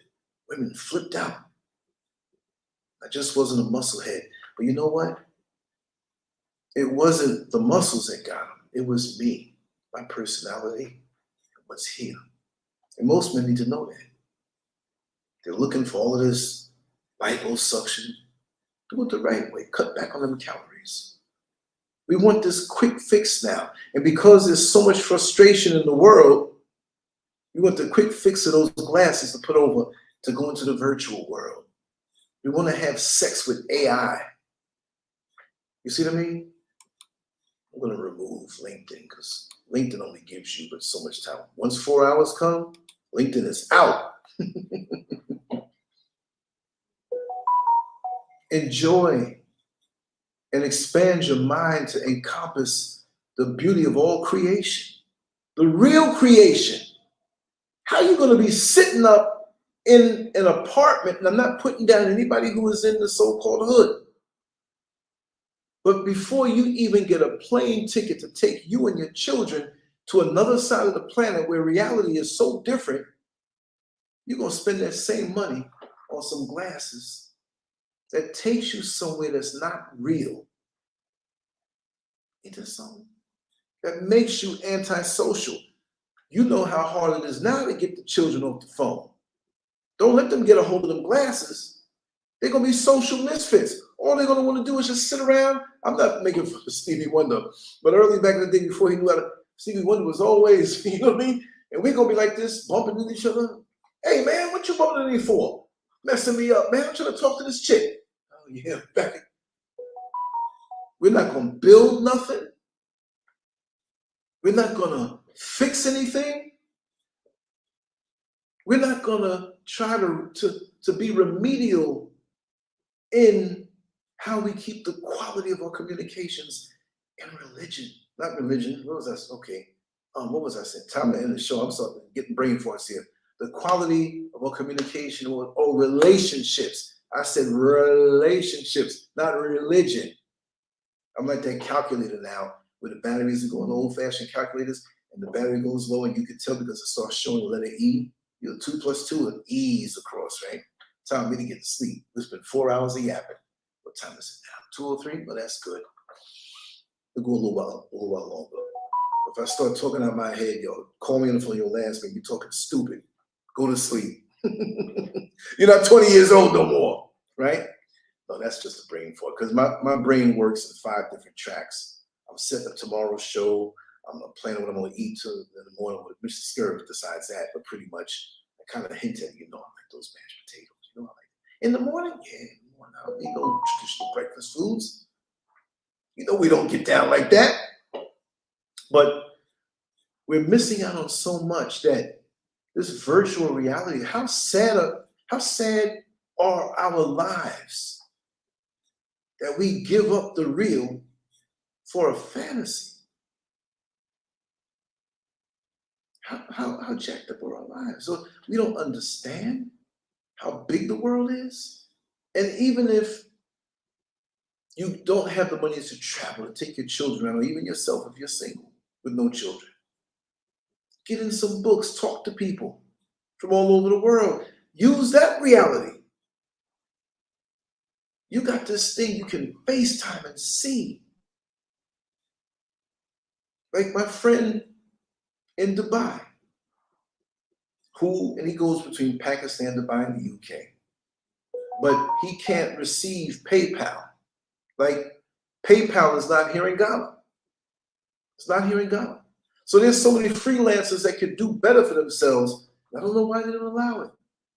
I have to have a VPN to see the normal stuff I'd see in America. Some things get by, but other things don't. So I have to have a VPN. But I've learned so much from him, and the relationship we have is not by chance, it's divinely ordered. I've said it before, I'm gonna say it again. And I always want to keep it where a brother or sister would get my business or whatever have you, because he helps me with the heavy lifting on the site. But I do 95% of what you see, on the site. We met on Fiverr, and I was giving him different things to do for me. But one day he said, hey man, why don't we just deal direct? I still give you good prices. I said, sure, no problem. So I was paying him, to get the work done. We built a trust. That might have been like 10, 11 years ago, maybe 12 years ago. And then after so many years, he was like, listen, I see what you do. I know your integrity. Could you do me a favor? I said, sure, no problem. What you need? He said, I can't get PayPal. But if my clients send the money to you, could you send the money to me? I said, if I can help you that way, no problem. We've never had an issue. Never. And it was just today in the morning, we had a problem transferring the money from my account to his Payoneer. He can get Payoneer. That's another PayPal-like platform. And what he had was $1,200 this time around. There have been times when he had on $4,000 or $5,000. I was like, ooh, is this mine? Is a donation from somebody rich watching the show? No, but you know, it's not necessary. But he would have money in there. And I said, hey, I got your stuff. Send me an invoice. And we never had problems before with large sums of money. But I tell you how it is now. And I think this is in keeping with the whole digital money thing going on, right? Do I have to sneeze? I think it's the first time I ever sneezed on the show.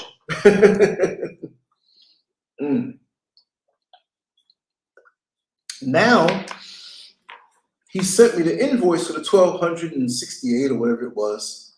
And he knows that fees have to come out, so it's going to be a little less. So he sent me the invoice, and I click on it, you know, to pay. And it would never go through. That line would, it's like they didn't want to, you know, when it's going through, it goes across, struggling. I'm like, something's wrong. So give it a couple days, we'll see. So he came up with the idea. So you know what? I think they're cutting everything off at $1,000. So if you had $5,000 in there and you had to send it to me, well, you better send it incrementally less than $1,000. That's what he did. Sent me a $500 invoice, and he sent me an invoice for the rest of the money, which was like $1,200, some $700, whatever, not over $1,000. Why are they chopping off these transactions and making them small? See, I watch things like that and bring it into the overall. That with the AI and everything is to keep you limited to 15-minute city, all this stuff. They give you all the porn and this AI to titillate you, to fill in your lonely gaps. It doesn't always have to be about sex, but eventually it's going to be about that. You lonely. You're not thinking about that. You're talking to this thing. It gets to know you. You're the friends that don't call you no more because they got the glasses on too, around like Stevie Wonder. And you get into this thing, and you know it's not real. So you don't mind telling it the deepest, darkest things about you. You tell it. And it accepts you as you are. It's a matter of time before this thing is activated. I mean, you take two people who are around each other a lot and they get to know each other and admire each other, and you care for your friend or the person you're with. And then after a while, I mean, hetero, I don't know about nothing else. You have an attraction and you start to think and things. It's being a human. But they're going to take that and turn it right into something where you're bonding to something. Like I said, where your life force is going off into something and something's there to catch it. Maybe something demonic. It's not just AI, but AI is going to learn humans so well that it'll know your next step before you do it. Think not? You go on these websites innocently. You don't want to go to the department store anymore. You want to save time. Amazon, you buy things. And you think that's it. When was the first time that you realized that this thing was smarter than you? Why? You get up on a different website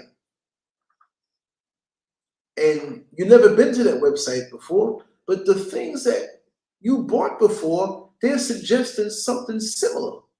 Maybe I got microphones and little recorders and little things, and here they go. Bloop. So I am interested in that. But how do they know? Third-party cookies and different things. Well, this is the way it is now with AI, and they're so far ahead. I'm telling you, this is my feeling. I'm gonna wrap it down. That they have gotten to a place where we should be going spiritually. They're using this hardware, these programs to get to us mentally. We're disengaged physically. We're not going out and breathing in the good air, taking a long walk and waving to the neighbor. We're not doing that. We're disconnected. I'm not going to say we're selfish, but we're made selfish with the world to cut ourselves off because we feel we have it all around us. Like I said, don't you understand? And every cloud you see doesn't mean that the sun doesn't exist. You just don't see the cloud. You can't get depressed. You do because you don't have the understanding to know that that cloud is going to poke through one day. And there'll be no clouds or partial cloudy days. But the rays that the sun has for you is for you, even though you don't see that sun. Maybe 5 days cloudy. But you're going to get some sunlight that was meant for you. Because if it shines on you and it ain't shining on nobody else, they're going to get theirs. So in this world, know that the hard work that you do and the sacrifice and the things that you put aside, don't be distracted by this AI. Don't be distracted where it's giving you a false energy and taking more from you to use against you. How maybe this AI might work on that spiritual level where you making love to a demon. Who knows? CERN opened up. There's all kinds of things crawling around. You better keep your head right. Because if you don't know, this is even worse. With all the technology that we have that bedazzles us and like, wow, I'm glad I'm living in this time. My grandmama never saw nothing like this. My great-grand, but they might have been better off. They didn't have all of these distractions to keep us away from each other the way we were meant to be. What's better than you sitting on your front porch? And when grandmamas were grandmama, they were way up in age, maybe your great-grandmama, and you talking to her.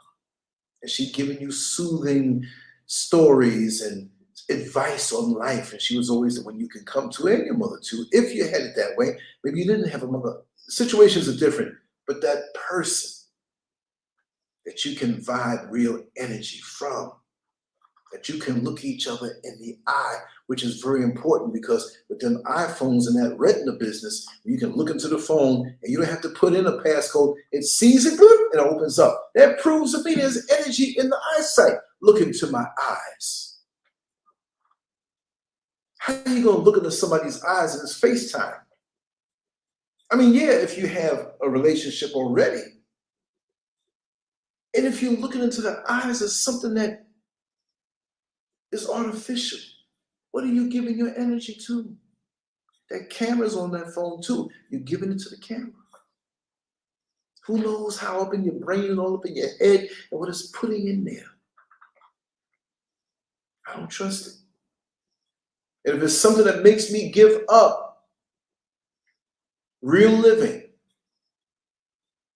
I don't want it. I want to walk up the hill and feel the fatigue in my legs. I want to lay down in the bed and massage my face in the pillow because I'm so tired from working hard in the proper way, earning. And I'm going to enjoy this sleep. It's Friday night. I'm going to wake up late today on Saturday. You still wake up early because you're full of enthusiasm. What happened to vibrating with real life? When you're not in the traffic jam or on a bus, hurrying to get to work, that you can actually go off and say, you know what? I want to enjoy this sunrise. I want to be on the beach and enjoy this sunset. The people I love in a non-carnal way, we're going to hold hands and walk along the beach and our toes go into the sand. Then we're going to go to a nice restaurant and eat and talk and laugh. If you're traveling, you go to your hotel rooms and you go to sleep. We're not going to have these beautiful times because we won't even think about it because it's going to be replaced. When you're with somebody, you watch movies and you fall asleep on the couch and you feel how warm that person feels on you. They might be drooling on you. And you say, oh, that's my baby. That's so cute. I love her. Come on, baby, let me pick you up and take you to the bed so you can sleep. She didn't know how she got to bed. Beautiful moments and things you can talk about like that. Why don't we share stories like that? Why don't we share stories of true intimacy? No, I'm not talking about, man, I had a bent over head, was hitting the headboard. Stop that shit. You should even look at that as a thing of beauty. Real intimacy, even when you get sexual. There's a lot of times that I wasn't on them levels like that. I was in one way, but I was out there like a dog. Even though I wasn't being a dog, I was consenting, but the beauty of it. The mental, physical, and spiritual connection, the total connection. Who wants to go and drive a car with 3 tires? And you all lean back and funny, you hit a turn and scraping. It's the same way when you take out total intimacy away from. And some guys are doing, man, you just say, man, you done had all. No, it's not about that. It's not where you come from, it's where you are.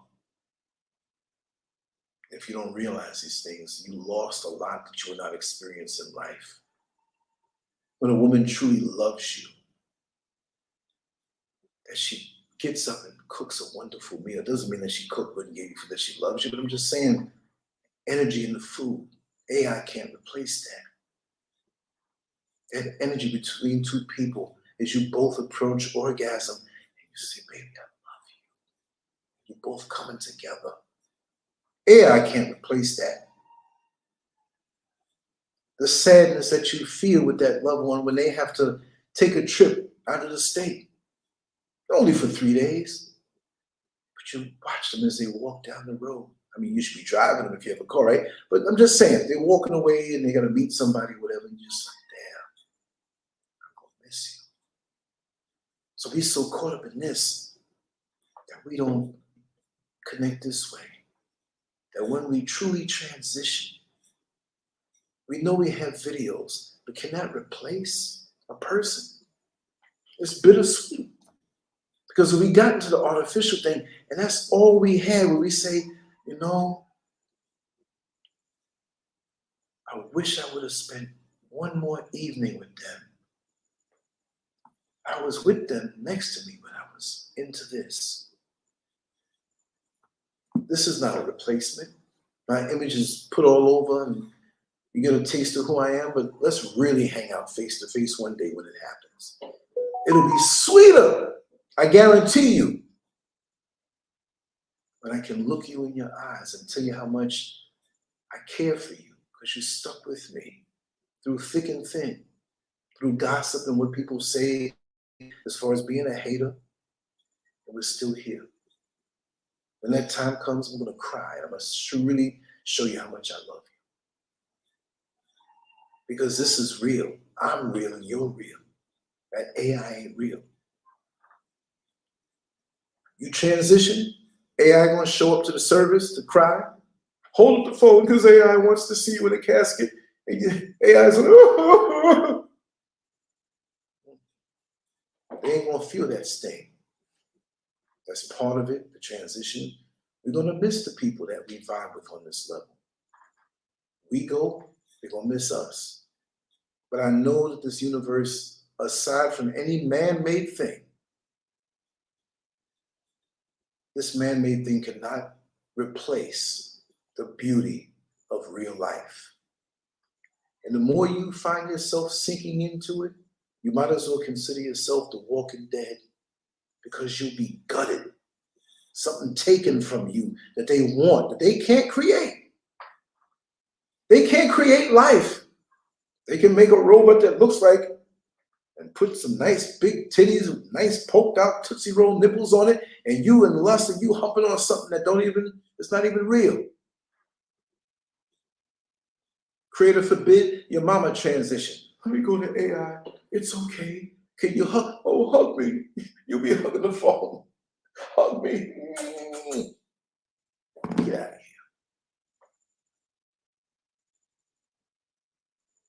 It's a decision you're going to have to make. I'm not in that. Oh, I'll utilize it because I know what it's all about. But I'm not getting high on that supply. Now, I don't condone drug dealers. Just don't get me wrong. But a smart drug dealer is not going to start using the drugs he sells. You get hooked on that. I'm profiting from it. There are no good pimps because of what they stand for. But I'll say if you're in that business, you capitalizing off the lust and weakness of men to make money for you, and you're exploiting the women. So to me, you a punk. But if you out there tricking and paying out all your money to these strange women who lay up with anybody, I don't want to be that. There's so many ways to look at things. And see, like with me, with my mind, you have the microphone in front. I can see it from this view. I can see it from this view, that view, whatever. So this is when I think of situations. I can take a topic and see it from so many perspectives. Like I said before, I always say this. You take the topic of child support. Oh, child support in a man's life that did the right thing, but the ex-wife or the girlfriend's trying to railroad him. Does that mean that it's that way all the time? No, because we got some deadbeat men who don't want to do the right thing, and they're making money, or they refuse to work because they don't want to have to pay as they should want to pay. When I divorced my ex-wife, it broke my heart that we couldn't make it, but I wasn't going to take that kind of punishment. And so people, oh man, you divorced, oh man, the money you making now. When I was working in the jail, they gonna gank you. I said, so be it. It's going to my children. Now, hopefully she'll have enough sense to put it toward them. Right? So she was working and getting all this and all these breaks and stuff. I was damn near on Skid Row. But was I mad? No. As long as they were all right. Right? And you have to endure certain things, and there are consequences for every decision that you make. But you're not going to have your head on straight if you're just in AI. And it may make you not face the consequences of your decisions, even when it was the right one. And you'll get lost in that as a replacement because you're going through tough times. What if I had AI in those tough times when I was about to click off the website when the landlady who owned the house, because I was just renting a room, so we were sharing everything, she saw what I was doing. She was in the kitchen behind me. And it said, are you sure you want to delete this? I was about to, and her hand caught me. Lance, I don't believe you're doing this. And all it was, this was pre-YouTube. But I was so broke that I had to cut things out. And I was like, this is not going to be, I've told the story a million times. Would I be here now? Probably wouldn't even know me. I wouldn't have the chance and the pleasure to know you guys, who are my family. So be careful when it's times when you're going through something. Don't look for a replacement. Face it head on. Don't let something take your mind off that reality. Yes, I mean, a good conversation with a loved one or whatever doesn't mean you can't go on YouTube, does it? But this AI stuff, that's crack. That's crack. Crack cocaine. You best to just go, I'm not going to say that. You know what I mean? But the way AI is going to take over the world, you best have a crack addiction that you can defeat. Because like I've told people before, I love natural living. I know the difference. And I know, I don't want nobody to come and try me with no gun. If somebody said, Lance, we're going to get you on one of your live streams. They bust through the door and I'm right here. And a gun is on my head. They said, we're going to blow the fucking brains out. You don't smoke this crack pipe in front of everybody. And oh my God, Lance, they're making him smoke crack. Yeah, I know he's not going to choose death, but these jokers look like they're going to pull the trigger. All right. I want to live. Give it to me. Knowing I got the last laugh. Put the crack pipe in. And I'll see and feel what they feel. Oh my God. But after that, I got so much connectedness to the natural world. I know what it's like to live healthy and eat healthy and think healthy. That day, I'll be able to tell more stories about what it felt like, but it ain't gonna get me. I'm not saying I'm better than anybody, but my drive and my willpower has been honed and cultivated over years from single-digit ages. Hell to the no. I ain't doing it. It would disgust me.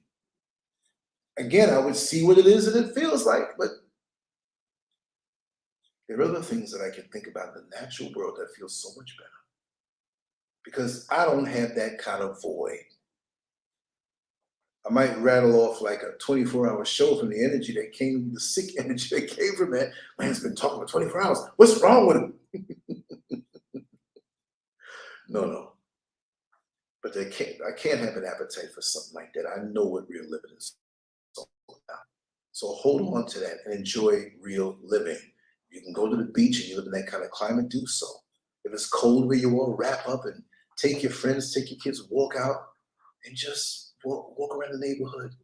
Go somewhere. It doesn't have to be expensive. Do something different a little bit, as much as you can. I know when you're working and you're tired and you come home, I understand, but just a 3-hour trip, 3 miles down, 4 miles down to another neighborhood and walk around and see what it looks like. You see, man, I drive past this place all the time. I'm on the bus all the time. I don't have a chance to really, and you see somebody, you see an old lady in her garden. You help her out. You made a friend. Now she's coming over your place or your home or your yard and helping you garden. If you don't have a yard, it's something. Maybe you're cooking a different recipe. You struck up a conversation. But just think how many older folks might get caught up in that AI who have people that have transitioned and they feel lonely. It's a lot being vulnerable. Look for the signs, y'all, as time goes by, to pull them away from this thing, that it's going to gut out who they are and what's going to be replaced. What's floating around that's going to be replaced. And they start to act like a person that you never knew. There's more to this thing than me, see. I can talk about it forever. It's 4 hours and 28 minutes since I started talking. I told you, sometimes we'll do nice, good long ones. I might do an hour show tomorrow night, hour and a half, whatever. But if Sasha comes on for real, we'll let her roll. And if we do, it will be on Patreon. I'm trying to gank anybody from it, but that's what she said. She says what she's going to share from her deep experiences is not for the world to see, because right now, not to put it out there, but there's certain situations where she doesn't want everybody, to hear certain things, right? So she said, let it go there, Anyway, I didn't know I was going to be talking this long. Was it 228, 428? Yeah, that's cool. Listen, you'll never be bored around me. You pick us up. It's like when they're shooting those little they throw the little clay bird, and boom, boom. Throw up a topic. We're going to talk about it. I don't care what it is. I dare you to come up with a topic that you think I won't talk about. I dare you, because I'm the greatest of all times. It's too late for me to talk like that right now. Anyway, there is no way that I'm going to see this total, almost 4.5 hour chat room and acknowledge it.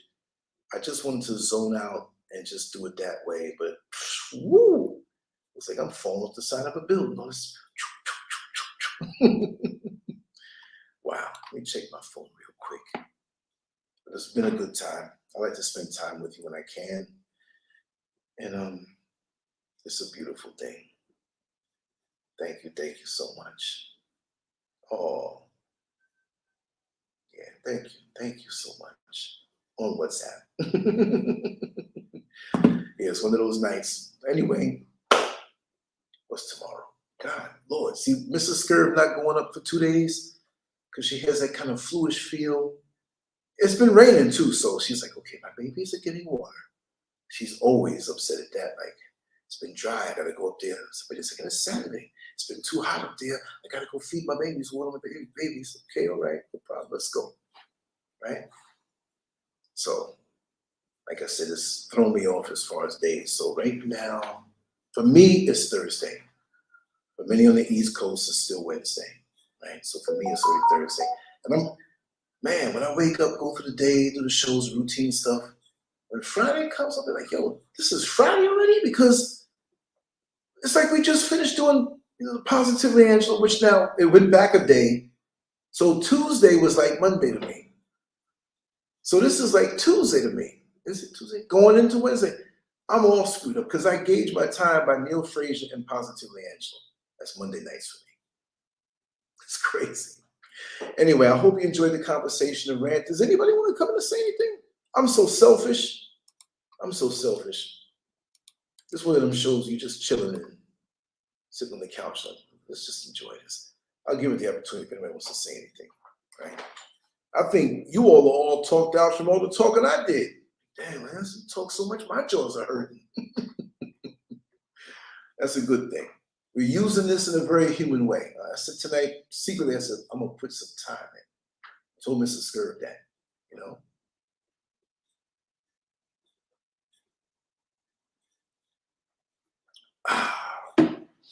It's funny, right?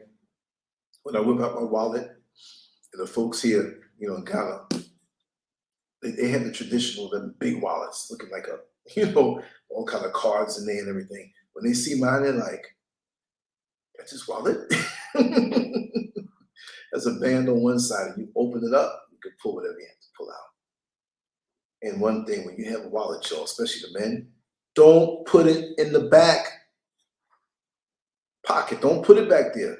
Because you sit down, your butt cheeks are going to be uneven. You sitting up in a car or whatever, good way to get back problems. Put it on the side. Or get one of these and still put it on the side. And they have the thing here where they can't do the whole radio signal thing and mess with your cards and everything like that. So that's cool. And you don't need to be carrying so much anyway, because I remember I used to carry a traditional wallet, and it's weird. I'd sit down somewhere and I'm gonna clean my wallet out. And all of these papers, numbers I got written down, and it wasn't all money and credit cards or debit cards. Like, what am I doing carrying this stuff around? And the wallet was all floppy now once I got all the other things out because it was all stretched out.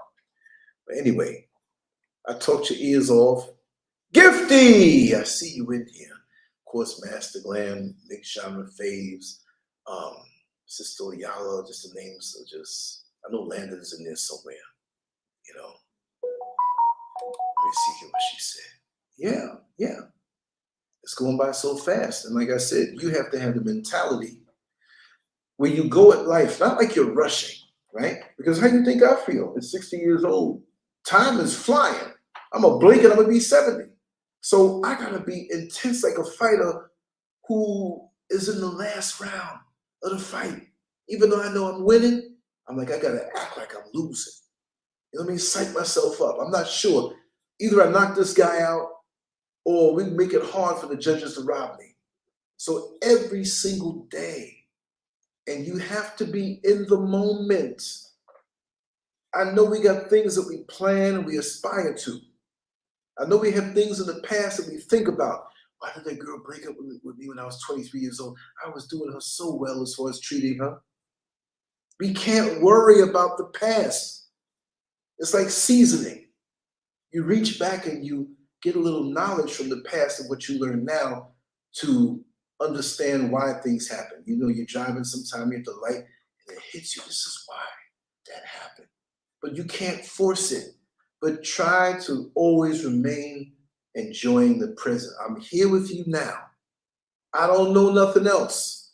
I know my plans for the future, but I'm not going to give this up just thinking about that. I'm always going to keep my eye on that. I'm always going to strive for that. like headlights that go out.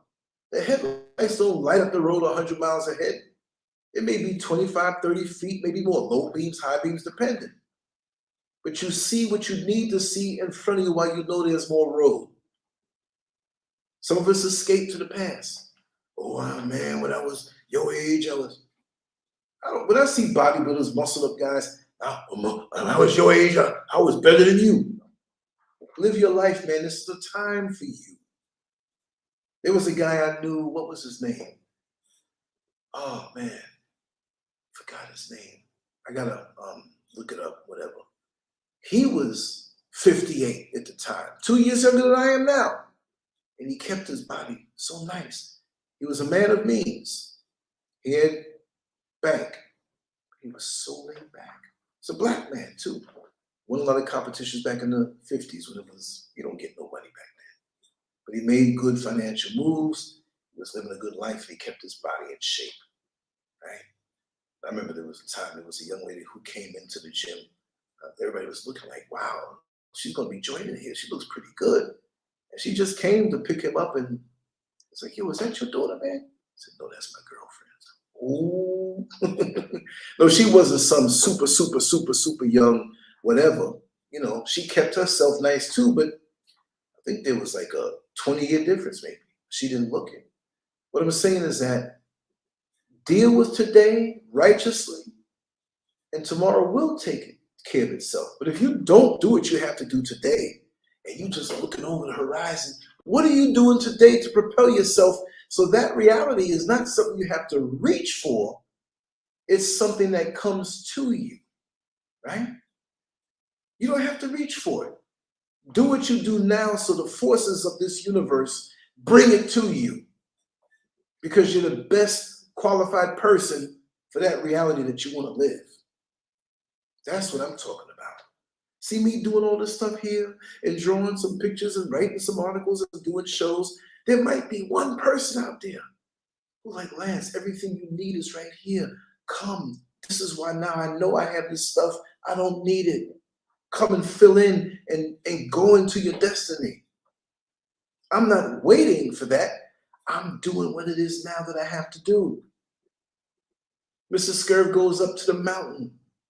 She's a little under the weather right now for the last 2 days. 5 days a week. The sun pops up, she pops up.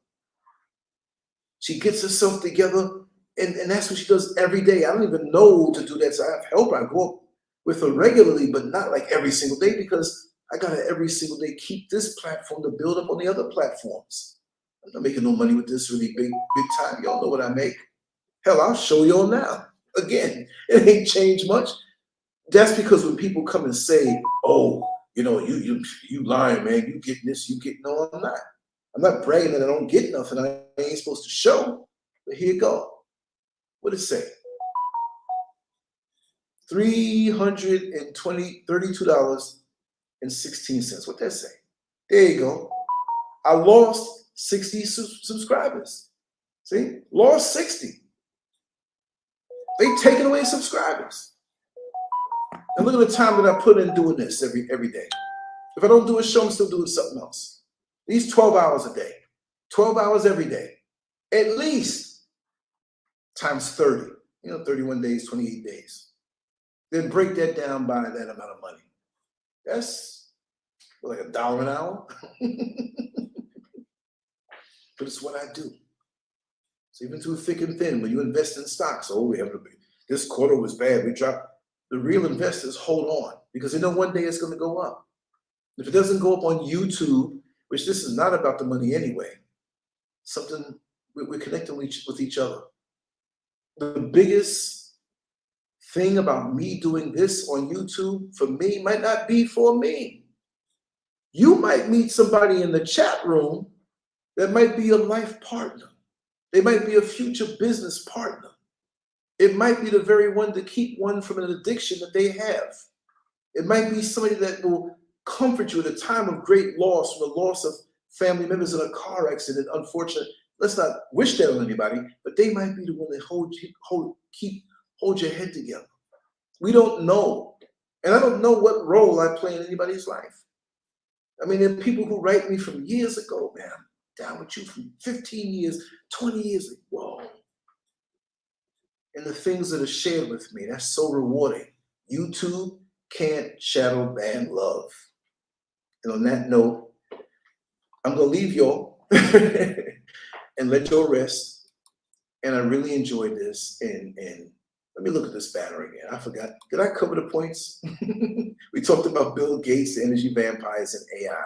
Bill Gates, energy vampires, and hot sex with AI. Remember that song? Hot sex on the platter. Doom, doom, doom, doom. Hot sex with AI. Imagine that. And she's all post-orgasmic, laying in his arms, and he's just idling, like, okay, I'm waiting for the next command. And maybe he's the perfect lover because he ain't getting soft.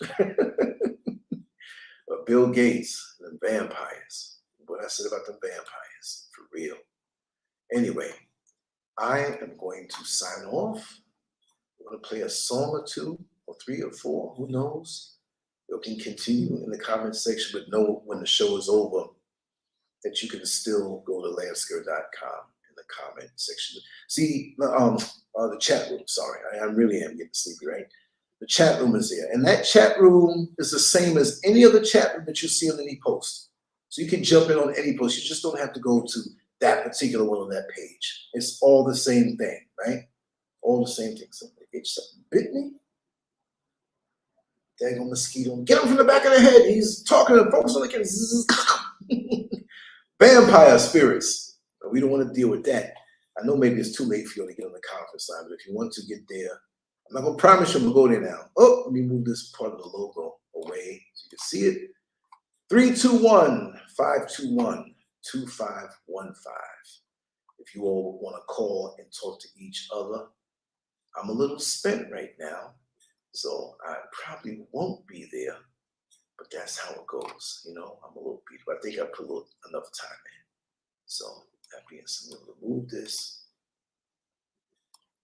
take this away, and just say, let me get some music on here, and I will be out.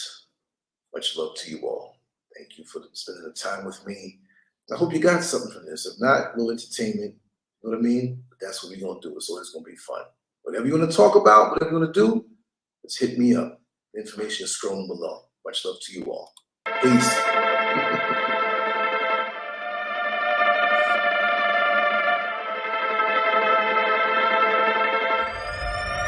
Sounds like a gunfight.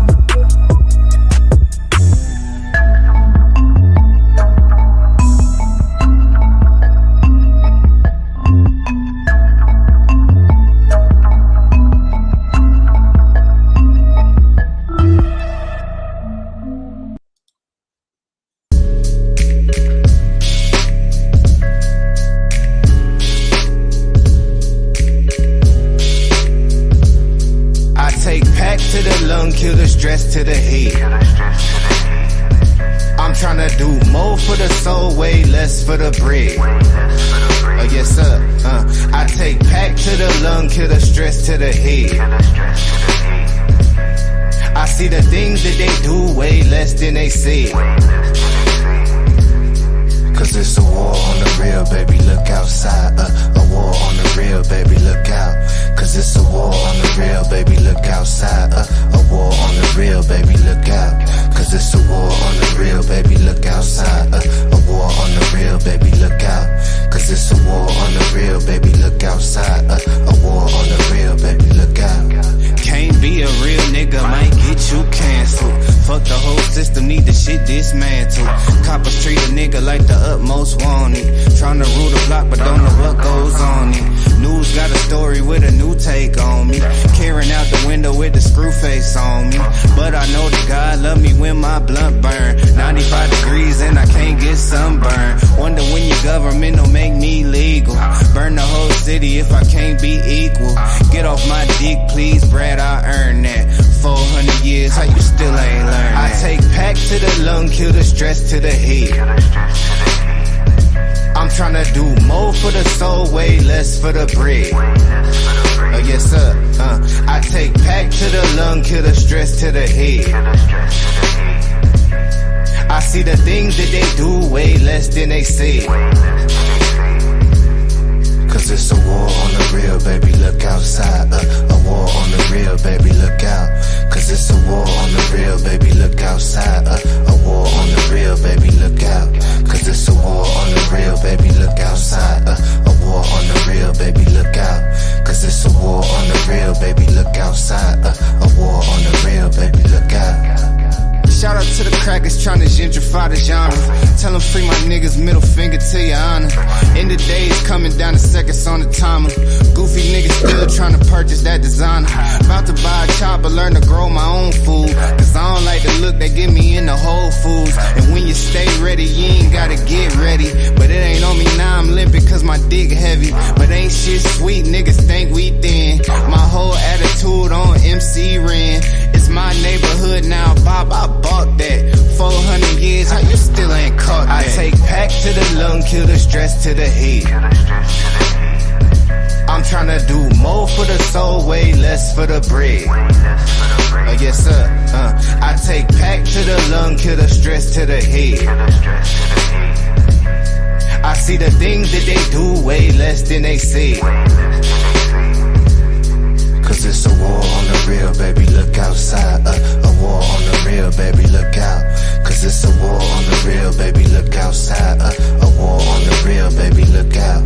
Cause it's a war on the real, baby, look outside. A war on the real, baby, look out. Cause it's a war on the real, baby, look outside. A war on the real, baby, look out.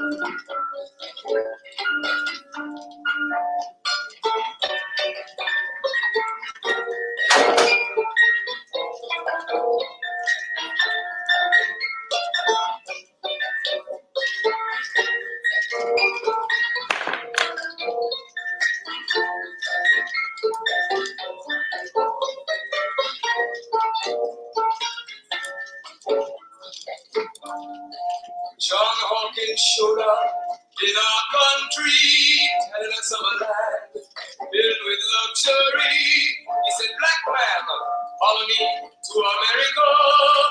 There find more gold. For your labor, our foreparents were tricked onto his boat.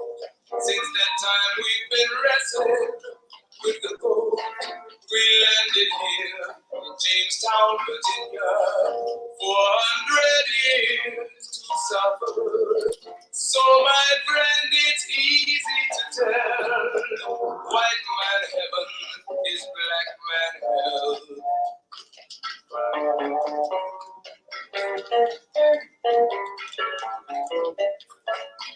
When the slave master wanted to have some sport, he would heap on our parents' cruelties, or they were sought, burn them at stake, hang them on trees. His guilt for death to our parents, please. Though you a pregnant black woman, you pull the plow like a horse, like a dog, even a cow.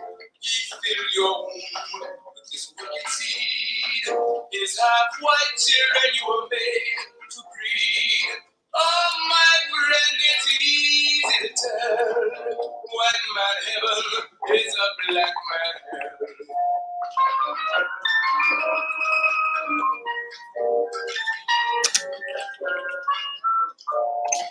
So-called Negro, open up your eyes. Black man everywhere is on the rise. Yes, kick the white man out of Asia, and he's going fast out of Africa with every ounce of strength and breath. His cry is give us liberty or give us death. The whole black world has their eyes on you to see what the so-called Negro is going to do. So my friend, it's easy to tell. Our unity will give the white man hell.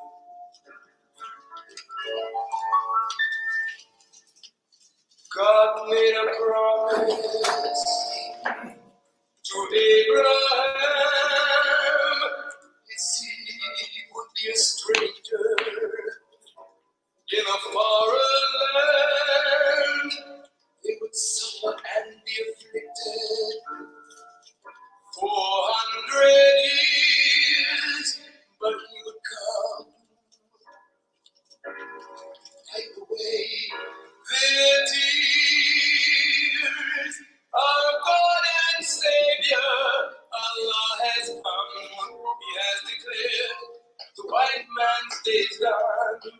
He has given us a divine messenger, one prophesied to come. His name is Elijah. We now can stand up, the whole world to tell. Our God has come to give us heaven and take the devil into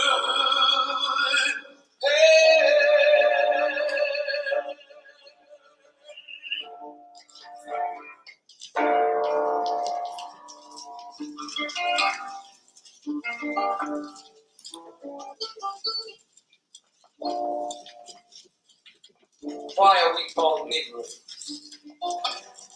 Why are we deaf, dumb, blind?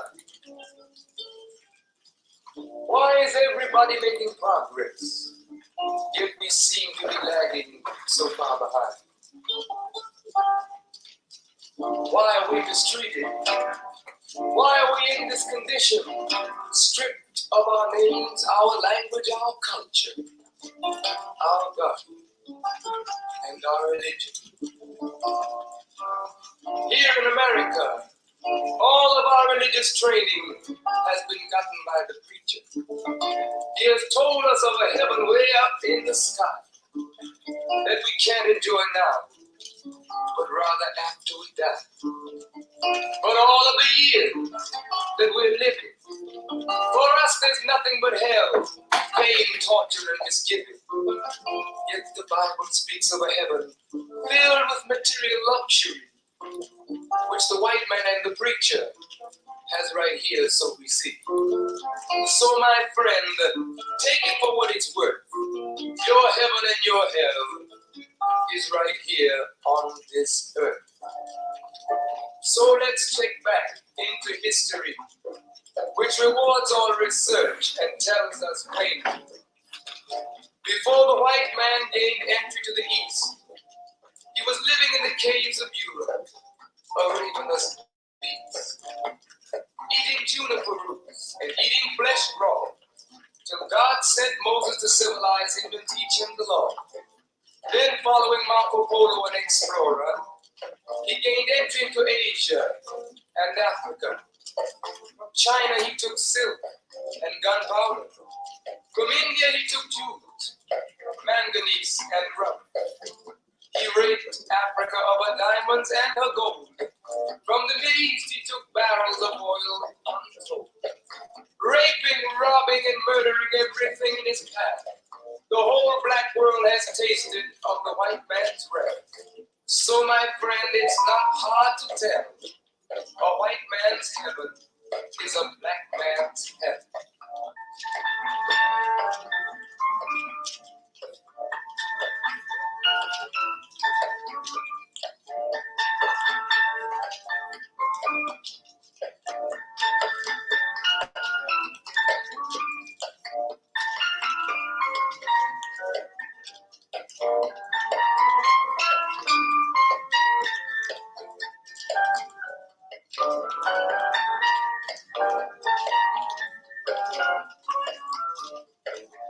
Before we came to America, we were living in the East. By the Nile River, we were living in luxury, enjoying freedom, justice, and equality. We wore silken robes and slippers of gold. We were the wealthiest and the wisest people, I'm told. Now we are the poorest of the poor. Nobody wants us at their door. So, my friend, it's easy to tell. White man heaven, black man hell.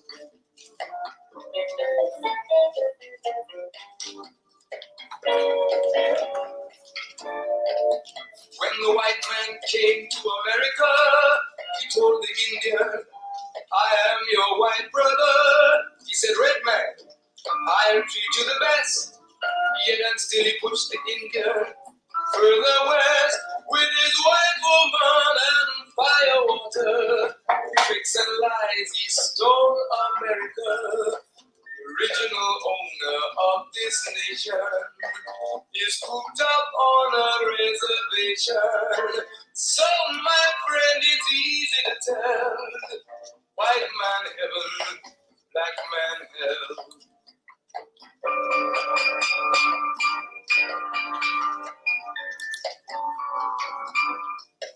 He needed someone to work the land. His back was too weak. He needed 2 black men, so he commissioned Sir John Hawkins to commit the world's most grievous sin. To take a man who's born to be free and bring him down to slavery. To sell a man as merchandise, on his body put a price. Oh, my friend, it's easy to tell. White man hell is black man hell.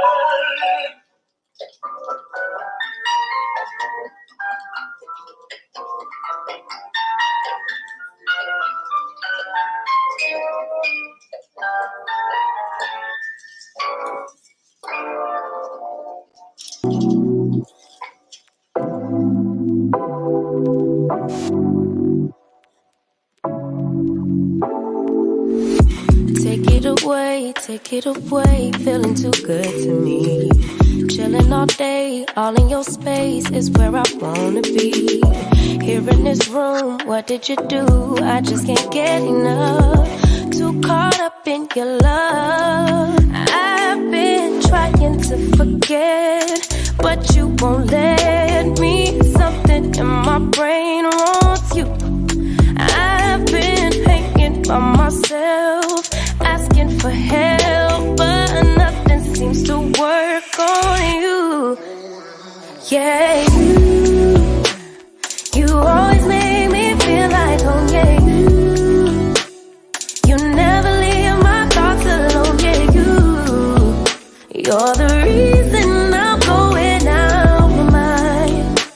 just can't stop thinking about you.